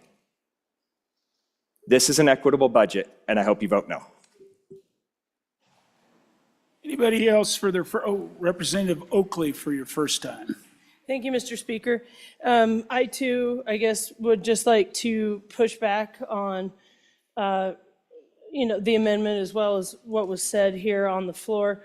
The good chairman just walked through a good analysis of the steps. And in contrast to that, I would suggest that a simplistic analysis was made, the statutes have not been followed. I would assert that that's neither true nor fair. As we just walked through the processes, these are complex analyses, studies, and methodologies. And to say that, like, our schools have not showed up for the processes, and they just are flippantly ignoring them and then showing up and trying to cut in line, or, you know, just showing up with their hand out without having done the process, again, is just simply not true. So in fact, an example of not following the process and just doing a knee-jerk reaction would be to support an unvetted amendment like this, instead of allowing the process that we've been working to be the controlling thing. And our Representative schools, Oakley, be a little careful. and It's the getting school, late. thank you. The schools have been following the process. The legislature has been following the process. It's complex. Things are evolving, but everybody's doing the work. So it's this amendment that needs voted down. Remember not to characterize, just stick with the issues and don't characterize why people bring things. Let's see, Representative Walters first. Thank you, Mr. Speaker. On and against the amendment, point out the reason the state's being sued is not because we didn't follow the process. The state is being sued over education because there's a belief out there that not enough money is being spent on schools and school construction. And going along with this amendment will only exacerbate that problem. This will set $90+ million back off the table. And again, we won't be funding schools to the level that is expected out there, that the lawsuit is based on. It's about not funding it enough. It's not about the process. It's a belief that it's not being funded enough. I'm not saying I agree or disagree with that, but that's what the argument out there is. And so this will not solve that issue. This will only make that issue worse. As to the question about the funding, it was $100 million, 95 of it for projects, $5 million for Mercer studies that was appropriated last year. Of that money, the commission that handles school facilities, they have allocated those dollars to projects based on their rankings, based on their process. It is in the works. Of the $5 million for Mercer studies, it is being spent as we speak, as these projects that are on that list of $100 million are going through the process, being identified. Those funds are then being expended to make sure that is when the Mercer study comes into play. And I think that's the part of the confusion here this evening, friends, is what is the Mercer study? The Mercer study is what you do once you're to the point of ready to decide, once it's been decided a change needs to occur. That's when the Mercer study comes in. It's not before that. It's not, we don't do a Mercer study and create it off the FCI list, and then the Mercer study is part of the FCI list. It's once you get through all of those steps, then the Mercer study comes in. And why did districts do it? Districts did it because they were curious what were some of their solutions.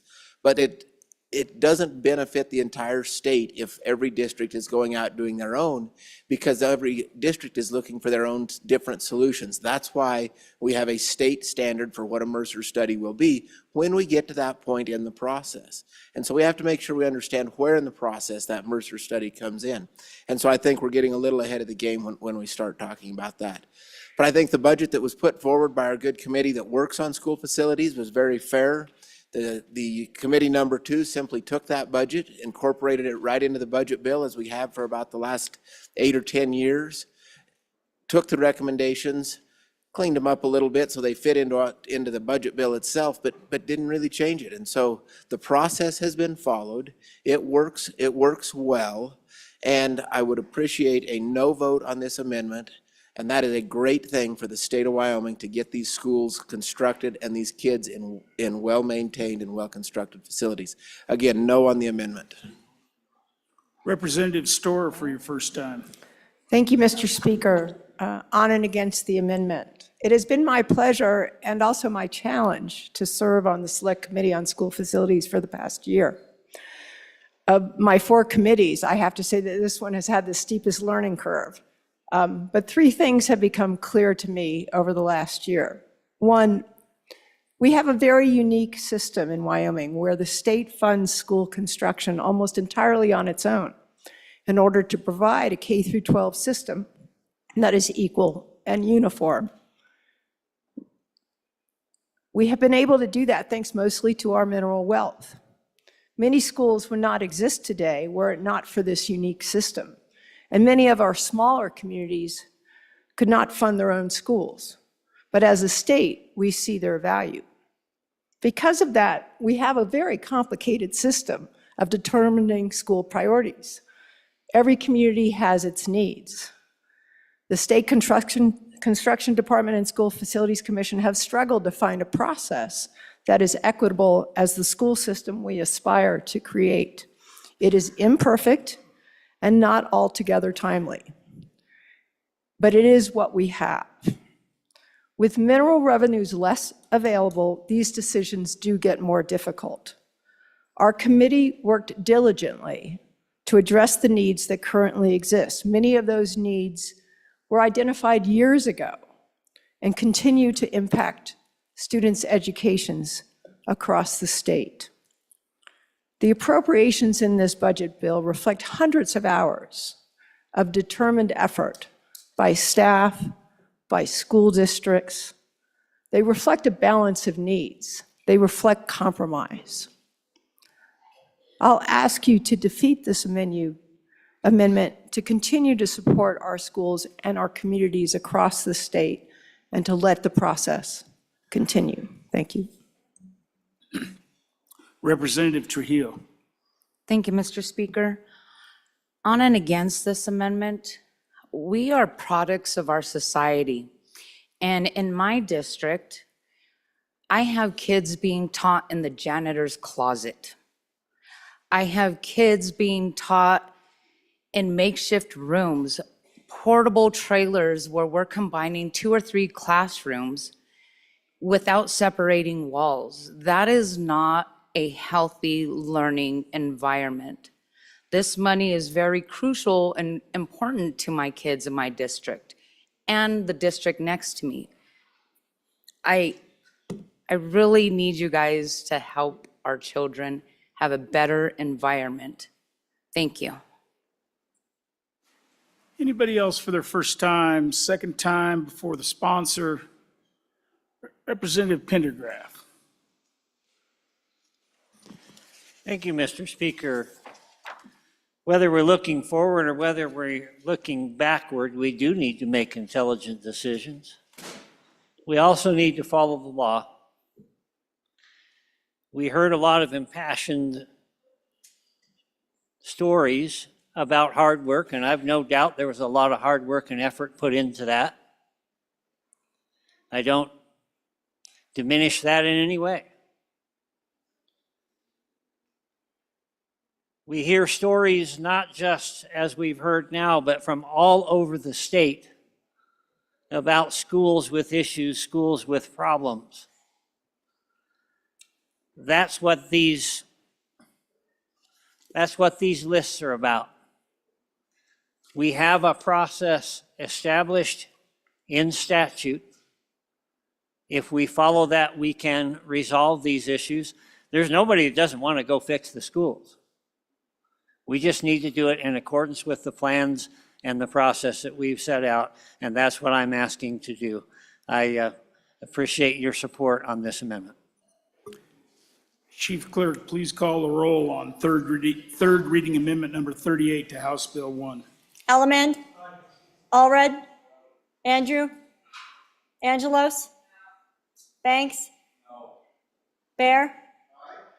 Berger. Brown. Burkhart. Byron. Chadwick. Chestick. Clauston. Conrad. Crago. Davis. Eklund. Haroldson. Harshman. Heiner. Henderson.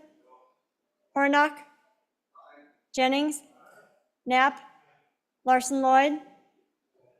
Larson JT. Lawley. Locke. Nyman. Newsom. Nicholas. Nemec. Northrup. Oakley. Obermuller. O'Hearn. Olson. Ottman.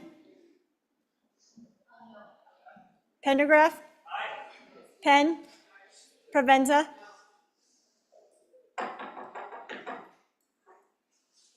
Provenza.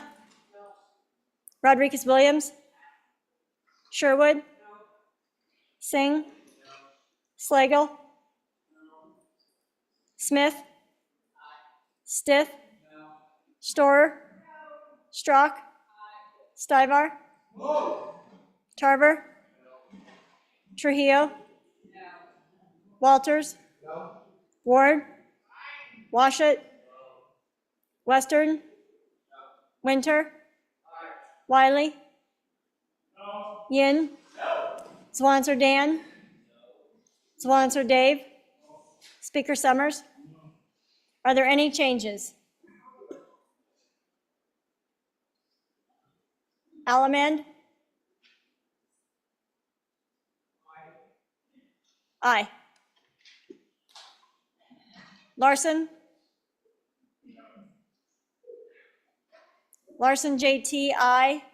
To no. Further changes? Further changes. Closing vote?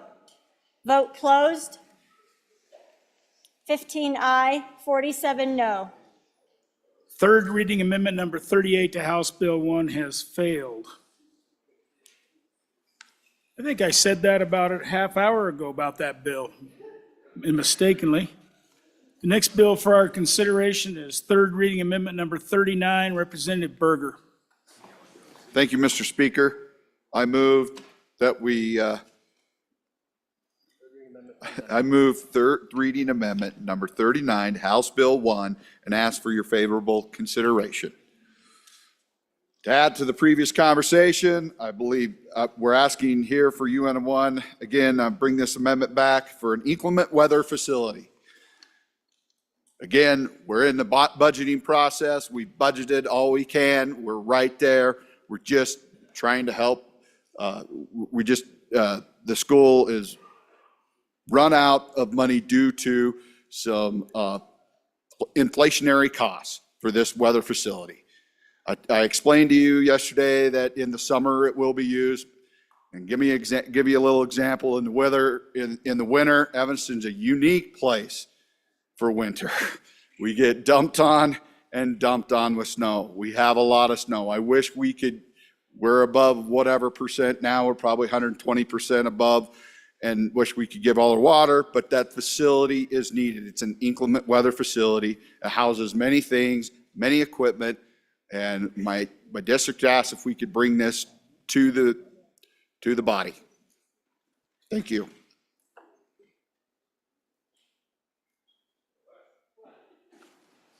Representative Hornock. Thank you, Mr. Speaker. Just a curious question for the bringer. We've just recently talked a lot about studies and a lot about the capital construction funding. So this is, a relatively small dollar amount. Why isn't it there? It seems like we have figured out what we need, or there's some disconnect as far as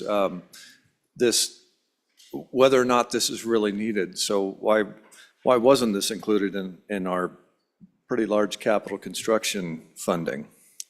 Anybody else for their first time? Representative Harshman. Thank you, Mr. Speaker. As many times you kind of run into these things in communities, and so whether it's a water tank or, I remember years ago, Bighorn High School's late at night, millions and millions of dollars. I think they're still the only school with their own wastewater treatment deal.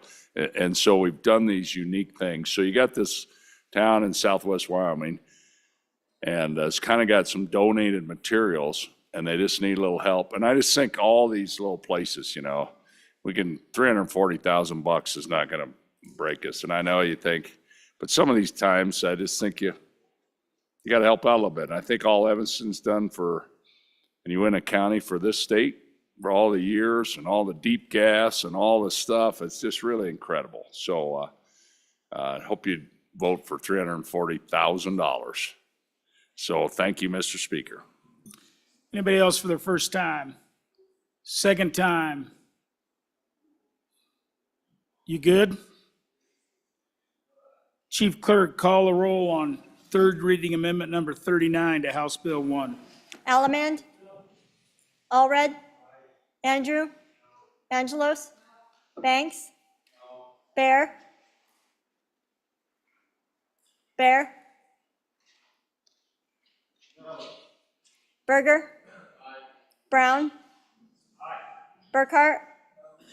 Byron? Chadwick? Chestick? Clauston? Conrad?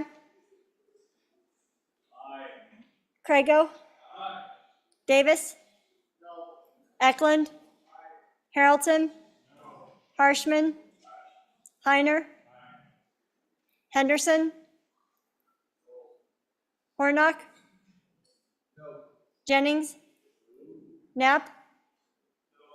Larson Lloyd? Larson JT? Lawley? Locke? Nyman? Newsom? Nicholas? Nemec? Northrop? Oakley? Obermuller? O'Hearn? Olson? Ottman?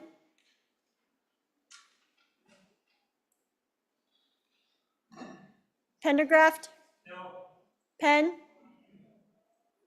Penn? Provenza? Rodriguez Williams? Sherwood? Singh? Slagle? Smith? Stith? Storer? Strock? Stivar? Tarver? Trujillo? Walters? Ward? Washut? Western? Winter?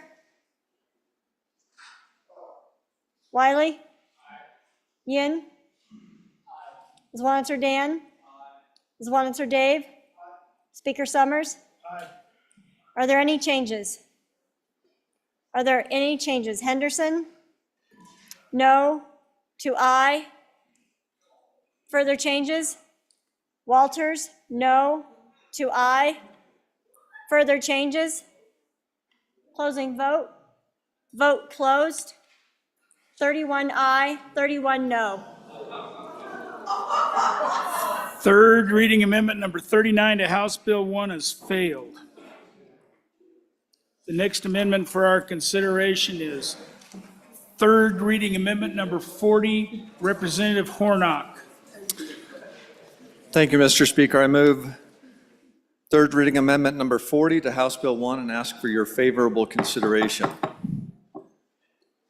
So I hope I can explain what this amendment is doing properly. We have talked tonight a lot about the need for savings in the state of Wyoming. And so we have moved quite a bit to save for various things. Now, we have a great savings mechanism that's automatic in our state statutes and in our Constitution.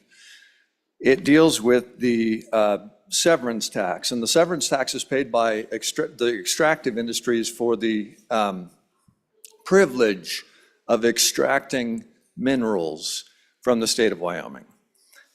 In 2022, our extractive industries paid nearly $900 million in severance tax payments to the state of Wyoming.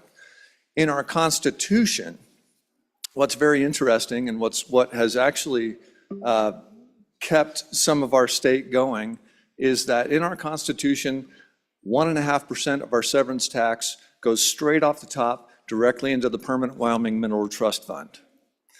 That Permanent Wyoming Mineral Trust Fund is up to over $11 billion right now. The trust funds that we have in this state are what 30% of our state budget comes from the revenues generated from those trust funds. This is an amazing system. And per the Constitution, that 1.5% is automatically diverted over into that Permanent Wyoming Mineral Trust Fund. So what this amendment would do is that for the next 2 years, it would divert more money into that Permanent Wyoming Mineral Trust Fund. So it moves funds from essentially after the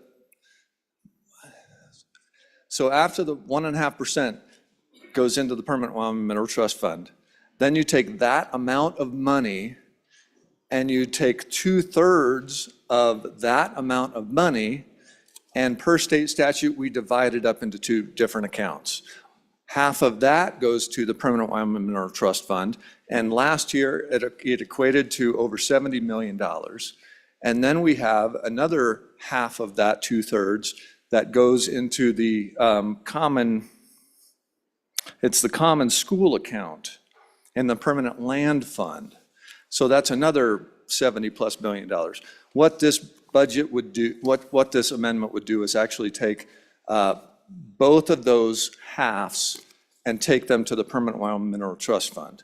So what is going to happen is we are going to save more money, put it away into the Permanent Wyoming Mineral Trust Fund, so that 5, 10, 15, 20 years from now, that corpus continues to grow as much as we can grow it in order to fund the needs of this state.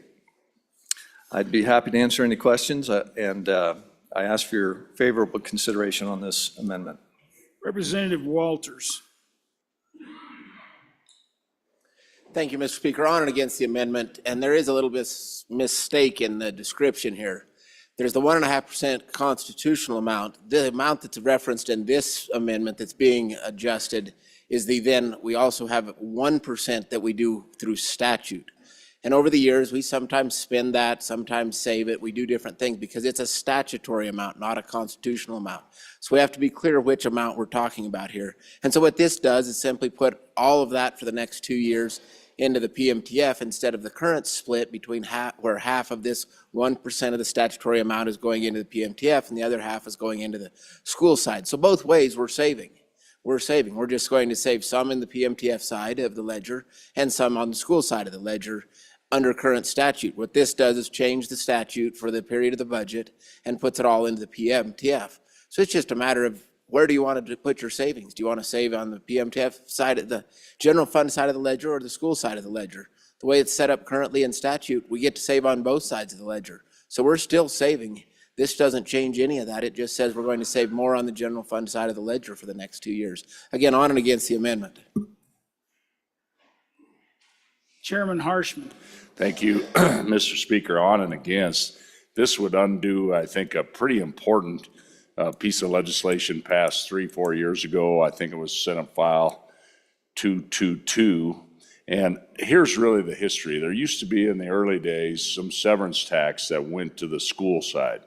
Then around the turn of the century, de-earmarking, all that.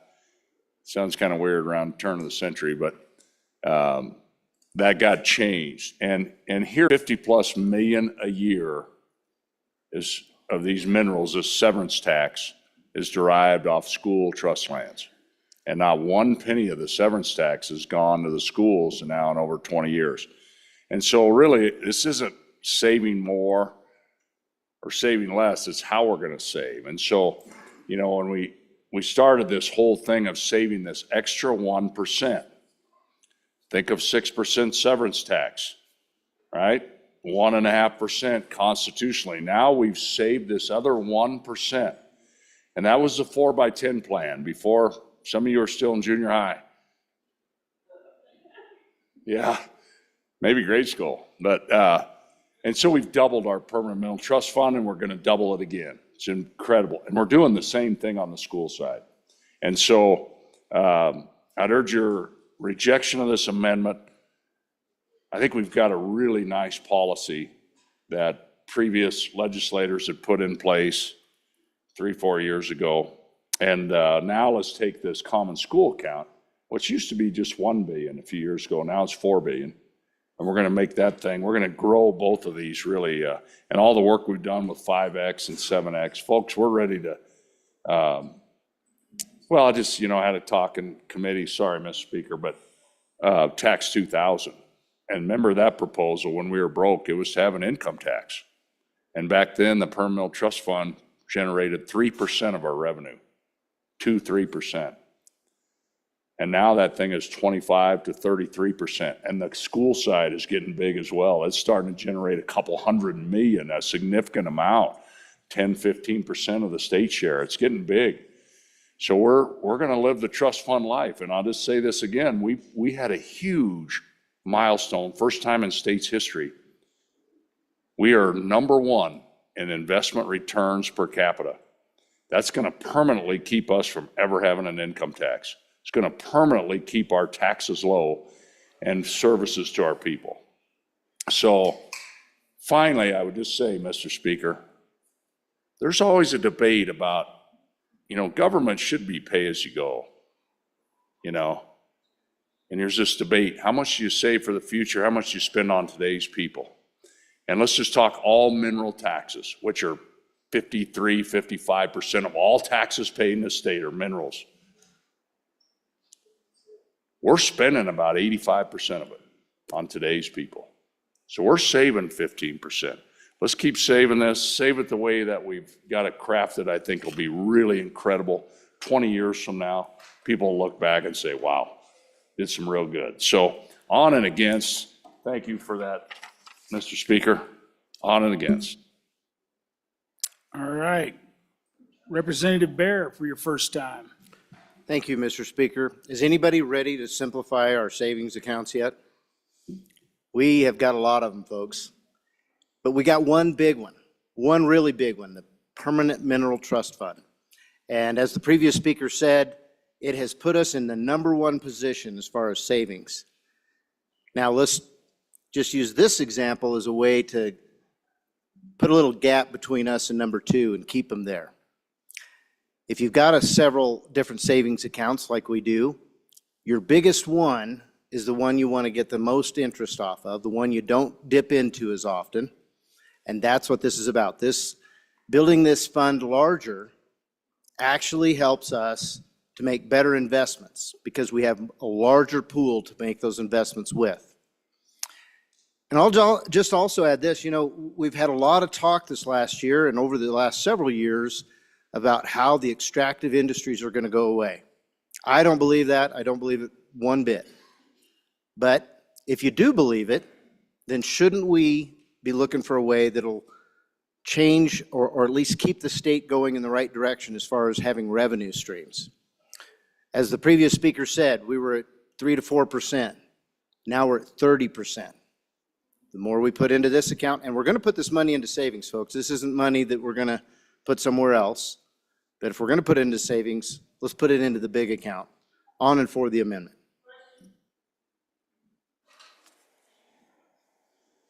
Chairman Nicholas. Thank you, Mr. Speaker. On and against the amendment, ladies and gentlemen. If anything, we should do just the opposite. Because already we've got 25 or 30% covered on the general fund. But the real question is, and our fastest, and our inflationary issue is education. Look at how much the cost of new schools, what we have to pay for an ECA, and how much we spend on education. That's the fund that needs to grow the fastest. In fact, it's an older fund than the Permanent Mineral Trust Fund, but we've never funded it to a full extent. And the Senate File 222 was our attempt in previous years to get a kickstart to actually start funding more on the education side. So on and against. All right. Representative Hornock, do you want a last bite at this? Thank you, Mr. Speaker. I'm a pretty nuts and bolts guy. And when it comes to talking finance, I've kind of learned some interesting terms, okay?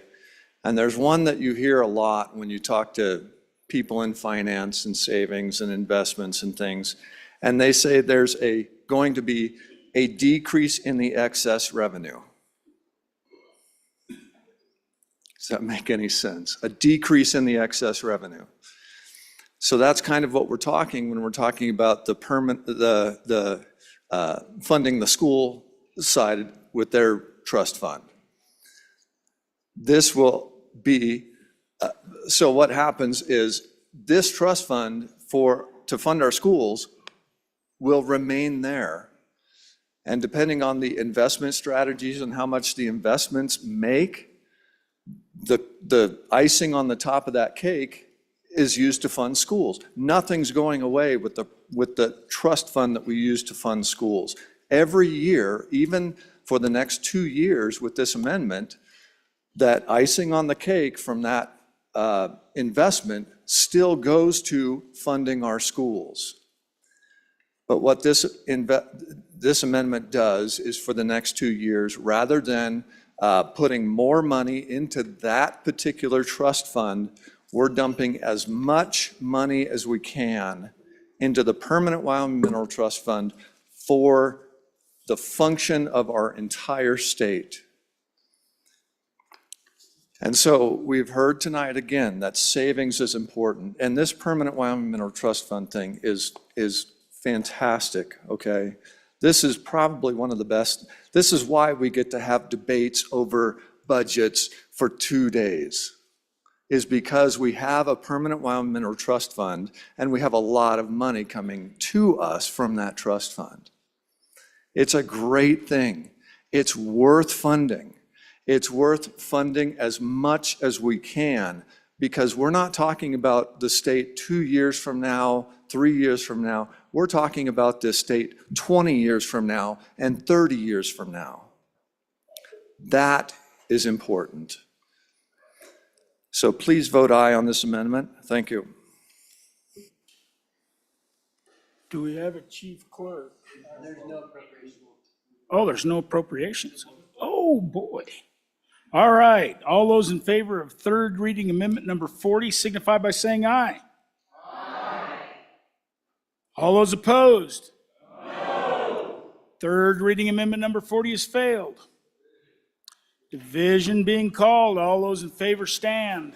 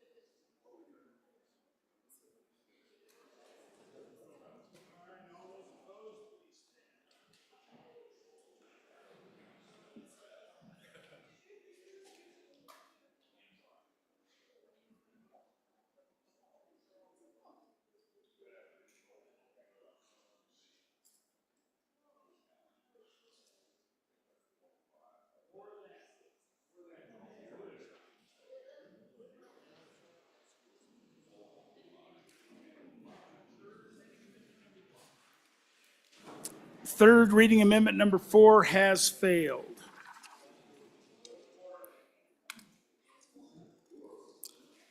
The next amendment for our consideration is third reading amendment number 64, Representative Hornock.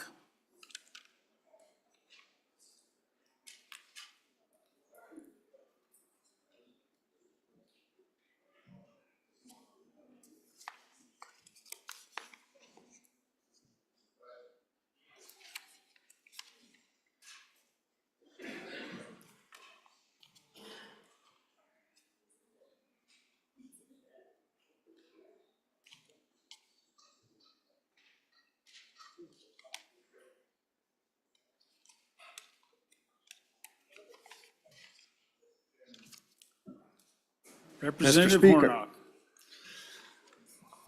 Hornock. I would like to withdraw Amendment 64. Thank you. Yay. Third reading amendment number 64 has been withdrawn. We are now on third reading amendment number 41, Representative Hornock.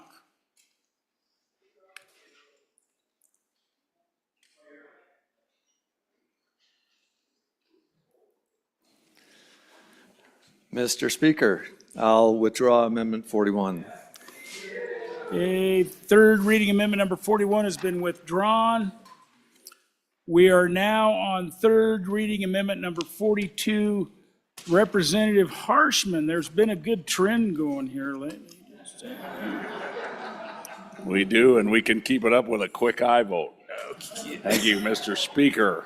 I would move third reading amendment number 42 and ask for your favorable consideration. Members, this is, these are, if there are any reversions, then this 3.3 million. I'll just say, there's been this dream in the legislature, and we've been talking about this for a long time. We do all this work, and obviously Sweetwater County, Campbell County is probably the nexus for this, but you go to our neighbors up north, I think I'd say Alberta, Canada, can I?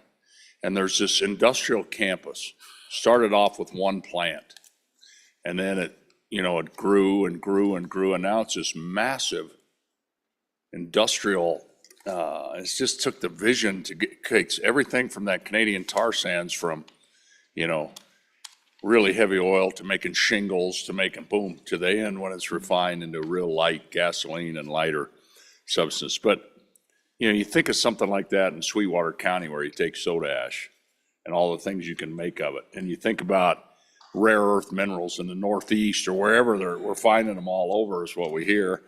And then you think about Campbell County, you know, and all these places with railroads and interstates, a skilled trade workforce, you know, that's got kind of that background. I just think it'd be huge. And so I think this has been something similar like this we've had before, just to get some people dreaming about the future of Wyoming and how this thing would fit in. I think it's a unique time in our history where global supply chains, all this stuff is getting disrupted. And how Wyoming used to be one of the largest uranium producers in the world, then it went to nothing. It used to have, you know, expensive yellow cake, went to nothing, and now it's coming back, and all these things. So I think if we can kind of incentivize this, and this would be off reversions if they come, and go from there. So I'd stand for any questions. Thank you, Mr. Speaker.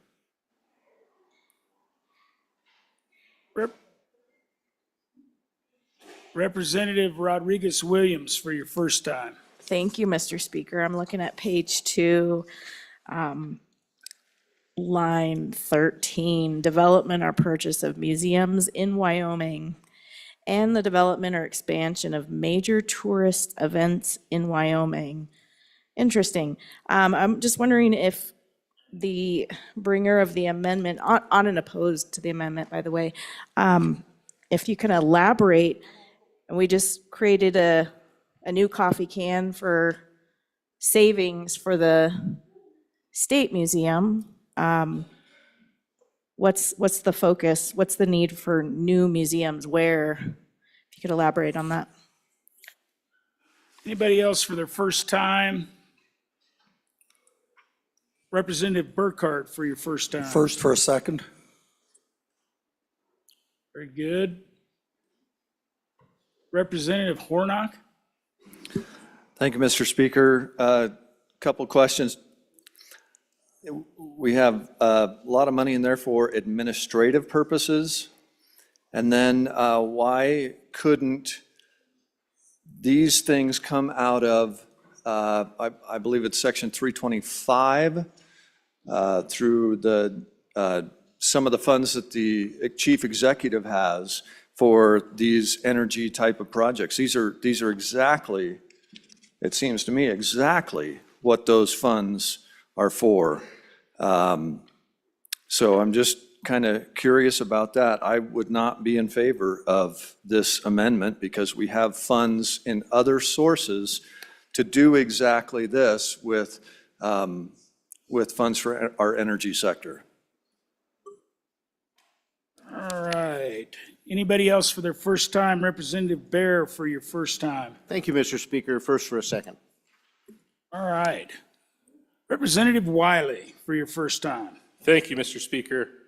Ladies and gentlemen, if you guys want to go to work and put some money in the kitty, let's get back behind these projects. Let's invest in our future.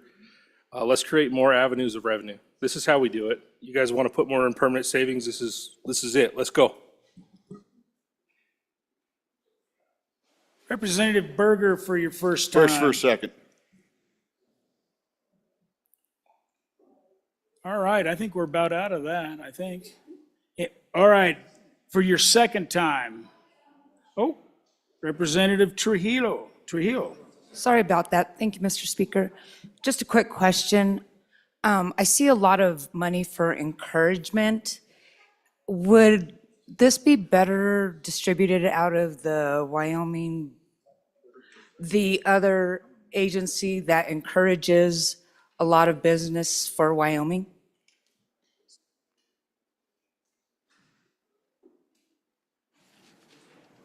Representative Wanitzer Dave. Thank you, Mr. Speaker. I'm just curious if there's anything this bill doesn't allow you to do.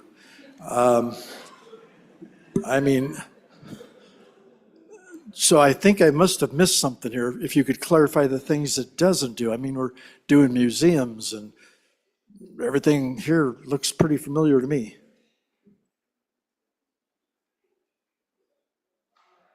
Second.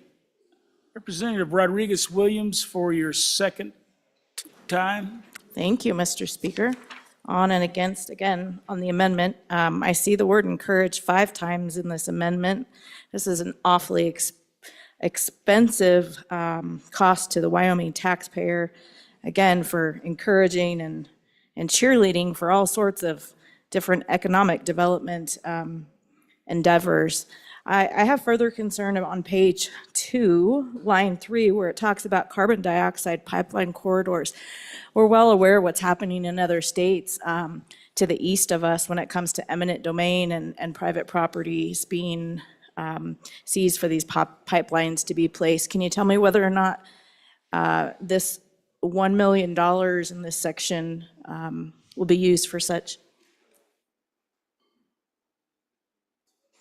All right, sorry, I've been a little bit distracted. I apologize. Anybody else for their second time? Representative Burkhart? Thank you, Mr. Speaker. On and against the amendment. Excuse me, I again apologize for my voice. First, this money comes out of the energy matching funds, which some people have already said, maybe we need that to develop these energy projects. And that there's money set aside for energy matching funds, and that's where this money is going to come out of. And I just want to run down the list because most of you weren't here a few years back. $200,000 for administrative purposes, which means paperwork. Item 2, $50,000 for development project based on the industrial heartland area in Canada. A group from this body and the other body and the state went up there and looked at that. I believe it was 2014, came back and said, yes, this is a good idea. All it takes is billions of dollars. And for $50,000 on a lot of these, any of you buy a new truck lately? You can't hardly buy a new truck for $50,000. So $50,000 to encourage development, construction, natural gas to liquid fuels facility. We tried that to fuel state vehicles. My community became the bottleneck because they wouldn't put a facility in. So that went away. $50,000 for an electronics manufacturing facility in Wyoming. Probably not a bad idea, but you can't start much for $50,000. $850,000 to improve access to and growth in domestic and international markets. I think that means advertising. And we already have the Business Council. So $1 million to develop Wyoming's energy initiatives, including all of these, and that's what the energy matching funds are already for. We already have a CO2 pipeline corridor, and we know we need to expand that into some of our smaller fields, and $1 million is probably going to be a few miles of pipeline. So $1 million to develop economic development initiatives for public benefit, et cetera, and I'm not sure what this means, to purchase museums and things like that. To look at flat glass manufacturing in Wyoming. We did that in 2012 with a $300,000 appropriation. The report came back and said, not economical to do it in Wyoming. So unless things have changed that I've missed, that's not one. Semiconductors might be a good idea, except most of them are now being produced by a deposition process of materials. There's in Platte County, there's a deposit of silica that's almost pure enough out of the ground to make silicone wafers. It's 99.9 pure, which just isn't quite enough. We already know that, but nobody's developing it. And finally, data mining. We're already doing that. There are companies using flare gas to run Bitcoin mining and other things, current cryptocurrency mining. So I just see as we've already done all of this, and I guess the old saying about old is new again.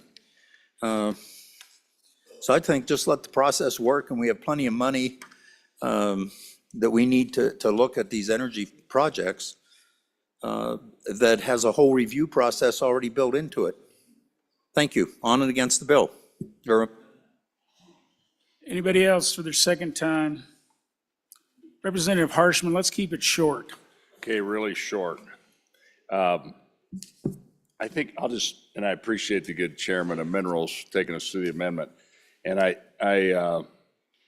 none of this is really about money to develop. That's the tens of millions that we've given the chief executive. This is really about, you know, and I think back to the Endow initiatives. You have some people out there that live different lives than us, that think in different ways and deal. And I think that's the idea, is to try to, you know, that's the root word of the word encourage is actually courage. And that's what we got to keep doing in this state, is thinking big and moving ourselves forward. And so that's what it is. And so it goes to the governor. The governor's going to be in charge of this. He can do what he wants or not. And so that go for there. So anyway, appreciate your aye vote. And I got a feeling how this bad boy's going. Thank you, Mr. Speaker. All right. Chief Clerk, please call the roll on third reading amendment number 42. Allemand? Allred? Andrew? Angelos? Banks? Bear? Berger? Brown? Burkhart? Byron? Chadwick? Chestick? Clauston? Conrad? Crago? Davis? Eklund? Harrelson? Harshman? Heiner? Henderson? Hornock? Jennings? Knapp? Larson Lloyd?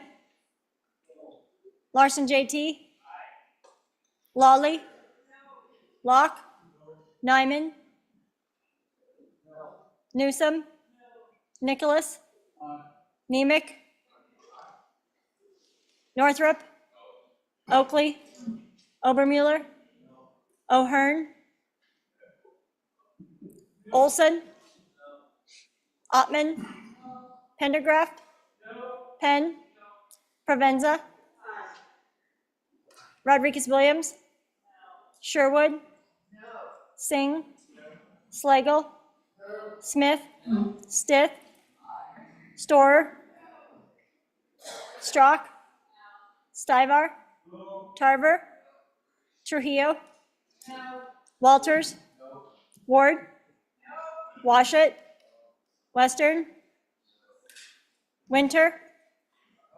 Wiley? Yin? Swanitzer Dan? Swanitzer Dave? Speaker Summers? Are there any changes? Are there any changes? Closing vote. Vote closed. 10 aye, 52 no. Third reading amendment number 42 to House Bill 1 has failed.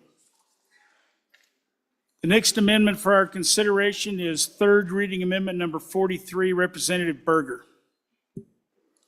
Thank you, Mr. Speaker, and I ask to move third reading amendment number 43 to House Bill number 1 and ask for your favorable consideration. Right here, we're just thinking about rodeo.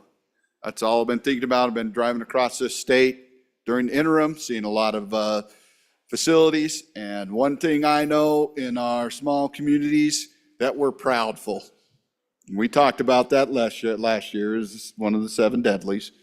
And pride is huge. And so we hold on to things, and we don't fix it because we put money in different other budgets, and sometimes they just go right down. So I'm asking $1 million to go from the general fund into the Wyoming Business Council for these rodeo grounds to be, that towns can ask for a grant and try to get a grant to fix up their rodeo arena and help them out a little bit with some economic development. Because we know not just these facilities house our rodeo events, but they house a lot of the music events as well. We do a lot of things for them. I know in my community, we use them for like a lot of Special Olympics rodeos. It's fun as heck. So vote for rodeo. Thank you. Representative Yin.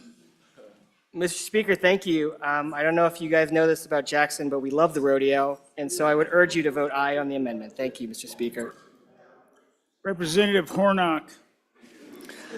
Thank you, Mr. Speaker. Question for the bringer, and that is, this seems very specific. Do you have a very specific project in mind for a certain area of the state? And then my second comment on this is typically as you go around the state and go to fairs and rodeos throughout the summer, you see these things called porta potties, right? They set those things up all over the place. And that is usually how they fix the overflow problem at these things. $1 million will get you probably a lot of porta potties. So just curious about that. Representative Rodriguez Williams. Thank you, Mr. Speaker. On and against the amendment, line 10, it says public rodeo arenas or public fairgrounds. So we're hearing rodeo, but what is it? We're using the money for fairgrounds or for rodeo arenas? Representative Swanitzer Dan. Hey, thank you, Mr. Speaker. Probably rodeo arenas on our fairgrounds. And this is for everyone, right? We all have a county fair in our town. And I was just thinking, this is probably the first time since 2008 I have not seen an appropriation for rodeo in the budget. Those of you who've been here around a long time, we had a certain legislator started putting $50,000 for the rodeo team at our university over the hill, and we've kind of kept up that tradition of always having a rodeo thing in the budget. So I think it's super exciting to put rodeo back in the budget. As we all know, the world needs more cowboys, and cowboys need more rodeo grounds. All right.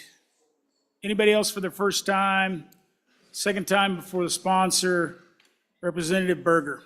No specific project in mind. It's just for, like it says, it's for any city, town, county, political subdivisions that need to fix their rodeo grounds. And, you know, it doesn't have to go to any restroom improvements. You can use those porta potties, and they're great to sit down and have that Smurf juice splash up on you. So anyways, there's a lot of,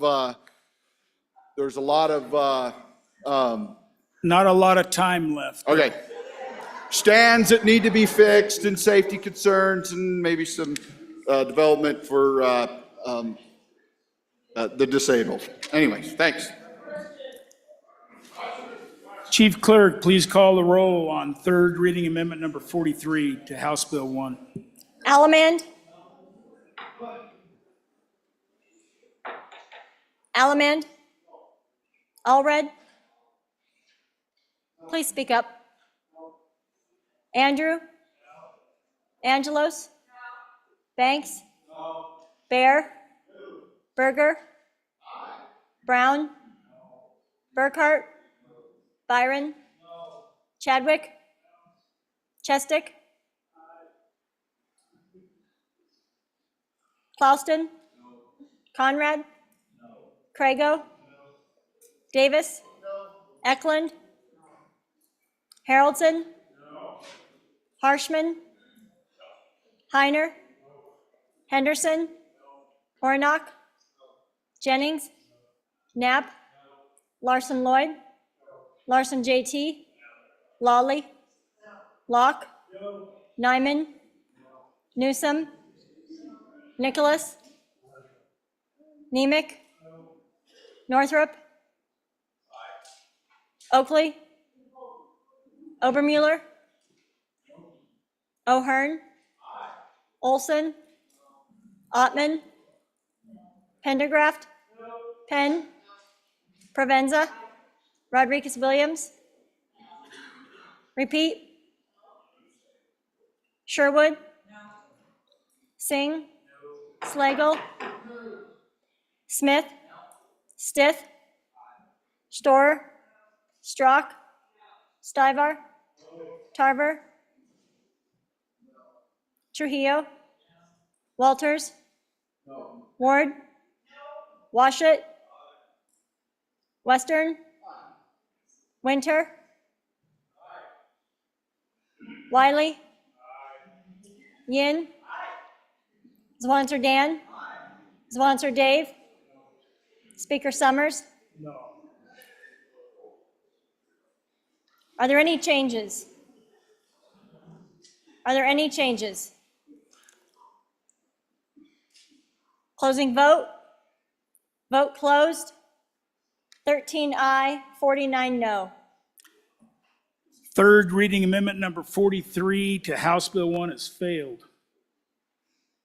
The next amendment for our consideration is third reading amendment number 44. Representative Hornock. Mr. Speaker, the hour is getting late. I'll withdraw Amendment 44. Yay. Third reading amendment number 44 has been withdrawn. The next amendment for our consideration is third reading amendment number 45. Representative Larson JT. Thank you, Mr. Speaker. I move third reading amendment number 45 to House Bill 1 and ask for your favorable consideration. Members, this just takes out some of the language in the bill that requires these projects to be for closed school facilities, and it opens it up to all of our communities for projects that need community centers. So I encourage you to vote aye. All right. All those in favor of third reading amendment number 45 signify by saying aye. Aye. All those opposed? No. Third reading amendment number 45 has passed, been adopted.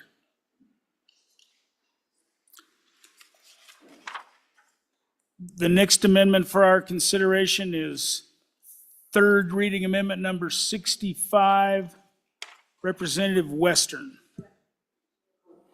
Oh, corrected. I've got to find that. All right, corrected. Please go ahead. Thank you, Mr. Chairman. I move third reading amendment number 65 to House Bill 1, and I ask for favorable consideration. Okay, folks, so what this really does is obviously it goes back into prior appropriations. The story is that the language that was currently in there was too restrictive for the intended purpose, and this kind of makes it able for some of these towns, specifically some of the ones in my district, to apply for some of this money for some of these municipal projects. So if there are any questions, I'd be happy to answer them. All right. All those in favor of third reading amendment number 65 signify by saying aye. Aye. All those opposed? No. Third reading amendment number 65 has failed.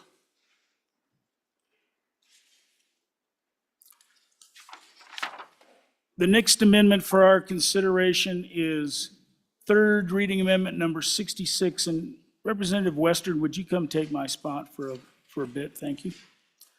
And that would be for Representative Slagle. So, thank you.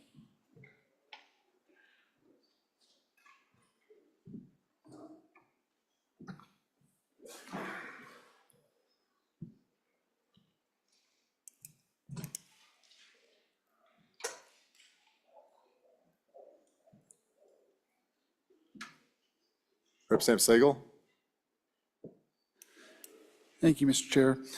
I move third reading Amendment 66 to House Bill 1.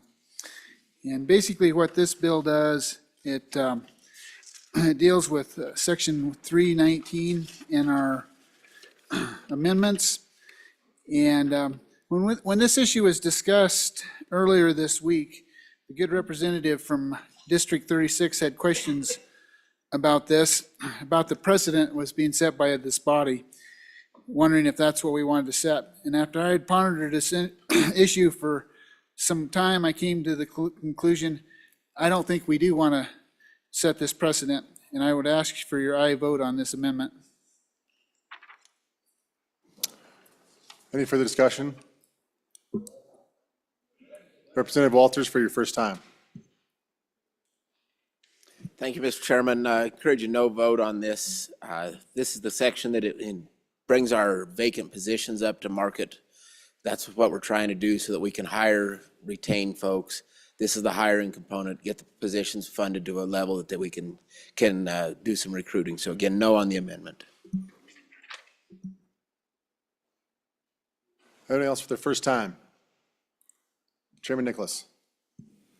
So just to make this a little simpler, we have these vacant positions, but we didn't fund them with our pay raises that we gave to all of that this body gave last year and the year before. That means that now to fill those vacant positions, those positions are below market value. So you can, now, if we don't do this, then the agency can't go out and hire at the increased rate comparable to what the other people just got their pay raises for. So it'd be non-competitive. So the whole point of this is to make sure that you can pay enough to hire positions that are comparable to the position description that we just got done reviewing. And so it's actually quite important that we do this. So on and against.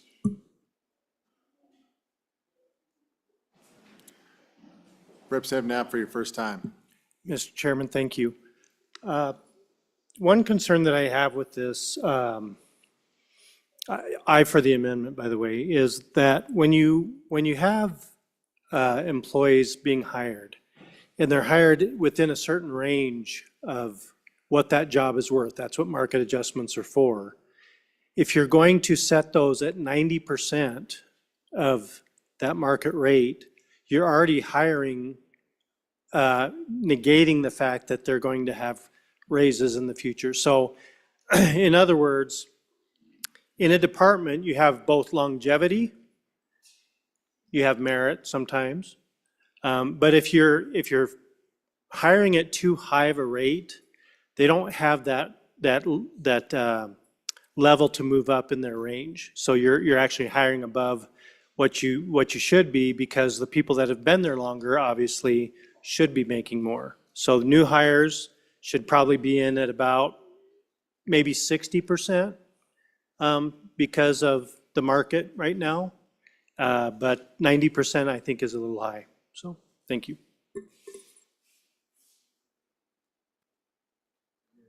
Any other member for their first time?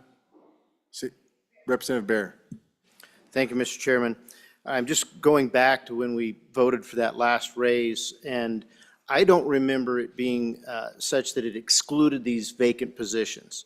So that means that in my mind, if I'm wrong, please have an appropriator get up and tell me, but we approved a raise for these positions as well as the filled positions. So if that's true, then the departments took those raises on the unfilled positions and applied them to filled positions or some other source. So if that's the case, by giving these raises now on these unfilled positions, are we encouraging more of that behavior that we had in the previous go-around on raises?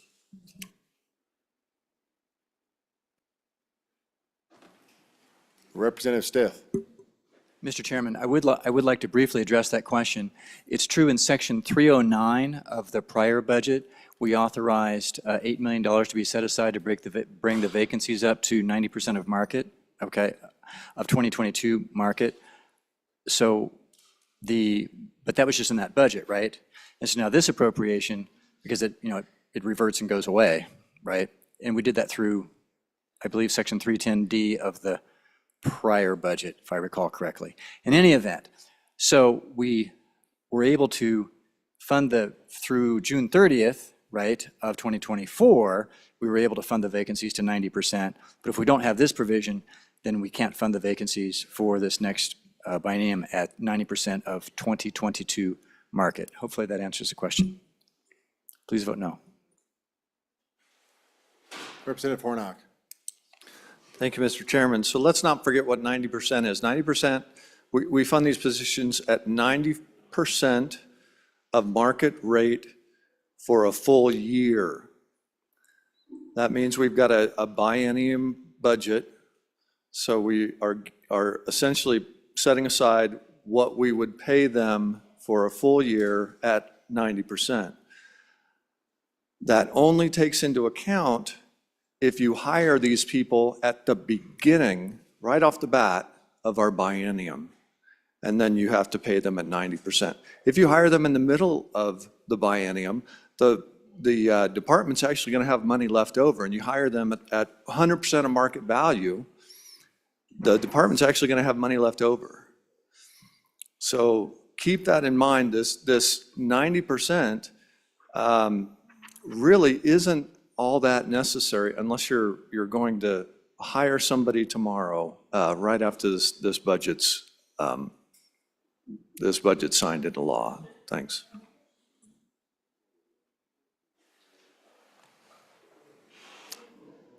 Representative Washit. Thank you, Mr. Chairman. My take on this going the opposite direction. 90% of the 2022 market, is that anywhere close enough to land quality employees today?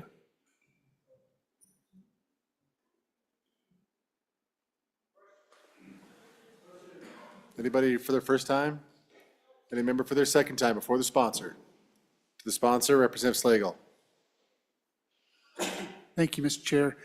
I think if I remember right, the representative from the southern part of our state who's on appropriations said this will be funding to the current cycle, not the 22. So 90% would be more than sufficient, like the other representative said, if we don't hire right at the first. So I would vote for, or urge an aye vote on this amendment. Thank you. No further discussion, Chief Clerk? Or actually, no, this is not appropriation. All those in favor of third reading amendment number 66, say aye. Aye. All those opposed, say no. No. Third reading amendment number 66.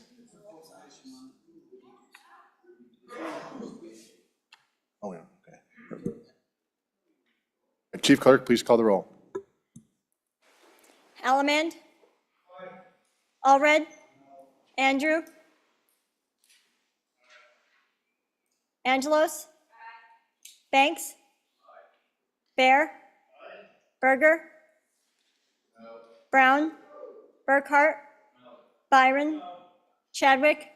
Chestick? Clauston? Conrad? Crago? Davis? Eklund? Haroldson? Harshman? Heiner? Henderson? Hornock? Jennings? Knapp? Larson Lloyd? Larson JT? Lawley? Locke? Nyman? Newsom? Nicholas? Nemec? Northrup? Oakley? Obermuller? O'Hearn? Olson? Ottman? Pendergraft? Penn? Provenza? Rodriguez Williams? Sherwood? Singh? Slagle? Smith? Stith? Storer? Strock? Stivar? Tarver? Trujillo? Walters? Ward?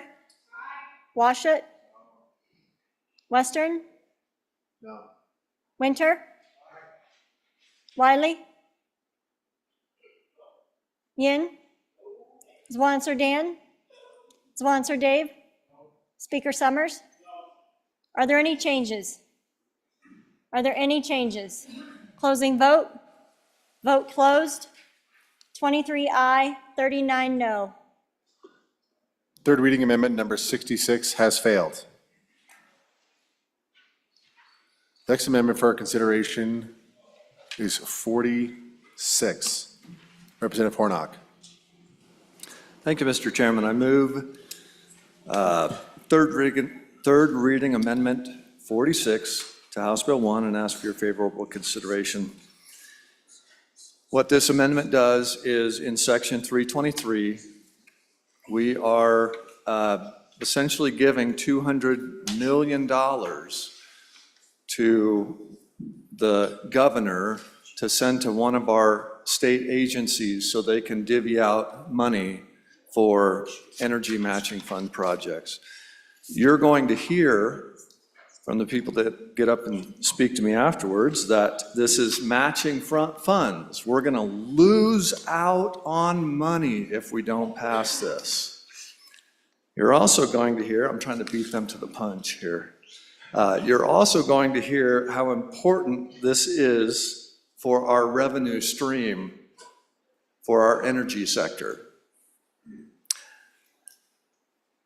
The reason why I want to do this and just cut the funds in half is because it is the duty of this body to appropriate funds. So far in the last couple of years, there have been hundreds of millions of dollars sent through our chief executive's office to fund projects. Do you guys know what those projects are? Are you aware of them? Are you aware of where that money's going? We have state agencies that are funded way less than this, and we get a book from them every year that's this thick telling us where every dollar is that state agency uses. This state agency that deals with the Energy Authority does not tell us where that money has gone so far. Hundreds of millions of dollars. So listen for the buzzwords. We're going to lose money if you guys vote for this, but I would beg to differ. Thank you. Any other member for their first time? Representative Larson. Thank you, Mr. Chairman. I get a little concerned sometimes when we make accusations about an agency that suggest that they're not being transparent and open and hiding how they're distributing these energy matching funds, which just isn't accurate. If any of you or if any of the public would like to go sit down with the agency that's been responsible for doing these energy matching funds today, they can give you, there's a process, it's a public process that goes through to evaluate and then determine how these funds are appropriated. I have great faith in them, and it causes me pause when I hear innuendos that maybe they're being sleight of hand on some of these responsibilities that we give them. I think it's also, we heard the bringer of this amendment say that we're just going to divvy out to all of these energy requests. This $200 million, if you'll recall, in the budget was to give the governor access to LSRA funds in the event that there was a large energy project, and we defined that meaning that the state's participation was $50 million.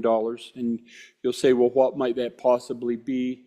And what we've seen in the past was when we was competing for the hydrogen hub with Utah, there was the state, the Beehive State, the Green State, and the state south of it were trying to work together. We weren't successful in doing that, but a lot of the Department of Energy projects that are coming, demonstration projects that are coming out that really allow us to develop the all-in energy strategy that we have would require matching funds. And if the right one came along, the governor would have access to do that. Now, have we given the governor access and authority to use a lot of money over the last couple of years? Yes. Hasn't let me down. Has not shown anything in any of those that would suggest that there's been mischief or misuse. So please defeat this. Any other members for their first time? Chairman Burkhart. Thank you, Mr. Chairman. Just some additional information to what the good member of Appropriations had to say. When we're not here, the governor does need access to money. For these funds, there is a process where they are reviewed extensively. And we the state, the reviewers, deny many projects.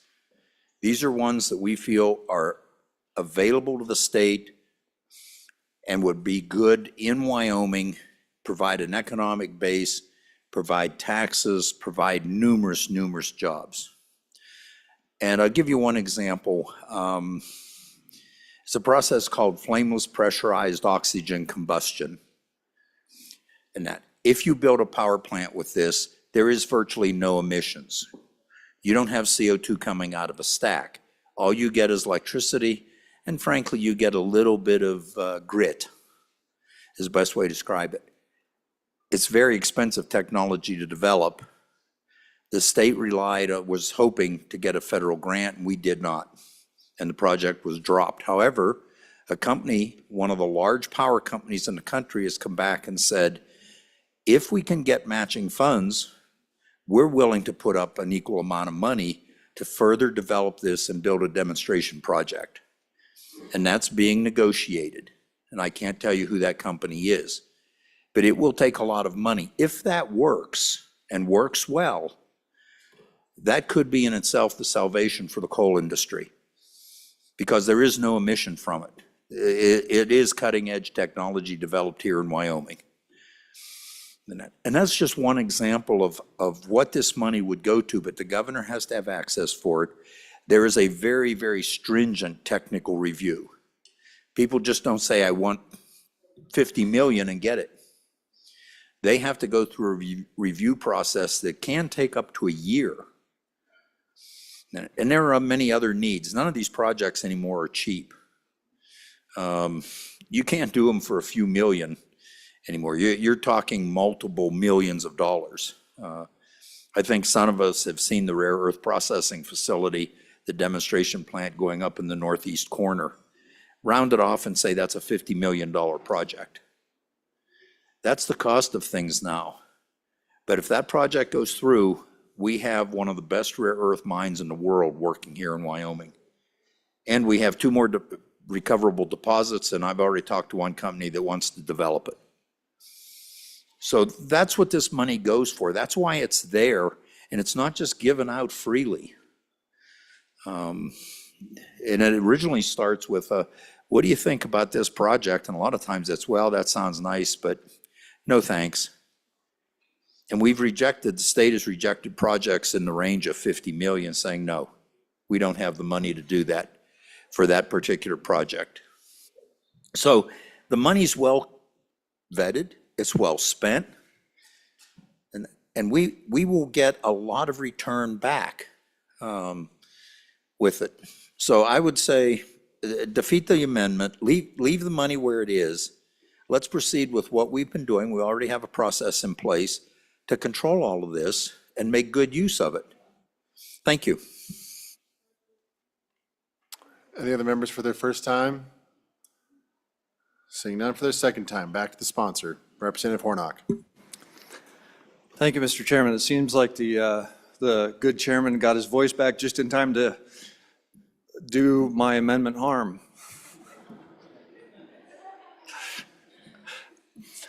It's good to hear from him. But let me just say that I have been working with this department. We've been going back and forth. I've been asking questions. And every time I ask questions or respond, the email from their chief counsel is a little longer than the last one. So we have a duty as a legislative body to appropriate funds. If these projects are worthy, that's something we need to take up and we need to figure out. And I think this is just a lot of money to put into a department, and and we don't know at this point what those, well, there's a couple of people in the room that know at this point what those projects may be. So please, let's make a statement that just kind of says, hey, look, guys, we need to be transparent. We need to be involved in this process, and we need to understand what's going on. Please vote aye on this amendment. Chief Clerk, please call the roll. Allemande? Allred? Andrew? Angelos? Banks? Bear? Berger? Brown? Burkhart? Byron? Chadwick? Chestick? Clauston? Conrad? Crago? Davis? Eklund? Haroldson? Harshman? Heiner? Henderson? Hornock? Jennings? Knapp? Larson Lloyd? Larson JT? Lawley? Locke? Nyman? Newsom? Nicholas? Nemec? Northrup? Oakley? Obermuller? O'Hearn? Olson? Ottman? Ottman? Aye. Pendergraft? Penn? Provenza?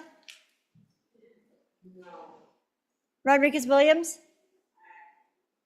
Sherwood? Singh? Slagle? Smith? Stith? Storer? Strock? Stivar? Tarver? Trujillo? Walters? Ward? Washut? Western? Winter? Wiley? Wiley? Yin? Swanser Dan? Swanser Dave? Speaker Summers? Are there any changes? Provenza? No to aye. Further changes? Further changes. Closing vote? Vote closed. 23 aye, 39 no. Third reading amendment number 46 has not been adopted. The next amendment for our consideration is third reading amendment number 76. Representative Stith. Mr. Chairman, members, I move third reading amendment number 76 to House Bill 1 and ask for your favorable consideration. Members, what this does, it relates to the so-called Kelly parcel up in the northwest part of our state. What this does, what this amendment would do, is it would say that as a condition of the sale, that our chief executive would first make a determination that the United States Bureau of Land Management, that its records of decision for the Rock Springs planning area does not select alternative B, B as in Bravo, with respect to rights of way or with respect to oil and gas leasing. So you have in front of you some colored maps. The maps, the first page, it says for the fluid leasing, oil and gas, it has, the first page is alternative A. That's the status quo. And you'll see how relatively open that is. alternative A. And if you turn the page, you'll see how it's mostly red. That is, this federal agency's stated preferred alternative, which would shut down oil and gas in the Rock Springs planning area. The next map is for rights of way. And again, the first page of that is alternative A, which is the status quo. And you'll see it's pretty open. And then if you turn the page to the very back, you'll see alternative B, lots of red. And not just lots of red, but because this federal agency owns the checkerboard area, it would mean, as a practical matter, if alternative B for rights of way were selected, you could never build a pipeline going east-west. You couldn't put in a fiber optic line going east-west. You can't do a road going east-west. It's very threatening. This agency, this federal agency, was rather candid about the economic impact of this preferred alternative. By their own estimates, just in the oil and gas sector, the lost economic output, the lost domestic economic activity is over $1 billion. So that's what this area has to lose. What this amendment says is, effectively, to the federal government, if you want us to play nice in the sandbox with respect to the Kelly parcel, then play nice in the sandbox with us in Southwest Wyoming. So let's imagine that the federal agency dealing with the resource management plan in Southwest Wyoming, let's imagine that it did not play nice. Let's imagine that it actually adopts alternative B. Then the effect of that under this amendment is there would be no sale of the Kelly parcel. So we would get to keep the Kelly parcel, no deal. So this is, to me, it makes a lot of sense. You not only, with this amendment, not only does the state get $100 million to put in the bank, but we make, the state makes an extra $1 billion in economic activity over the next 10 years, or avoids losing $1 billion of economic activity. With that, I'd stand for questions. Members, for your first time. Representative Bear. Thank you, Mr. Chairman. I really, really like this idea. You know, this is thinking outside of the box here, and this is the direction I would love to see us go with this decision that has to be made. The only problem is, this is the big enough decision that it doesn't belong in the budget. So I'm going to make that argument against this particular amendment, although the idea is an excellent one, and we need to bring this in a bill. Unfortunately, I don't know if the time is going to allow that with the things that are going on, but I will say that this is the kind of decision we need to debate in a bill, on and against the. Speaker Summers. Mr. Chairman, thank you. On in support of the amendment and on in support of the idea. We don't have time for a bill with the Rock Springs RMP. It's on a timeline. I think we have a unique opportunity here, and I support this amendment. Everyone else for their first time. Representative Allemand. Thank you, Mr. Speaker. We just have one small problem. I really like this bill, but we have a small problem. We have to auction the land. We could trade it to the federal government. We could do that. But our Constitution says that we have to auction the land, that we can't sell it to the United States government. Representative Slagle for your first time. Thank you, Mr. Chair. I guess I like this idea, but I think technically all that land down there around Rock Springs should be in Wyoming's to begin with. I would say if we exchange it, we exchange the Kelly parcel up there in the north for all of the BLM down in our Rock Springs area. Thank you.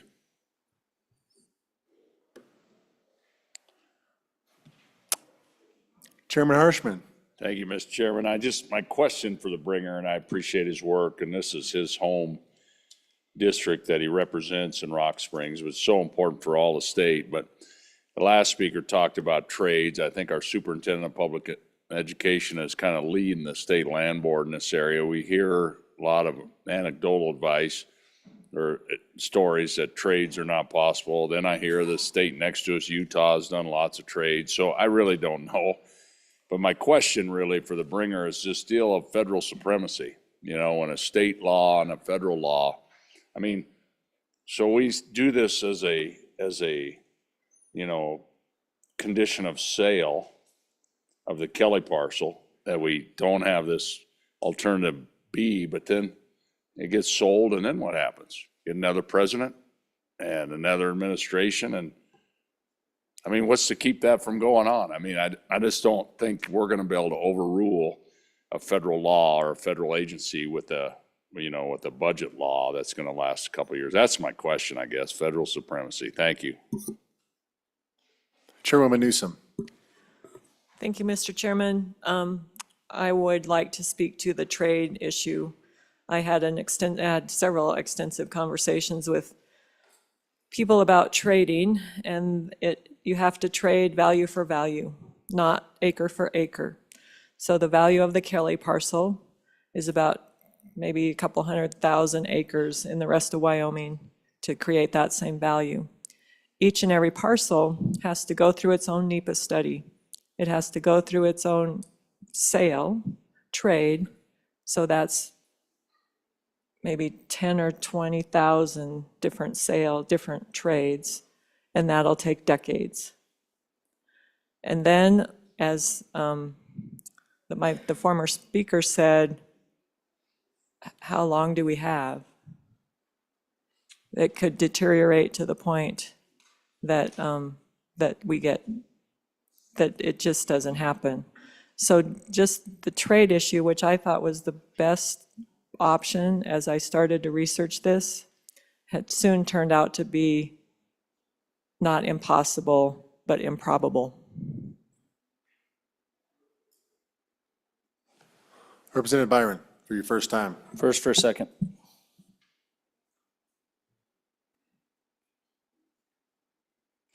Any other member for the first time? Chairman Nicholas. Thank you, Mr. Chairman. So on and against the amendment, ladies and gentlemen.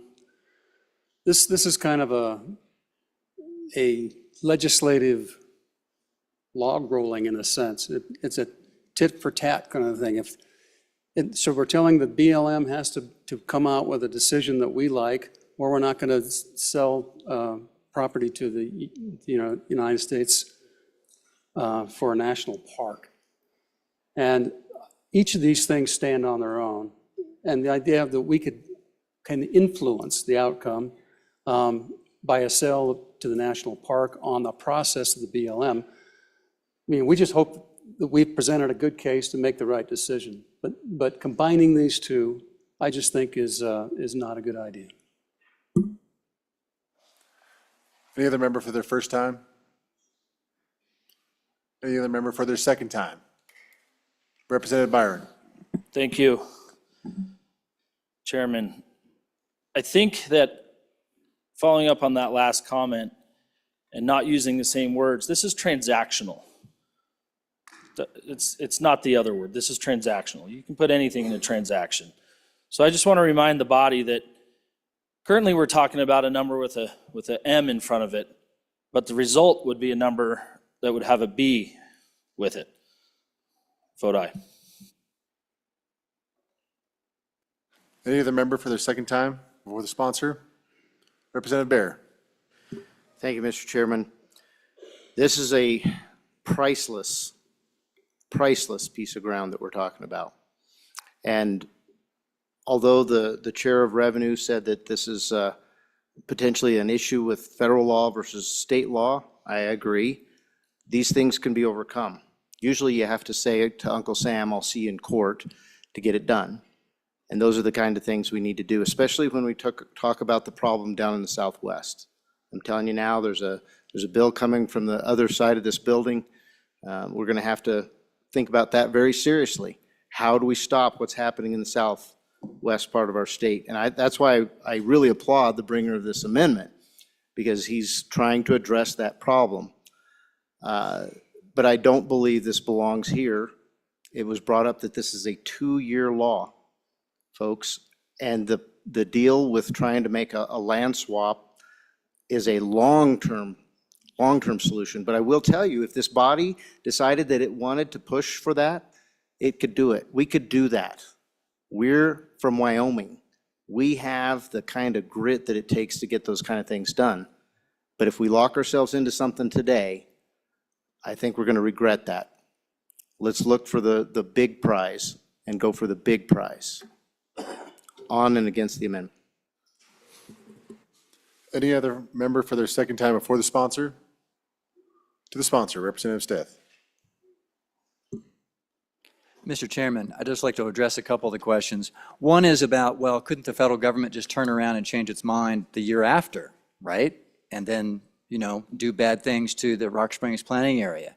And the answer is no, and the reason they can't and won't is because under the Federal Land Policy Management Act, they do a resource management plan approximately every 15 years. The last one was done 25 years ago. So is this a forever solution? Well, as far with respect to the resource management plan goes, you'd get about at least 20 years out of it. And I don't want to predict what might happen 20, 25 years from now. But what I do know is if that federal agency adopts its preferred alternative right now, we lose $1 billion of economic activity in Southwest Wyoming over the next 10 years. Those are their numbers, not numbers that I created or some think tank. That's this agency saying that. The sale of the Kelly parcel is actually in the budget bill already.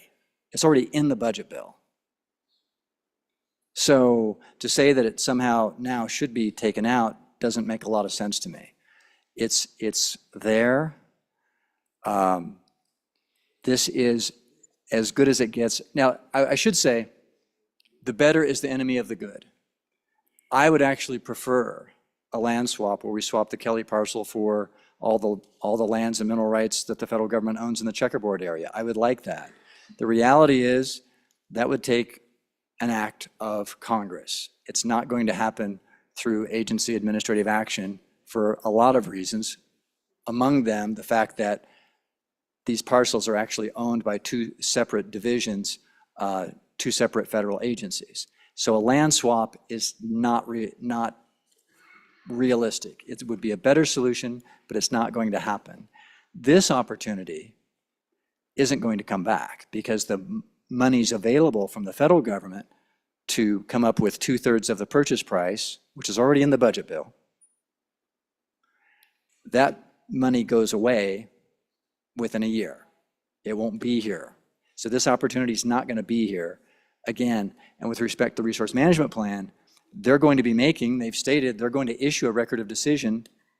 They're going to make the decision this year. So now is the time to make a decision. Please vote aye. Seeing no further discussion, all those in favor of third reading amendment number 76, please say aye. Aye. All those opposed say no. No. Third reading amendment number 76 has been adopted.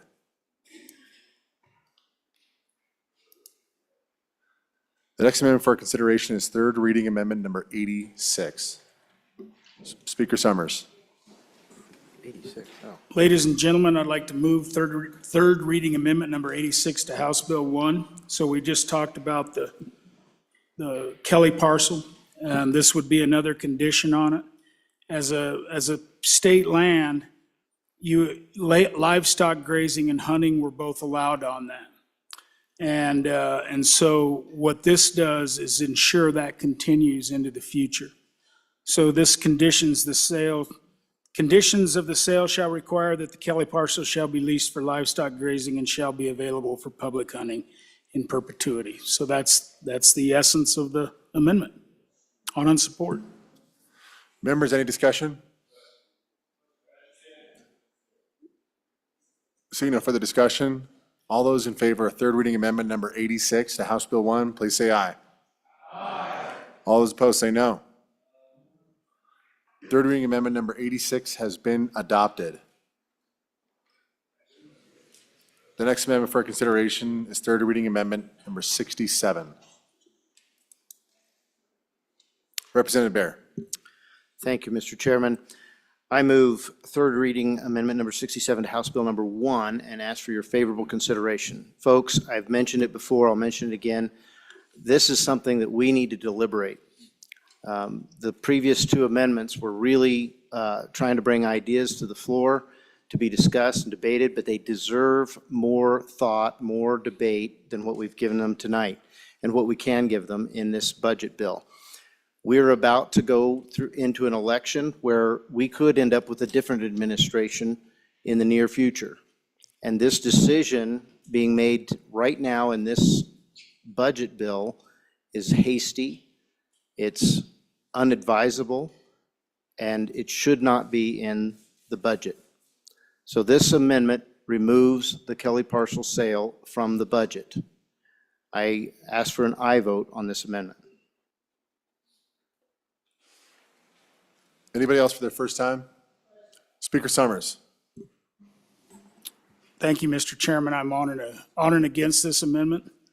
I think for several reasons. We just debated just a little while ago an amendment that really could help Southwest Wyoming. We do not know what presidential elections could occur, but we do know what's written in plain English on the paper. I think we have a unique opportunity to preserve a special place for wildlife, for the people of Wyoming, preserve our traditions on that land with the last amendment, and frankly, preserve our economy in Southwest Wyoming. I just see this as a win-win, on and against the amendment.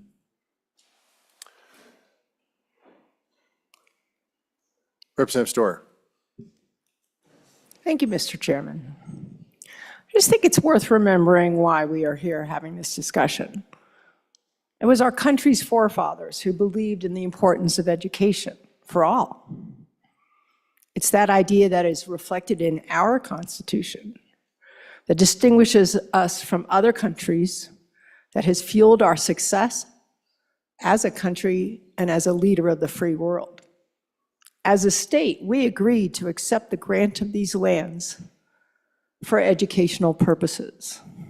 It's that commitment to consider the beneficiaries of the trust first and foremost, what it means to commit to education of our children now and in the future, that should guide our decision. So, as much as all of us, myself included, would like to think this is about something else, our eternal fight over federal management of lands, about taking the culture war to the northwest part of the state, not even about protecting the park's resources. Those are all secondary. It's about education and about why we need to do this. So we are the fiduciaries, which means we should act prudently, not recklessly. It means we should minimize risk. And if possible, we should be as far-sighted as we can. Whether we take this deal matters less today than it does 20 years from now, when we may face tougher challenges on how we fund education. I don't believe there was a financial manager alive that would tell you to keep your $100 million, 100 million eggs all in one basket. This is a great deal for our school kids, even as it asks a great deal of my constituents. But it is a commitment they are willing to make up the difference between the appraised value and the 100 million that the state is asking for. And I think we should do the same, on and against the amendment. Any other member for their first time? Representative Clauston. Thank you, Chair. I really like the work we've done with this so far. I'm on against this amendment because I think what we've done is given our chief executive some options. You know, if he doesn't like what we've done, if he doesn't think it's going to work, when he gets to that part, he can veto it. But we're putting some tools in his toolbox that he can hopefully make some good decisions for Wyoming. Thank you. Representative Hornock for your first time. Thank you, Mr. Chairman. This obviously is an important topic. It obviously is something that will bring in revenue to our state. I think that this amendment is necessary because I, for one, would be willing to come back and discuss this in detail if we had to, if we were called upon to do so. So I think it's that important. I think by passing this amendment, if it becomes that important, then let's have this serious discussion. Thanks.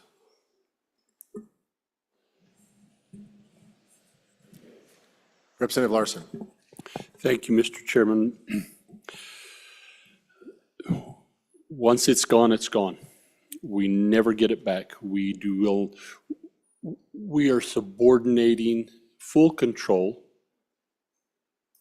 and patting ourselves on the head by saying we're going to keep a little control by allowing hunting and fishing. We want to tell ourselves it's for the children. And don't give me that. We're selling a birthright. If we're going to preserve Wyoming, don't get rid of the land. I'm opposed to this amendment. I mean, I support this amendment of not selling the Kelly parcel. And I know I have the deepest respect for the good representative that talked about the importance of the children. I know that her heart's in the right place, and I know that. But I don't think that this is about the children. I think this is about giving that land to the Park Service, and I just am opposed to it. Any other member for their first time? Representative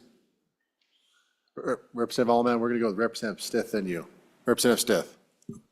Mr. Chairman, on and against this amendment, to state the obvious, I know it's getting late, but if you vote aye on this amendment, you're undoing what we just did in the prior two amendments.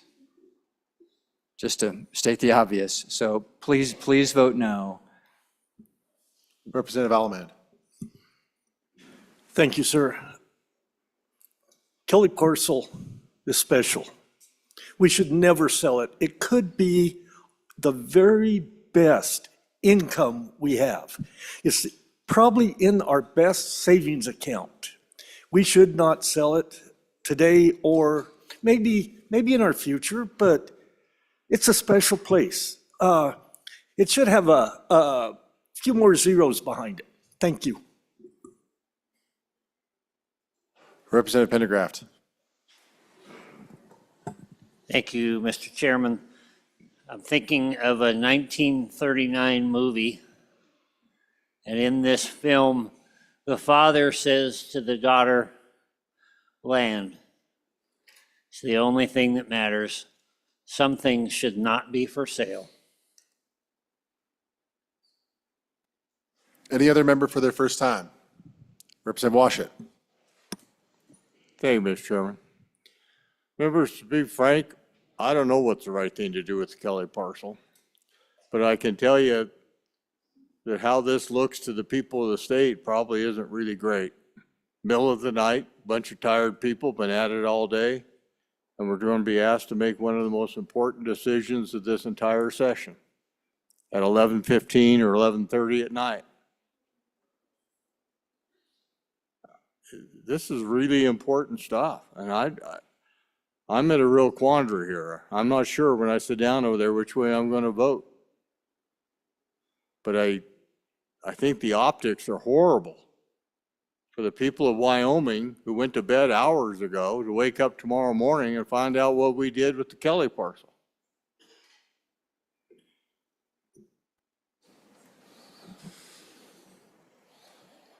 Representative Andrew for your first time.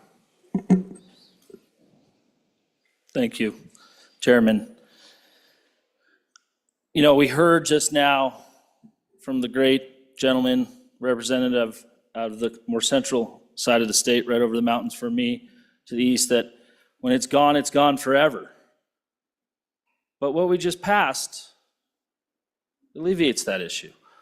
When it's gone, it exists in perpetuity for a very long time. longer than any of us will be standing in Wyoming.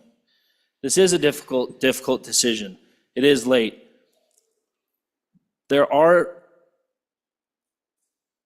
an office outside of this building that spent an entire fall crisscrossing this state and got nearly 10,000 of your constituents to say this is the right thing to do. That's why they're up watching right now. That's why they think this is an important decision. Please vote no. Any other member for their first time? Representative Obermuller. Thank you, Mr. Chairman. I know I'm not going to change anybody's mind about how they're going to do this, but I thought I'd express my own thoughts. Every morning we make our Pledge of Allegiance to the United States of America. You know, that I stood on that land during a committee meeting over in Jackson this summer, so I had a chance to stand on that property to see its place in that beautiful national park. And so my decision is based on a belief that it should be part of the park, that I'm an American first, a Wyoming citizen second. And so I've been voting for these conditions because I think that is a good approach. But at the end of the day, that piece of ground belongs in the park.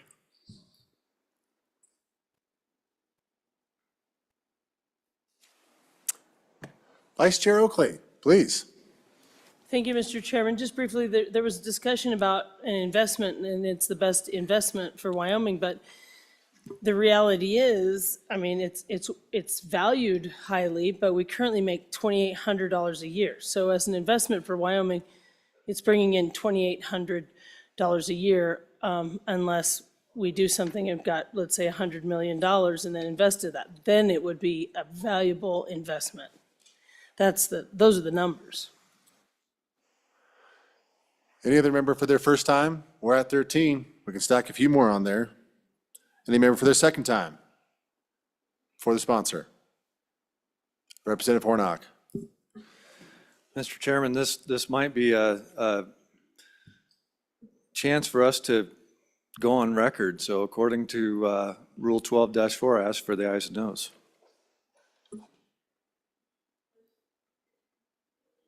Any other member for their second time? For the sponsor. Is there 2 seconds? Anyone else for the second time for the sponsor? Representative Alleman, would you like to speak? Representative Bear. Thank you, Mr. Chairman. It is getting late, but folks, this is this heavy of a decision. We're going to be on record as being potentially the last legislature to deal with the Kelly parcel. Your decision tonight is that important. If you make the right decision, what I believe is the right decision, we'll have opportunity to make that decision in the future. The previous, the vice chair of revenue just said that, you know, it's only bringing in $2,800 a year. That's true. But what was this property worth 5 years ago, 10 years ago, 20 years ago? And what's it going to be worth? It's no different than the corpus that we keep putting the severance tax into of that permanent mineral trust fund. This thing is growing leaps and bounds, and it is a precious thing that we will not be able to generate again. It's a one-time deal. Please vote aye. Chief Clerk, please call the roll. Allemand? Allred? Andrew? Angelos? Banks? Bear? Berger? Brown? Burkhart? Byron? Chadwick? Chestick? Clauston? Conrad? Crago? Davis? Eklund? Haroldson? Harshman? Heiner? Henderson? Hornock? Jennings? Knapp? Larson Lloyd? Larson JT? Lawley? Locke? Nyman? Newsom? Nicholas? Nemec? Northrup? Oakley? Obermuller? O'Hearn? Olson? Ottman? Pendergraft? Penn? Provenza? Rodriguez Williams? Sherwood? Singh? Slagle? Smith? Stith? Storer? Strock? Stivar? Tarver? Trujillo? Walters? Ward? Washit? Western? Winter? Wiley? Yin? Zwanzer Dan? Zwanzer Dave? Speaker Summers? Are there any changes? Are there any changes? Closing vote. Vote closed. 28 aye, 34 no. Third reading amendment number 67 has not been adopted.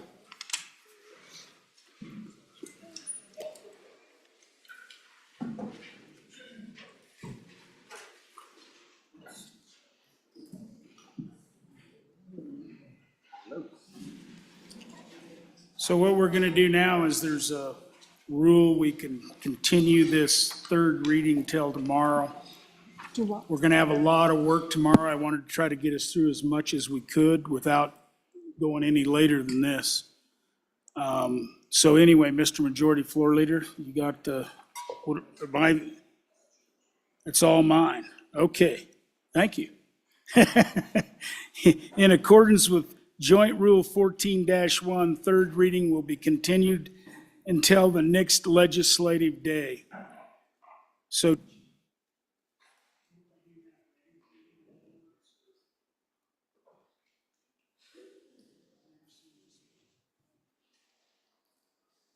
I'm just going to assume that we recess until the next day, but anybody know? Because I don't. Just a second, I'll find out from the staff what the rest of it is. Well, what's that? Yeah, let's do some committee reports while we're finding this out. I don't know whether we recess or adjourn. I would assume we adjourn, but it is an adjourn, right? Okay.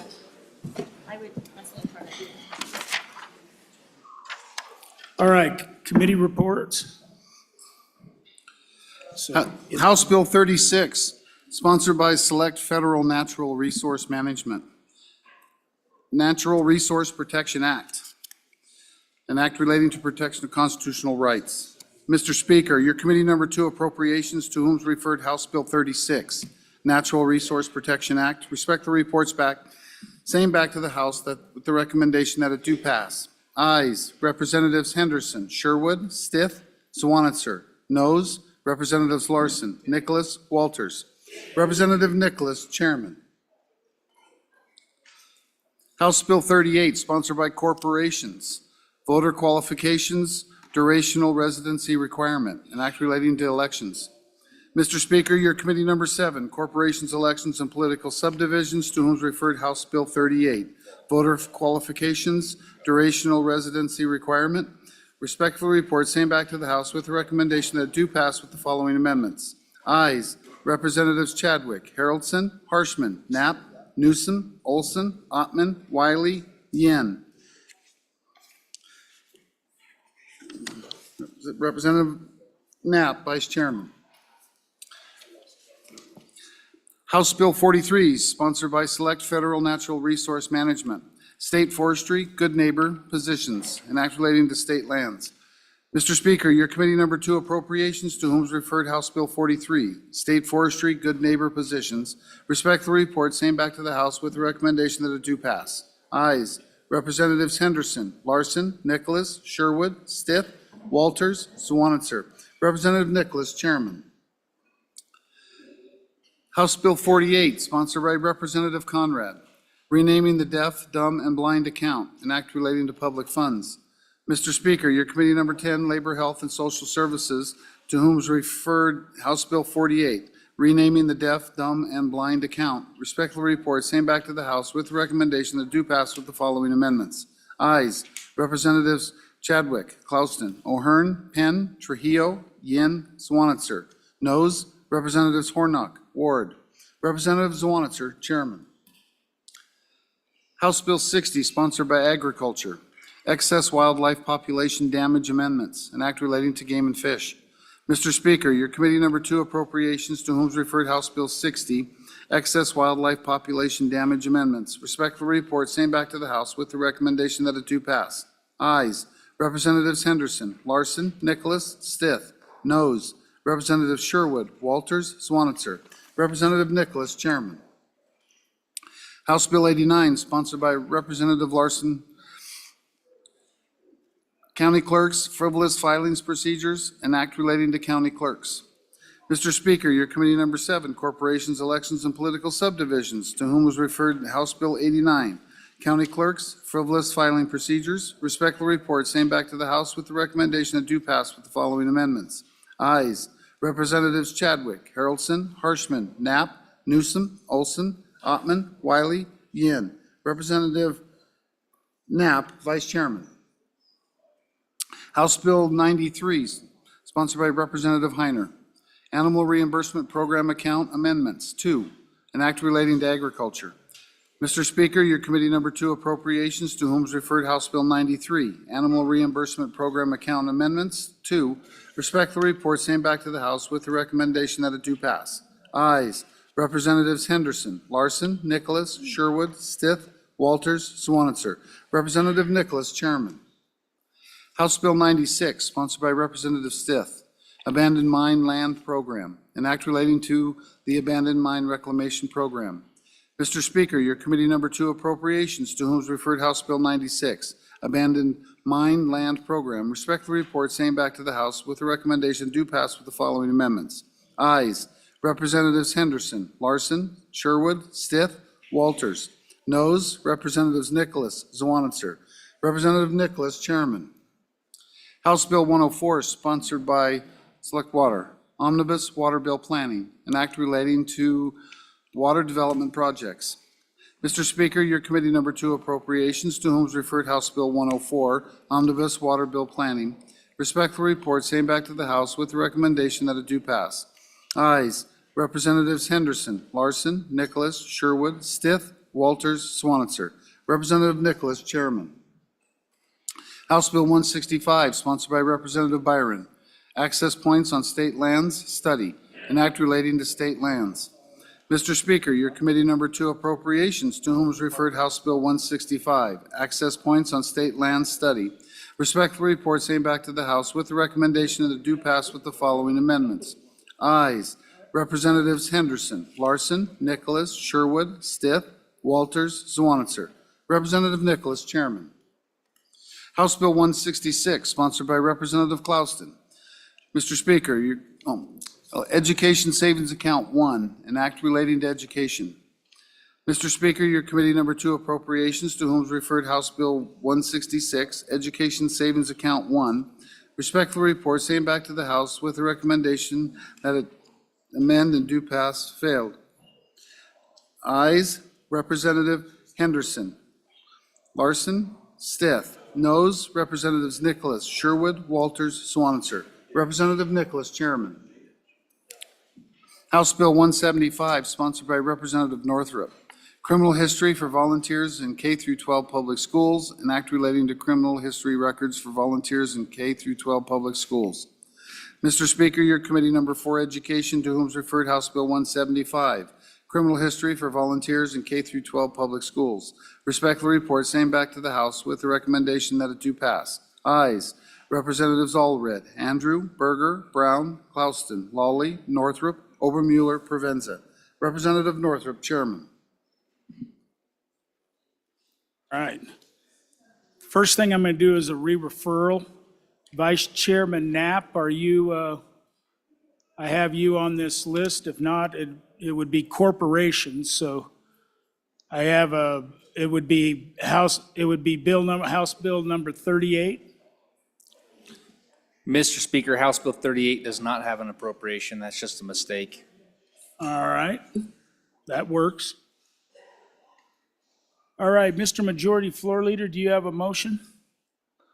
I do, Mr. Speaker, thank you.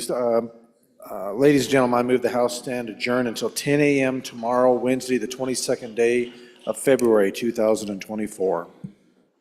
Committee announcements, Chairman Brown.